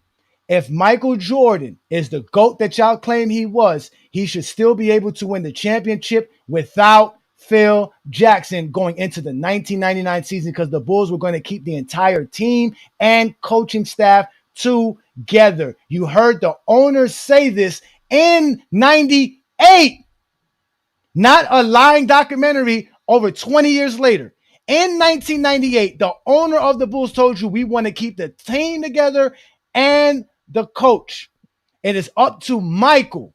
If Michael joins, everybody else falls in line. Michael said he wasn't coming back without Phil. Phil already said he wasn't coming back. So Michael broke up the team because if Michael returns, the team is still there without Phil Jackson. So Michael broke up the 98 Bulls team, not Phil Jackson or Jerry Krause. Stop lying on social media and stop lying in GOAT James Kingdom. I keep telling y'all I bring nothing but facts, and all you motherfuckers do is lie, and that's why your ass get cooked every time on GOAT James Kingdom. Shut up, bitch. Sit your ass down. So now y'all can lie. Go ahead. Now y'all can keep lying. Okay, so what you're saying is Phil quit. Yes. Okay, so Phil quit. Okay, cool. Yes. So Jordan wanted to quit. It was Phil. Yes. No, Jordan quit Okay, because of Phil. Cool. He quit because of Phil. He quit because of Phil. Because Phil quit first, and then Jordan decided, okay, yeah, I'm not. Yes. I don't want to play for Floyd. If Phil is not Jordan coming back, didn't think he could win without Phil. Simple as that. What He didn't think he was could it? win Phil without was Phil. exhausted. Was Phil exhausted, or was he gambling? Which one was it? Phil was exhausted. He was tired of coaching. He believed that Jordan took 2 years break in between a year. He And he kept played coaching. baseball. He played baseball. That's not a break. He did something athletic. Yeah, Jordan took a 2-year break, and Phil Jackson did. He kept coaching. Playing baseball on the so Chitlin after circuit. Phil had enough, Playing Jordan quit baseball again. on the Chitlin circuit. That's a break. AAA baseball is not any exhausting measure. Riding buses around and stretching out to play in the Chitlin, Birmingham to Freeport to wherever else they were playing. You think Jordan quit that too because he wasn't good at it. Yeah, no, because there was a strike. There was a strike, B-League. Tell the truth. No, there was no strike.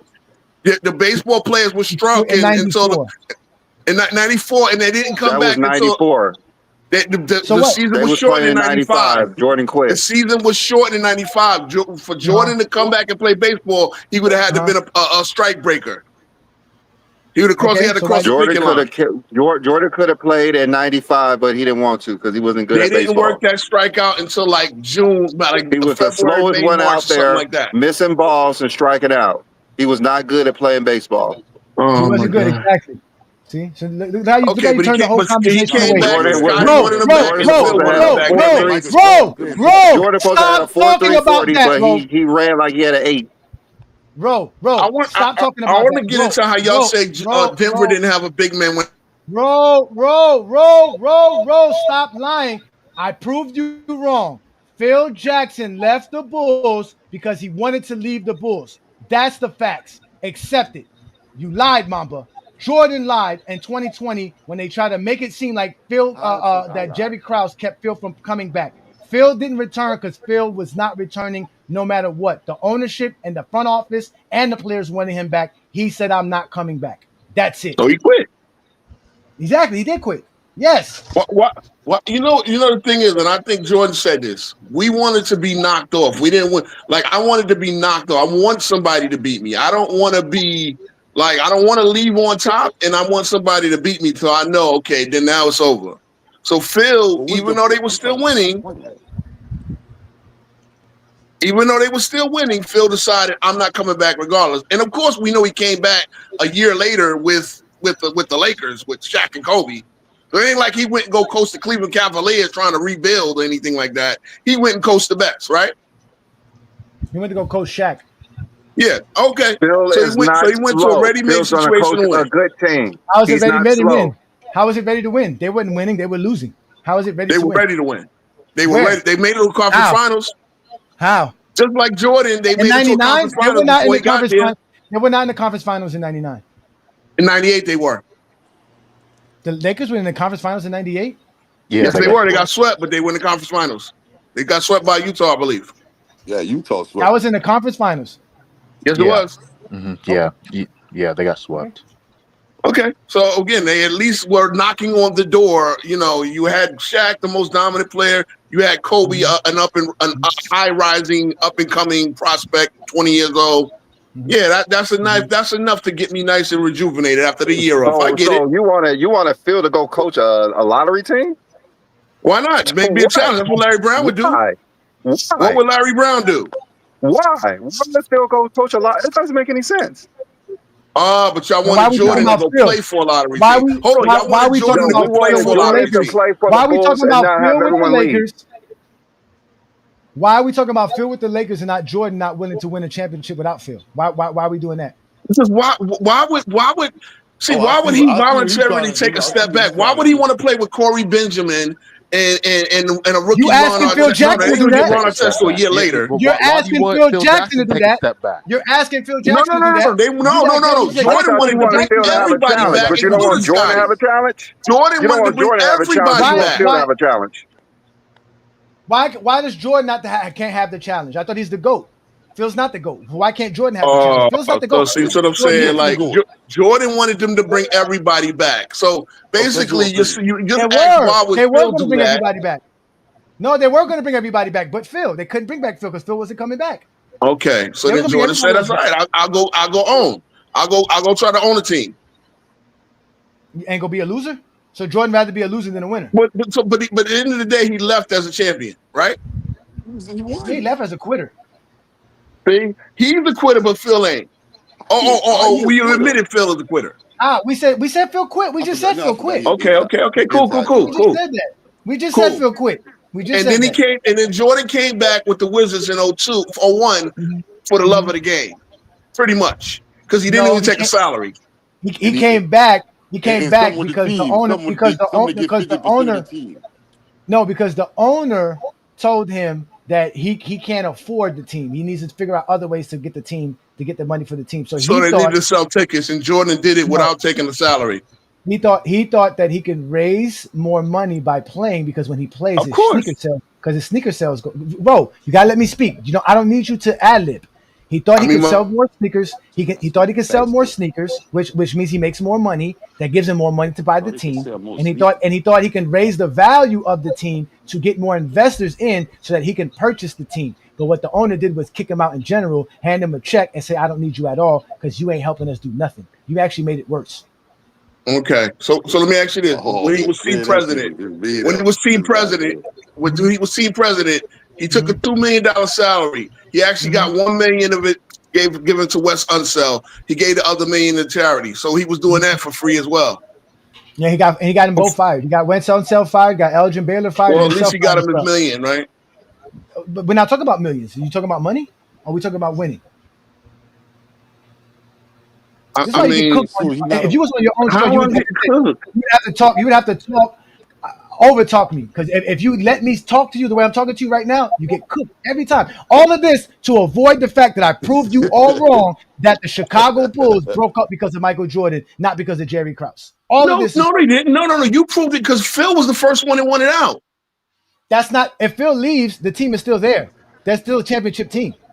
And the championship team that you think any coach can win because Phil had nothing to do with it. Like you said, Phil's only winning because of Mike and Pippen. He's only winning because that Jordan needs Phil to win. Exactly. The same way Magic needed Riley for it to be Showtime. Because when Dunleavy came in, they were now a half-court team. Magic won without Riley. Without Riley. Thank you. He won before Riley.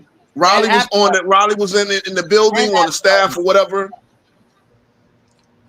Remember, it was Westhead and then McKinney. I mean, McKinney got hurt, and then Westhead took over, and Riley took over as his assistant. It wasn't Riley's team though; they won a championship without Pat Riley. I got you, but okay. Then it was Showtime with Riley. As I said, I didn't say about him winning. I said Magic played for Dunleavy, and it was no longer Showtime. The Showtime Lakers started with McKinney. So all Pat Riley did was continue McKinley's offense. That's all he did. Okay, cool. But again, then Magic was willing to play without it, and it didn't exactly hit the same, right?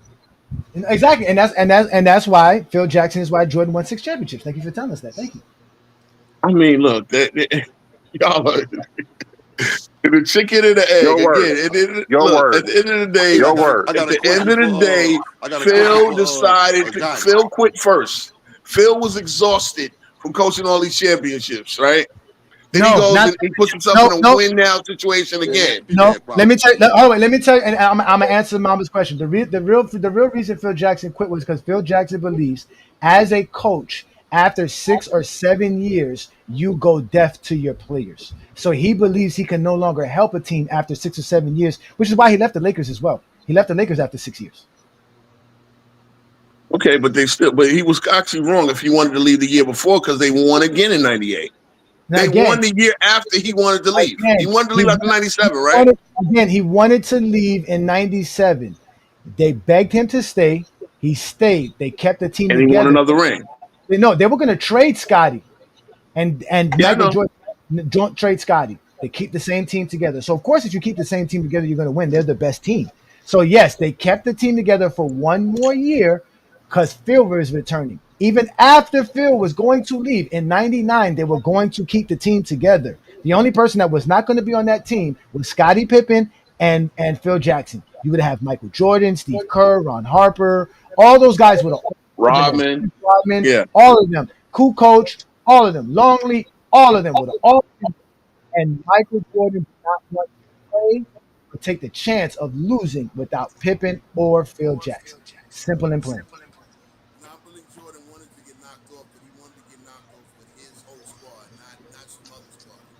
And that's fair enough. You don't think a guy that gave a city 6 championships deserves that? And a man won 3 in a row twice. See, y'all kidding me about my Knicks, bro. Winning a championship is precious. Anyway. I can't hear nothing Roy's saying. Can y'all hear him? Nah, he wore out his mic. I'm sorry, I had a call.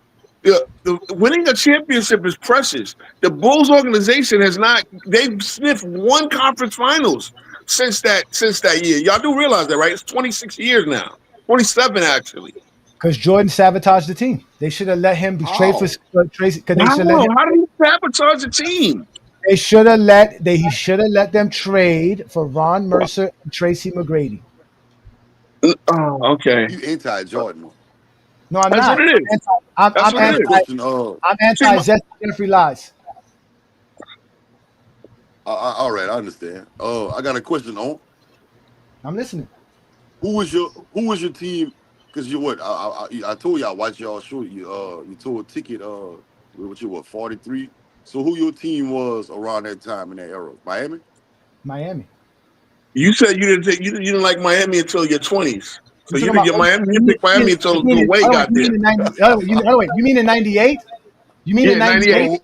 Oh no, 98. You weren't a Heat fan yet, was you? No, in 1998. In 1998, I was a Charlotte Hornets fan.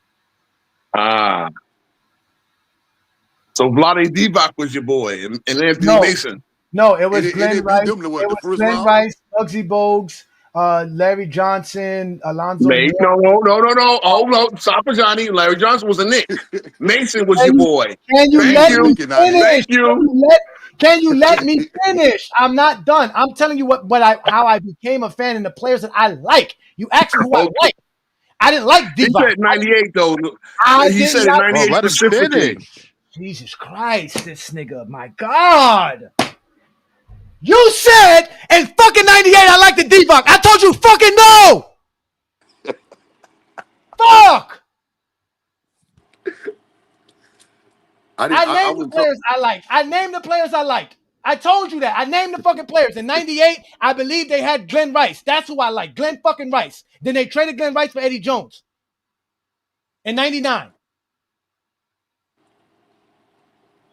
And then they fucked the team over and sold the fucking team, and I became a Heat fan. And that was the 2001, 2002 season. Fuck.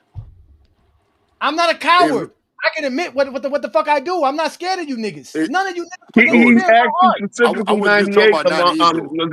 I had to clarify that he was asking about 98 because we were talking about around 99, 2000, around that time. All right. Fuck. All right. We got you. I was talking about. I don't give a fuck about the 90s. I was fucking 17 years old. Fuck, I give a fuck about what I was caring about at 17.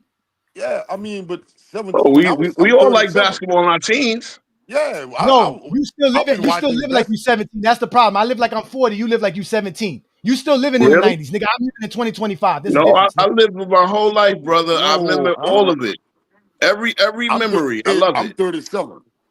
I'm 37. I mean, fuck. When Jordan was. I didn't really the first three-peat. I did see Jordan the second three-peat. You were 6. You were 6. No. Yeah, this is an absurd take, even for this show. When you talk about when you talk about what happened in 1998, because LeBron quit on 3 teams in his career. He quit on the Cavs his first time before he won a title. And the second that Dwayne Wade started having knee issues, LeBron quit in Miami. The point you're missing is Scottie Pippen was never the same player after 1995 when he had back issues. Pippen shot 41% from the field during the Bulls' final 3 titles in the playoffs, and Pippen needed to be carried on the court in the 98 finals. So while Michael Jordan, well, I know, I'm not done. I'm not done. Well, Michael Jordan won a title with Scottie Pippen having no back. LeBron James left Miami the second Dwayne Wade started having knee issues. He didn't stay. And then LeBron left Cleveland again. And the reason LeBron left Cleveland the second time is because after LeBron created a toxic environment that Kyrie didn't want to be part of, the East got better. So LeBron knew after 2018, he wasn't even good enough to come out of the East. So LeBron ran away 3 times. Michael Jordan left after 98 because he had accomplished everything there was to accomplish. And Dennis Rodman was going to be 38 years old. Scottie Pippen wanted to get paid. He was leaving. Phil's daughter had a drug problem. He was leaving. Phil was going to leave basketball anyways. The entire Bulls team was done. The other thing is Jerry Krause wanted to rebuild. Jerry Krause felt he never got enough credit when the Bulls were winning titles. So Jerry Krause wanted to bring in his own coach. He wanted to draft players like Tyson Chandler and Eddie Curry. Krause wanted to prove that he could win. He wanted to bring his guy Tim Floyd, and Jordan did not break the team up. The team was old, and they had accomplished everything there was to accomplish. But the key point you're missing, there's a difference between leaving after you accomplish everything and quitting when you've accomplished nothing. LeBron left Cleveland the first time. He hadn't won a title. When Jordan left, he had accomplished everything there was to accomplish. That's not quitting. Okay, so to answer your silly question, hold on, no, listen, y'all don't get to reiterate on Brandon Katz lioness. Again, the Chicago Bulls had enough to win another championship in '99. Jordan, no, they didn't. Rodman was going to be 38. That's a lie. Do I give a fuck? No, not one. How many fucks do I give? 0. Exactly. So therefore, your comment is irrelevant. Man, sit your dumb ass down. I will repeat myself. The Chicago Bulls had a good enough roster to win the championship in 1999. They didn't run it back because Michael Jordan quit on the Bulls. He quit the game of basketball. LeBron didn't quit the game of basketball. He left Cleveland as a free agent. If Jordan would have left the Chicago Bulls to go play somewhere else, it wouldn't have been Jordan quitting basketball. Jordan quit basketball. That is quitting. He no longer played the game. He retired from the game. That is quitting the game of basketball. The Chicago Bulls were going to repeat and win another championship if Jordan returns, if he is the GOAT that y'all claim he is. Stop lying. No, Jordan wasn't good enough. Stop lying on Phil Jackson's name, because now you're going to tell us that Phil Jackson, right, is not the winner, right? Because who chose Phil Jackson as the coach? Jerry Krause. Jerry Krause already took credit for the Bulls' 6 championships. He didn't need you guys to give him credit. He doesn't need your validation. He already knew he was responsible for the Bulls' 6 championships. He already knew that. He didn't care what y'all thought. Jerry Krause is a winner. No matter how anyone uses Jesse Jeffries is going to bring it up. And to bring up the fact that he was trying to rebuild. Again, he was trying to rebuild when he was trying to trade Scottie Pippen away in 96. That's why when they won the championship in 96, they asked Michael Jordan, are you glad Scottie Pippen is still here? He said, yes, Scottie Pippen is one of the best players in the league. He held the team down. He's definitely worthy of it. And I'm glad they never got rid of him, because I probably would have never returned if Scottie Pippen wasn't on the Bulls. So since 95, Michael Jordan held the Bulls hostage with Scottie Pippen. They were trying to get rid of Scottie Pippen, the same guy that you guys are lying about. From then, they were trying to trade Scottie Pippen for Shawn Kemp. It didn't happen. Then they tried to trade Sean. They tried to trade him again after 97 for Tracy McGrady. Michael Jordan threatened to retire and quit the team. Then they didn't, because they were winning championships. And Jerry Reinsdorf signed off on all of this over Jerry Krause, who was already trying to rebuild the team because he knew Jordan was a quitter. Jordan quit on me on 93. Why should I trust him in 96 and 97 when he's asking for 1-year deals on top of that? That's not how Jerry Krause does business.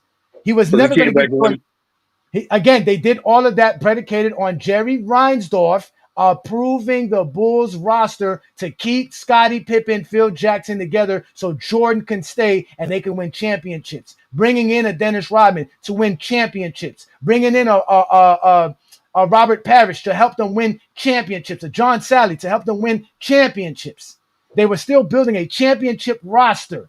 And Michael Jordan broke up that championship roster because he couldn't have his coach and his sidekick. Those are the facts, ladies and gentlemen. The facts. Not zesty. I got another fact. Jerry Krause drafted Keith Lee over Karl Malone in 1985. Tag me in, man. Let me get in this, man. So what? Who cares? So what? Oh, okay. So I'm just saying, it's not like Jerry Krause is always right. Even Tony Kukoc, the one draft pick that he really hit on in 1990, it took 4 years for him to get on the roster. Sir, he hit on Charles Oakley. He hit on Horace Grant. He hit on B.J. Armstrong. He hit on Scottie Pippen. He hit on Will Purdue. He hit on Tony Kukoc. Stacey King did hit it. Michael Jordan messed up his career. Same thing with Brad Sellers. Michael Jordan messed up his career. That's who messed up Brad those guys. Sellers instead of Ron Harper. I mean, like, Jesus Christ. Okay. Why would I need a Ron Harper if I got Jordan? Exactly. Because we can play two guards. Why not?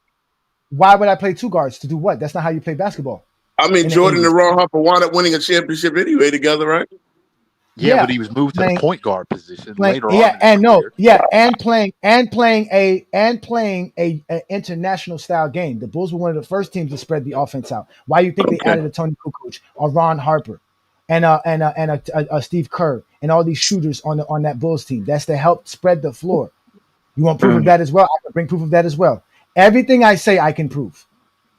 I got you. I mean, this is bizarre where Jordan is the worst thing that ever happened to the game. No. My problem is that your belief of Jordan is the worst thing that ever happened to the game, not Jordan. Go ahead, Herm. Continue. The belief of all the lies that y'all been saying that we've been debunking on show. Salute y'all, man.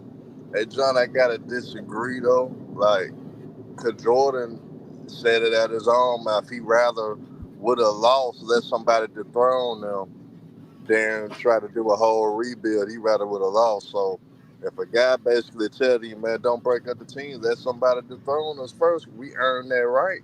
Because this is our second three-peat. Me and Scott is second three-peat. Let somebody dethrone us. And they went against that, went against the so-called superstar will, like we've seen how owners going against LeBron James will right now. And LeBron felt like he had to put certain things in his own hands to enhance his career. So Michael Jordan essentially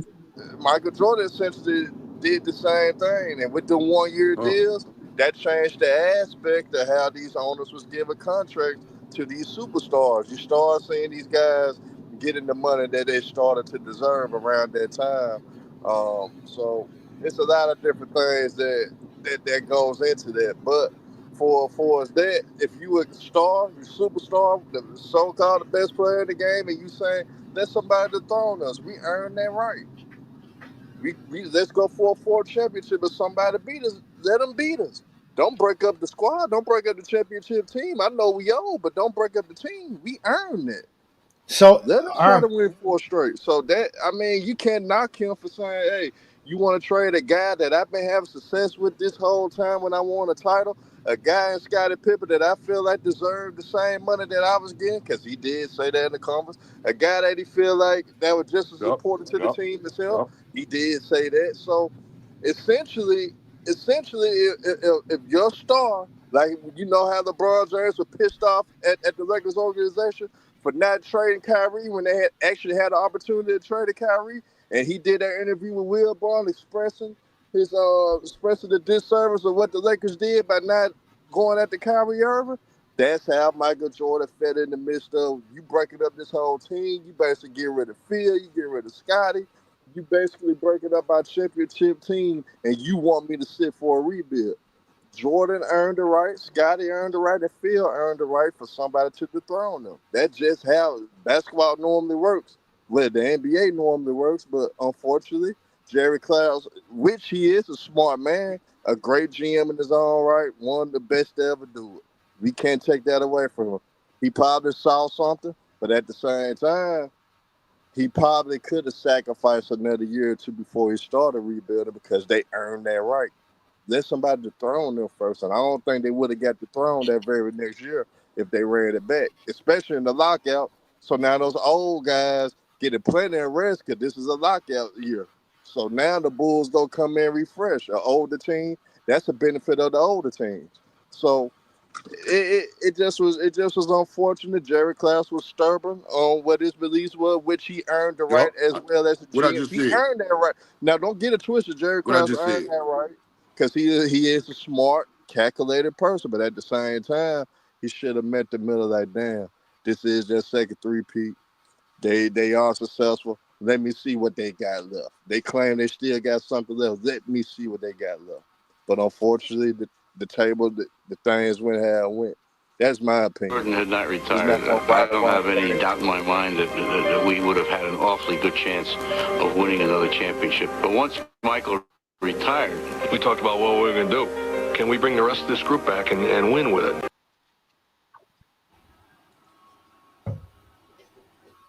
That's the point there. If Michael Jordan had not retired,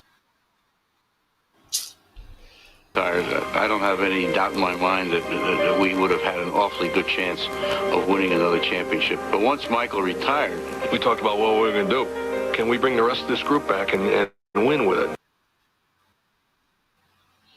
Okay, so you heard the truth, not zesty Jeffrey lies that you How guys know that's the continue to truth? reiterate.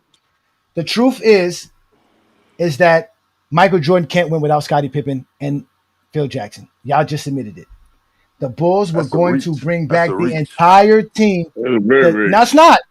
Oh wait, you just all agreed with Herm that the team was broken up because of Phil and Pippen. Are you guys telling us the Bulls cannot win if Phil and Pippen is not on the team, but everybody else is? As we said, Jordan wanted to win with his entire. Answer my question. Answer my question. So that means Phil and Pippen is the team. That's what. Phil and Pippen team. What did they do without Jordan? Hold on. In 1995, what did they do? Don't ask me a question without answering my question. No, You guys just said. Hold on, bro. No, wait. I want to make sure I get the question right, Herm, before you answer. Stop unmuting yourself before, because you guys are getting cooked. You thought Herm had y'all. You thought Herm saved y'all, but Herm just proved our point. So again, Herm sat here and said that they kept the team together, which the only people who were not going to be returning in '99 was Pippen and Phil Jackson. You heard both the GM and the owner say they were bringing everybody back. So again, I ask you, are you saying the Chicago Bulls championship team was Phil and Pippen because those were the only two that were not coming back? Go ahead, Herm, unmute yourself and answer that question. I'll answer the question truthfully. End of the day, like I previously just said a couple of minutes ago, yes, Michael Jordan essentially retired because he was pissed off at Krause for basically letting Phil and Scottie go. He didn't like that. So he wasn't returning to a rebuild. He felt that you was gonna do a rebuild, you was gonna give a person that knows him well, that he knows well, they know how to feed off each other, get the best off each other, and a coach that know how to manage everything. You still had Dennis Rodman that was playing at a high level at that moment as well, because Dennis Rodman wasn't returning either, though. He wasn't going to return either. He was a free agent too. So you basically lose a Rodman. That's not what Phil Krause and Jerry. That's not what Phil Krause and Jerry Reinsdorf just said. They were going to keep him, bring him back too. Yeah, he was a free agent. He wouldn't have came back. It doesn't matter. He would have brought him back too. They would have brought everybody back. Nah, that's not a game. Just besides Scottie, because Scottie was the only one that was going to get real money. Everybody else would have came back for less money to play next to Jordan. They actually could have paid Scottie, so Scottie could have came back and they would have paid him. Scottie could have got the money from Chicago. Yeah, but we know they're not. We know they weren't going to pay Scottie, so that's why Scottie left. I mean, if they wanted him, they could. So everyone that came back but Phil. Thank you. Yeah, everyone could have came back for Phil. They just had to pay Scottie. Yeah, but the Bulls was moving on for Scottie. They weren't gonna mess with Scottie. It was over. They could have paid him if they wanted to come back. Jordan could have convinced them to pay him.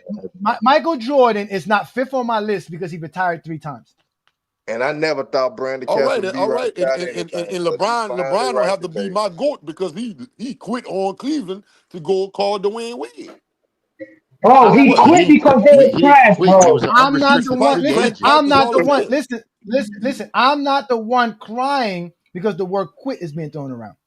Y'all are. Oh, I'm not worried, but I want to You be are. him I mean, expect you you faithfully. to have your defended it take. like they I told you I defended don't it like though. none of Hey, these Johnny. niggas. Hey, Johnny, you defended it like they defended it though. So I mean, you I'm not defended defending your because LeBron point. didn't retire. LeBron didn't quit. I mean, he did quit on Cleveland, according to what you stating about Michael Jordan. No, it's not. According to me, according to what I said, you must retire. No, according to me, you must retire to quit. It's not about. I didn't say leave. I said retire. Quitting. It's a different. I said retire. That's not the same. I got a question. I got a question, hey, John. It's not the same. What's the definition of quitting, hey, John? Give me the definition of quitting. No longer playing the game of basketball. No. Give me the definition, the dictionary definition. Retiring from your employment, no longer playing the game of basketball. Give me the Webster's dictionary definition of quitting. No longer playing or doing a job. To leave a place, usually permanently. I guess Brandon Katz and you got the same definition, because quitting is quitting. It don't matter. No, it's not. I have a question. Did Scottie Pippen quit in 99? Did Scottie Pippen quit in 99? Nah, he really quit in 94. All right, Scottie didn't quit, but somehow LeBron quit. He quit in the playoffs in 94. But I mean, niggas. Did Scottie quit in 99? Sit your $5 ass down before I make change. You fucked up big time. You're incapable of running this shit. This is how y'all try to derail the show. Again, my statements are clear. When you retire from the game of basketball, you're quitting the game of basketball. That is what Jordan did. He quit basketball, not the Chicago Bulls, not nothing else. He quit basketball. Stick to the topic. Stop running around and lying on GOAT James Kingdom names. You guys get exposed all the fucking time for saying stupid, silly shit. Man, sit your dumb ass down. What you just said is one of the most insanely idiotic things I have ever heard. Everyone in this room is now dumber for having listened to it.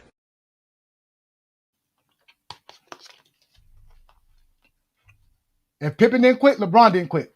It's just that simple. And y'all all said that. They both quit. Pippen didn't quit. They all quit. Okay. Well, I got just this so you can one feel better about Jordan. Just so you can feel better about Jordan. That's fine. We good. I got one super question before I. Nah, it's not about feeling good about Jordan. Before I step I away. don't compare LeBron and Jordan. I'm gonna give you a scenario, hey, John. And this is just pertaining to life in general. At my job right now, because I am a supervisor at a company called Milwaukee Tools right now. I have one of my peers was the supervisor for over 25 years at Milwaukee Tools, was very successful, did everything you could do.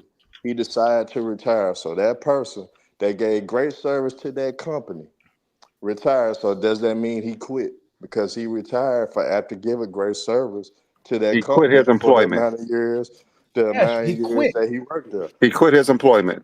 Yes, he quit. Nothing about quitting. Nothing about quitting says anything negative. The definition of quitting: number one, a verb, leave a place or usually permanently. Okay, hold on, wait. You guys told me to go get the definition. The second one, behave in a specific way. Quit yourself like men and fight. Right? Or the last one, rid of. There is nothing about the term quit that is negative. It just denotes something no longer being possible. Jordan quit the game of basketball. You can take it as a negative or not, but he quit the game of basketball. LeBron never did that. You need to stop it.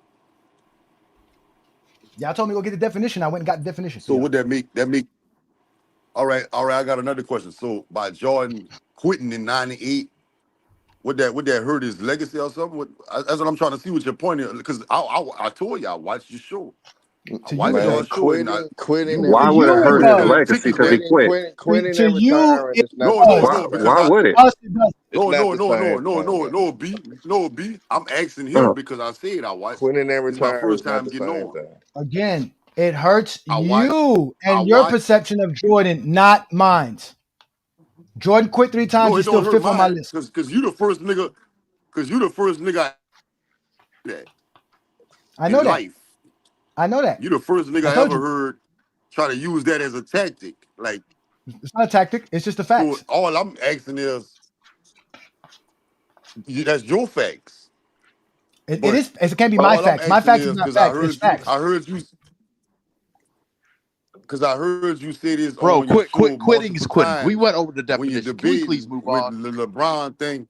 Now, quitting and what they have? retiring is What they got to do with totally anything? different things, man. What does I don't know. Y'all the one who upset because we keep telling y'all Jordan quit.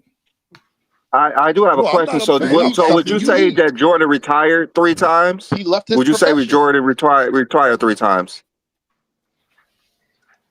It's some people I personally know. Yeah, Okay. So he retired 3 times, and 93. retiring is quitting your employment. So he quit 3 times. That's what Ajani's It's not saying. He quitting your quit his employment 3 times. Retiring is basically a stoppage on your career. Yeah. And in all actuality, Then you know what kind of separated. Leaving You a know why I don't team. compare it with the LeBron thing? Because LeBron lost. I can't. LeBron lost and went to Cleveland. Jordan won both times before he retired.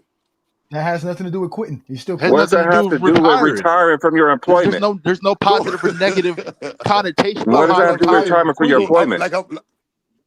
Just because you contractually finished your contract by leaving a team and retiring from basketball are 2 different things. LeBron James went from one team to another. LeBron went from one team to another after his contract was up. It is not You the tell same us which as one's quitting better. the game. It is not the same as quitting the game of basketball. It's not hard. It's not complicated at all. Which one's It better, really Mamba? isn't. Quitting basketball or going to another team? What? Which one's worse? You tell us. Which one's worse to you? Like, what are we talking about here? Which one's better? You said which one's better. You tell us. I think the one calling for help. I think the one calling for help is worse. Jordan quitting is calling for help. That's why he quit, because they wouldn't give him the help he wanted. Oh, damn. You done moved the goalpost by 19 times, man. How? You moved the goalpost. You brought up help. This nigga, you see what I'm saying? You just brought up help. No, look. I said, look, man, because I don't think you'd be understanding me. I said, I just made a whole comparison. Since you always bring it up in the debate, I said which one better, winning 3 straight and quitting, or can't win and then calling a whole another nigga for help. He did. Oh my God! And quitting on your kingdom. He didn't quit on his team. He was an unrestricted free agent and left. No, there's nothing wrong with that. Well, to the masses, like, look. I don't care about the masses. It doesn't matter what the masses say. It does not matter what the masses say. If I'm an unrestricted free agent, I'm allowed to leave said team and go to another one. I mean, there's Jordan nothing wrong with that. Unrestricted free agent, and he chose to retire as an unrestricted free agent. I'm not disputing that. Retiring is quitting. Retiring is quitting. I'm not disputing. I am not disputing what Michael Jordan did. I'm not on either side. I'm just saying what LeBron did as a free agent was not wrong either. So what are we talking about? He didn't do anything wrong. Neither man did anything wrong. It ain't, but according to Ajani, man, him and Brandon Katz right. They both right about LeBron and Jordan, man. They both right. They both right. So how would they say it right? I ain't gonna lie to you, man. Well, why he didn't resign? Good points by Ajani. You still haven't told us what Brandon Katz said was right. You still haven't told us what Brandon Katz said was right. Why he didn't resign? You still haven't proved what Brandon Katz said was right. I mean, you don't have proof. You still haven't proved what Brandon Katz said. But I think all y'all asses what did Brandon Katz what did Brandon Katz say that was right? I mean, it's different ways that you could quit, nigga, without quitting. See, y'all try to dumb it down to what quitting pertains to what you believe what quitting is. But quitting, you could quit on the team during the game. You could just be so frustrated with the BS you dealing with. You just quit and say, hey man, trade me. Here I seen Devontae Adams when he was with the Raiders this past season. He was mic'd up on the sideline. He was so frustrated at what he was seeing from that team. He said, man, I got to get up out of here before I go crazy. He said, I got to go before I go crazy. He literally quitting on the Raiders on the sideline. Doesn't mean that he's quitting football, but he quit on the Oakland Raiders. LeBron was so pissed off with what he was seeing for those role players with Cleveland and Mo Williams disappearing. Delonte West not doing what he's supposed to do, and then he already in controversial things, and you got Big Z can't move up and down. LeBron took out that jersey. I can't take this shit no more. I quit on this team, but let me take my talents to South Beach. I mean, you could quit in various different ways. Herm, So that's a good point. Can I ask you a question? One yeah, question. go ahead, brother. Go ahead, bro. If and I'm not disputing what you're saying, but if my contract is up and I'm an unrestricted free agent, meaning I'm no longer have any contractual obligations to you as a franchise, how can I quit on you and I'm no longer under contract? How can I quit? I'm just going to another team. I have the right as a free agent to go to 29 other teams. I'm no longer under contract. So how can I quit on you? And if I'm no longer under contract to you. But here's the thing. I actually agree with what you've been saying the whole time. I've been telling you, I disagree with Ajani, B. Lee, and Brandon Katz. I think those three are totally wrong. But let's just say that we are feeding into whatever they are saying. They both are right in hindsight of what they believe quitting is. There's different variations of quitting. You could quit in various different ways. You can I have a question, Herm. Herm, have you ever quit in life? No, I Okay, you never quit in been a life. man that stand Have on you business. kept the same job your whole life?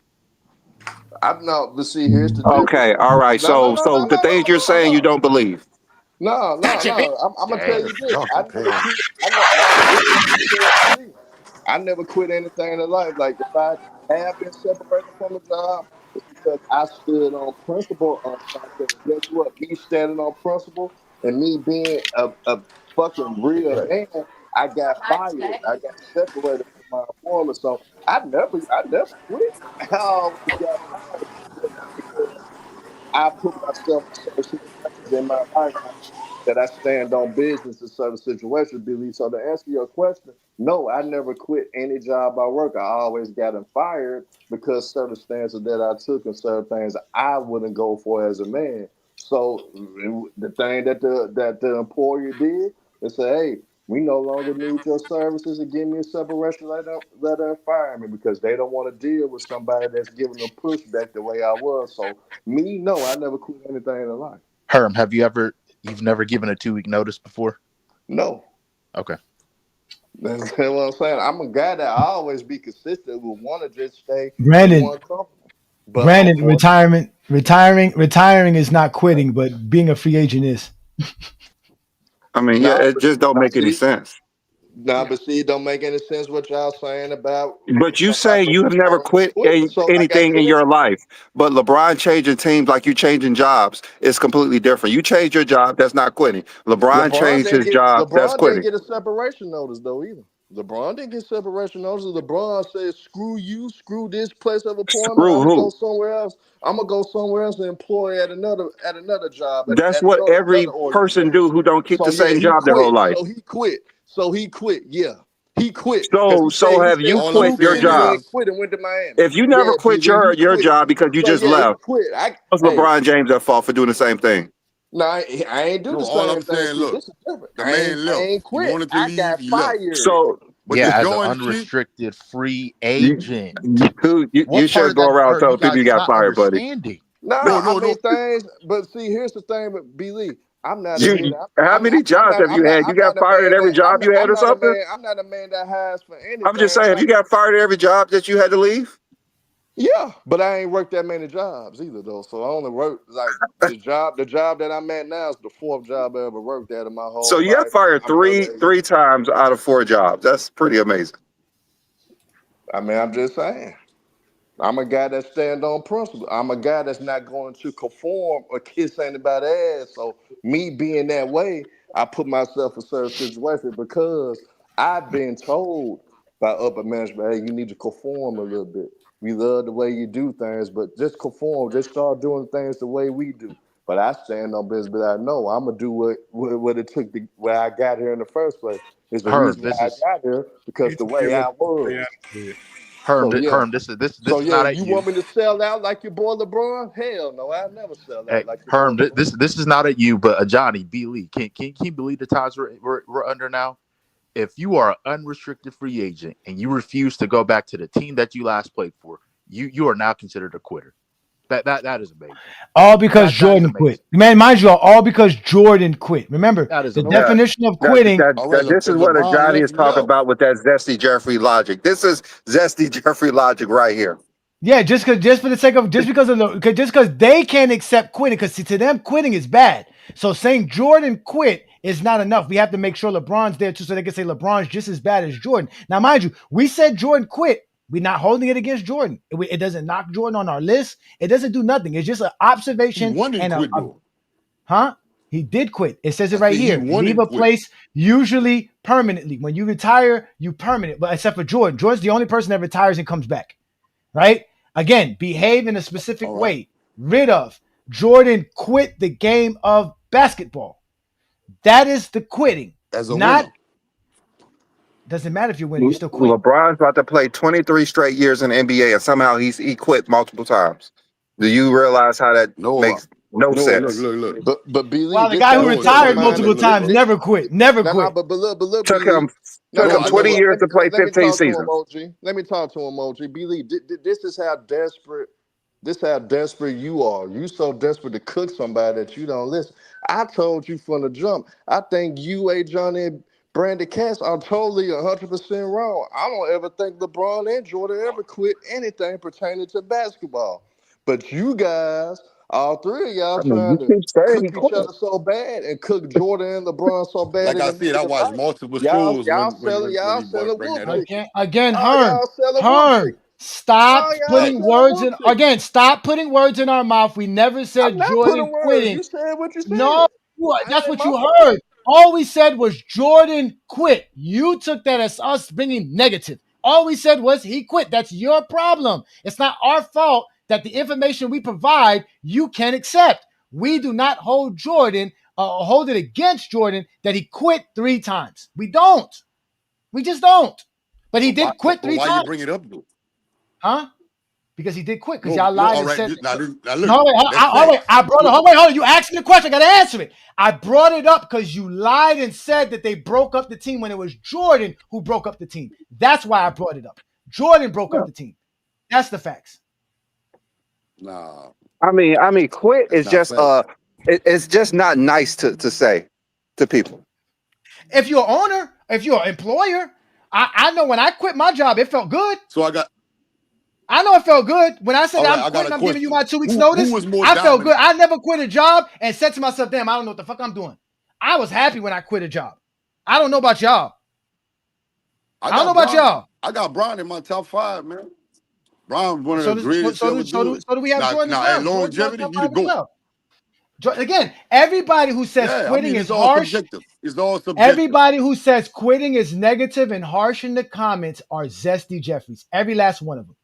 Nobody here says quitting is a bad thing. Yeah, we just know that y'all think it's negative. So when we say it, we just sit back and watch y'all get upset. That's what we love it because y'all can't even talk regular English. Y'all can't count. Y'all can't read. Y'all can't do grammar. Y'all can't spell. Y'all don't pay child support. Hey, Johnny. What the fuck we talking about? Did you say, hey, Johnny, on Friday, I think you said on Friday, Zesty Jeffries are criminals. They are criminals. I proved it. They're big time criminals. All of them. Wow. Damn, is that serious, man? Yes, that's serious. I'm telling you, they're criminals, brother. Who criminals? Okay, let me ask you a question. Who's the only fan base? Who's the only fan base that says until you get your sneakers stolen from you, you can't be the GOAT? Nah, that's who is the fan base that robs each other for sneakers? Yeah, that is a good point. I can't lie. Who is the fan base? Who is the fan base? Who is the fan base that showed up here on GOAT James Kingdom and said when Michael Jordan plays, the crime stops because all criminals are at home watching basketball? Who said that? The Jordan fan base, sir. What that Jordan fan base? The price of tea in China. Jordan fan base. Jordan fan base is a bunch of criminals. Non-tax paying, lying ass, grown ass men. That's what they are. And if you don't like to be associated with that, listen. Like I tell y'all guys all the time, if I don't want to be associated as a blood, I don't wear red in the blood neighborhood. All right. If you don't want to be associated with Zesty Jeffries and Zesty Jeffrey logic, you must disassociate yourself from them, not defend them. I don't defend Bloods and Crips, so you don't associate me with Crip criminals. All right, look, this is the question I asked you like an hour ago. You told me 98. I wasn't talking about 98. All right, you in your 40s. Who was your team as a child coming up? Like, what was your foundation? Your team? Who was your team? Like, He said the Charlotte Hornets, and he no, was he about said to in name 98. off. No, he said in 98, Charlotte Hornets. And I told you because of Larry Like, all right, his Johnson. first three. See, look, see, nigga think I let nigga listen. You're not gonna niggas be asking questions. He Never let niggas. bugging, no goddamn, just listen. What the fuck, nigga? And look, they don't even notice it. John, you see it. They don't even notice how rude they be. They never notice it. They Rude? never I'm notice asking how you a rude. question. And you're not letting me answer. That's called being rude. I wanted you to make sure I understood because somebody else said 98. I wasn't talking about 98. I was talking about coming up like in the late 80s and the early 90s. His first three-peat. Who your team was? The Charlotte Hornets. Oh, all right. Well, 'cause earlier I thought you was just talking about in 98. I thought you started liking them in 98. All right then. That's all I was asking. No, if That's you all would I have was heard asking. earlier before I was cut off, I was bringing up the Muggsy Bogueses, the Larry Johnsons, the Lonzo Mornings, the All David right. Wingates, the Kendall Gills. Yeah. That's what made me start liking basketball. I had a whole show about this where I told y'all Larry Johnson was one of the reasons why I started liking basketball. And I became a Charlotte Hornet fan because of it. Where's Kendall Gill Yeah. from? You just follow Chicago. I just get it. No, I apologize. You know what, John? This one's for you, John. This one's for you. Boo this man! You just follow That's all Chicago. I was asking. Okay, Yeah, again, every question y'all have for me, and like I tell y'all guys all the time, I have the answers. I have the answers. That's why I'm called the That's exposer. all. That's No, all I that's why I'm was. called the exposer. I'm not like the Yeah, rest of these yeah, and don't answer questions and don't make up shit. I bring up facts. I bring up real information, and just because you don't like it, that doesn't mean I'm lying.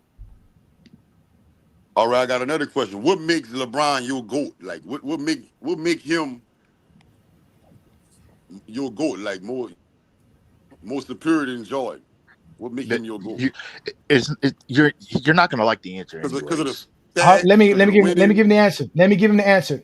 LeBron James is the player that accomplished more than anybody in NBA history. You've never seen a better basketball player in your life than LeBron James. You telling me I didn't? Yeah, Ajani, because you're 37, correct? Right. You was born 87, correct? 88. Okay, you were 10 years old when Chicago Bulls were winning a championship. What did you know about basketball at 10 years old? Correct. What did you know about basketball at 10? What did you know about basketball at 10 years old? What you mean? I was playing basketball. I was My family I'm is going to sports ask you oriented. again. What did you know? People play basketball, can't play it. What did you know What you mean? about basketball? If you can't answer that question, then you're proving my point. So for What your you mean? I knew lifetime, basketball. What the fuck? bruh, you didn't even know how to write cursive then. So how you know Get more basketball? specific. How much more specific than knowing basketball? How You you didn't gonna know tell me basketball. what I like? Okay, all right, Mamba. Are you gonna talk basketball with a 10-year-old today?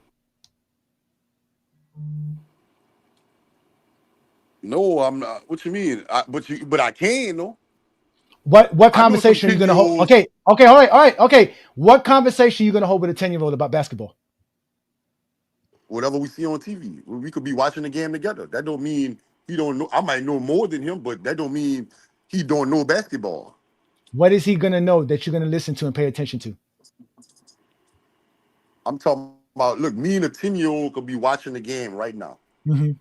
So you telling me the 10-year-old don't know what's going on? You don't know who Steph Curry is. You don't know this and that. You know. You can know. Okay, I said about the game of basketball, not the players. A game. What does he know? But the game. Don't bring up players. Again, you're bringing up players. I'm asking you again. What do you know about the game of basketball? Does he understand pick and rolls? Does he understand standing flare screens? Does he understand the rotations? Does he understand coaching? Does he understand basketball? of course, you're not gonna have, like I just said, you're not gonna have all that knowledge. Okay.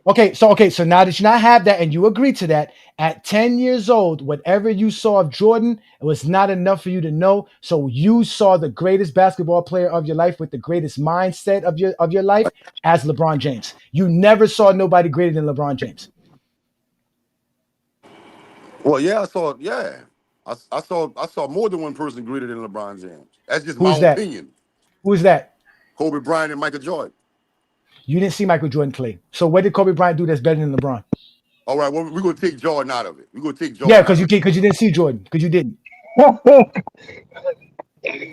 I did see. You didn't see Jordan. You didn't see Jordan. You didn't. So let's go to Kobe. You saw Kobe. You saw Kobe. You started watching sports at 15, 16, 17 years old. That don't mean I was watching basketball before you, sir. Well before you. And I'm not about to tell you what you was doing at that age. And I'm not gonna tell you that at 1991, I knew enough about basketball to talk about 1991 basketball as a 10-year-old. So I didn't know that. So I didn't see that. I didn't watch. I can't tell you about the 80s because I didn't see the 80s. All right. So don't. No, you don't get what I'm saying because you just want to repeat yourself. So I repeat myself again to you. You never saw a better basketball player than LeBron James. You said it was Kobe. How is Kobe better than LeBron James at basketball? Winning, just superior mentality. All right, and what? So winning. So winning. Is Kobe the most winningest player you saw in the NBA since you've been watching NBA? Is that? I know that's what you play for. Is Kobe the most winningest player in the NBA? Yeah, it's a play. Huh? What you mean, Evan? Did he win the most championships since you started watching basketball? Him and Tim Duncan. Okay, so why is Tim Duncan not better than LeBron? I got Tim Duncan on my list because Tim Duncan. Is he better than LeBron? Nah, I don't have Tim Duncan better than Okay, LeBron. so Tim Duncan has 5 championships. Why you don't have him better than LeBron? They got people that think he is, though. I'm not asking other people. I'm asking you who put Kobe in front of LeBron because of championships. Why you don't have Tim Duncan in front of LeBron who has more championships? Because I don't have Tim Duncan in front of LeBron. Let's get to mentality. What about Kobe's mentality makes him better than LeBron? What about Kobe's mentality makes him better than LeBron? Shit, just the Mamba mentality, the effort, the greed, like the mentality, like like the effort doesn't make you better. Ball thing, like excuse me, your mentality doesn't make you better. Execution on a basketball court makes you better. So are you saying? You asked me what I wanted to eat. I'm telling you what I want to eat. If you I know that. White beans, I know that. You want white beans. No, I know that. No, first value, of all, our food actually has flavor. You're the one running around here with the potato salad with raisins in it, talking about mentality. Now, as freak of nature wise, LeBron James, man, it'll never be another Jordan. Kobe was the closest. It'll never be another LeBron. There was another Jordan. It was Kobe. He was actually better than Jordan. No, what? Then you got Anthony Edwards. That's your opinion. Mm-hmm. That's your opinion. No, that's not. That's based on facts. Oh man! What did Jordan do? Kobe couldn't do. Kobe better. What can Jordan do? Kobe can't do. Jordan did. That still don't make you better. What you talking about, man? No, you're the one who sat here and said mentality, all this other stuff. We want to figure out how Michael Jordan better than Kobe. I said there would never be another LeBron. LeBron, a freak of nature. I'm talking about alien. The nigga still doing it at 40. You got people thinking he on steroids.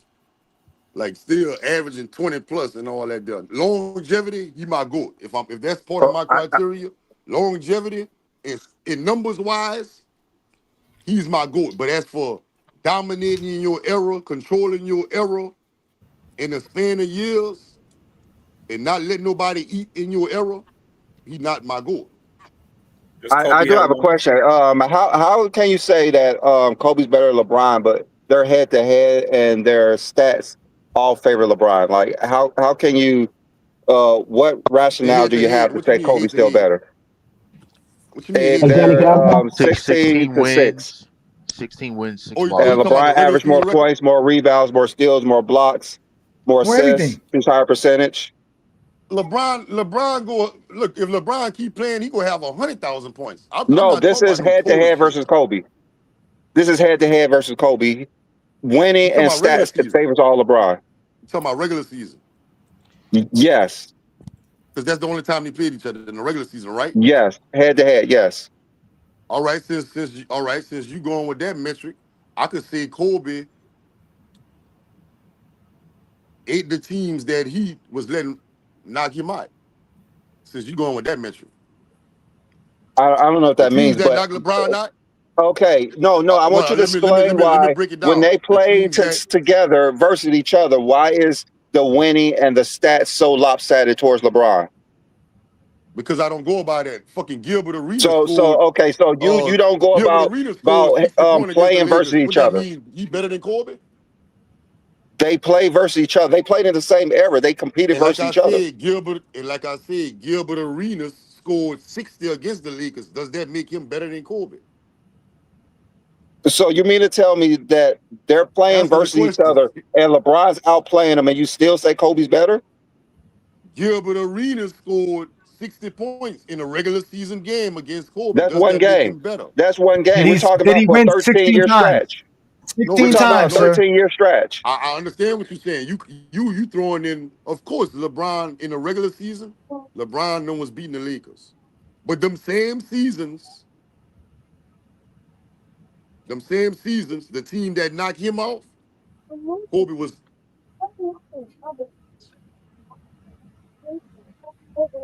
In Cleveland was the number one seed like the last 2 years he was there, right? I'm Okay. correct. We'll talk about the years in Miami because Kobe had the Since you're opportunity to face saying LeBron in that Miami and he stats couldn't make and it. win head to head does not matter. The year when Miami, Why do the same time hands that down, Kobe and LeBron played together, LeBron has more MVPs, more titles, more Finals MVPs, more points, more assists, more steals, more rebounds, more blocks, everything from that time period that they played, LeBron is superior than Kobe Bryant in, including winning and titles and MVPs, everything. all right, look, from 2010 decade, that's Kobe. This how I got. This how I got it. 2003, 4 to 2016 is when they played together as on the court. Why is LeBron has more MVPs, more Finals MVPs, more titles, more wins, more points, assists, rebounds, steals, everything when they play together during the same time period? All right, look, here, hear me out. 2000 decade to 2010. I got the Mamba. That's the Mamba era right there. Miami LeBron, Miami, that's my favorite LeBron. Miami LeBron. That's my favorite LeBron. Miami LeBron. I'm not anti-LeBron. I just think them dudes was more superior than him. That's just all. That's all. I I'm not disagree. anti-LeBron. Of course you go Okay. disagree. Well, I'm gonna say one more thing. Yeah, I'm gonna say Paul one Pierce more is my thing favorite player of all time. because Kobe and LeBron actually played as teammates as well on the Olympics team. Why, when they played in the FIFA and 2 Olympics, LeBron averaged more points, more steals, more rebounds, more assists, shot a higher percentage, more blocks when they played as teammates as well? Why is every time LeBron and Kobe is in the same sentence, the same building, Charles LeBron Barkley averaged outperforms more them? points than Carmelo Anthony won the MVP for the fucking No one won MVP because there Olympic wasn't an team. MVP That don't back mean he then. better than But why did LeBron. LeBron outperform Kobe in the every category? Charles Barkley won the MVP. Charles Barkley won the MVP in the Dream Team. There Carmelo wasn't no Anthony won the MVP of the Dream Team. So I just made this up. Yeah, like everything else you've been saying all night, all day. Oh, how I'm making that up? Because it's based on your opinions. Everything you say is based on your opinions, brother. You have nothing based on no proof, no facts, no nothing. Charles Barkley was the MVP of the Dream Team. Carmelo Anthony was the MVP of the fucking Redeem Team. That don't mean he better than LeBron James, though. Carmelo I don't have the him better than Redeem LeBron Team. James. The Redeem Team wasn't Yeah, Carmelo Anthony. No, well, not the Redeem, the 08 team. That was the Redeem Team. That was the okay. Wade. So in 1992, the Dream Team won Charles Barkley was the USA best player. basketball of the year. So the whole dream team won it. In 2008, the whole redeem was the USA basketball most valuable players. In 2012, LeBron James won the USA basketball most valuable player. So is that what you're talking about? Yeah. Carmelo And in 2024, LeBron won the Olympic MVP, which just started in 2020 when Kevin Durant won the first one. Thank you. That's why he didn't win it. It's not an award that existed back then. That's what we keep telling y'all. Shit, y'all don't listen, bro. See, that's the problem. I understand cutting it like this your show, or whatever you heard, but just because you like something, that don't mean I gotta like it too. Like, you know what I'm saying? It's not about liking something. You're saying that Kobe's superior in things that he's not. Kobe has no superiority in LeBron in any statistical category. Wins, you don't have to like championships, anything. You don't have to like facts. You're right, brother. You don't have to like facts. Nobody got better stats than Bron. Nobody. Nobody got a better career than Bron. Nobody has a better career. Nobody played basketball better than LeBron. LeBron's the greatest basketball player you ever seen in your life. I keep telling you that. You never seen nobody better. Nah, you got. All right. What about Kareem? You never seen Kareem. I didn't see Kareem. All right, guys, it's been fun. I am about to head out of here. So let's get up out of here. We're gonna get up out of here. We out of here. Listen. 5 hours. Yeah, we've been on 5 hours. Enough Zesty Jeffrey Logic. Again, thank you, gentlemen, for joining us. We appreciate you, gentlemen. But Brandon and I are ready to get up out of here. I'm ready to get up out of here. Enjoy the rest of your day. Thank you guys so much. Like I told you, if you want to support what we do here in GOAT James Kingdom, become a GOAT James Kingdom member. All you got to do is join our hit the join tab. When you become a member of the channel, you'll see all the different perks and everything that goes along with being a GOAT James Kingdom member of the channel. Again, if you are a part of the King's Guard, you have access to your posters, and all the members that showed up Friday as well, we'll be working on your posters. Again, if you want to talk to me on a Friday night is where you do it, 9 p.m. Eastern, right here on the GOAT James Kingdom channel with the Friday night exposure with the exposer. If that doesn't work well for you, you could always come on a Sunday afternoon and do the show on Sunday right here on the GOAT James Kingdom platform, where B. Lee and I open up the platform like we just did for all of you Zesty Jeffries and all of you real basketball fans. If you want to have a true debate in basketball, one-on-one, show up on the Radar Show every Saturday, 9 p.m. Eastern, right here on the GOAT James Kingdom channel. Other than that, if you just want to talk sports, guess what? We have the Allen Powell Show, which is available on Wednesday nights, 9 p.m. Eastern, right here on the GOAT James Kingdom channel. But with that said, ladies and gentlemen, we had a great Sunday. Brandon and I are getting out of here. I'm tired. He's tired. We can't keep exposing Zesty Jeffrey lies. Peace and blessings. Have a great Sunday afternoon. If you're a basketball fan and you're tired of basketball shows that talk about fake narratives and using non-basketball terms like killer instinct, playoff translation, gravity, come to GOAT James Kingdom.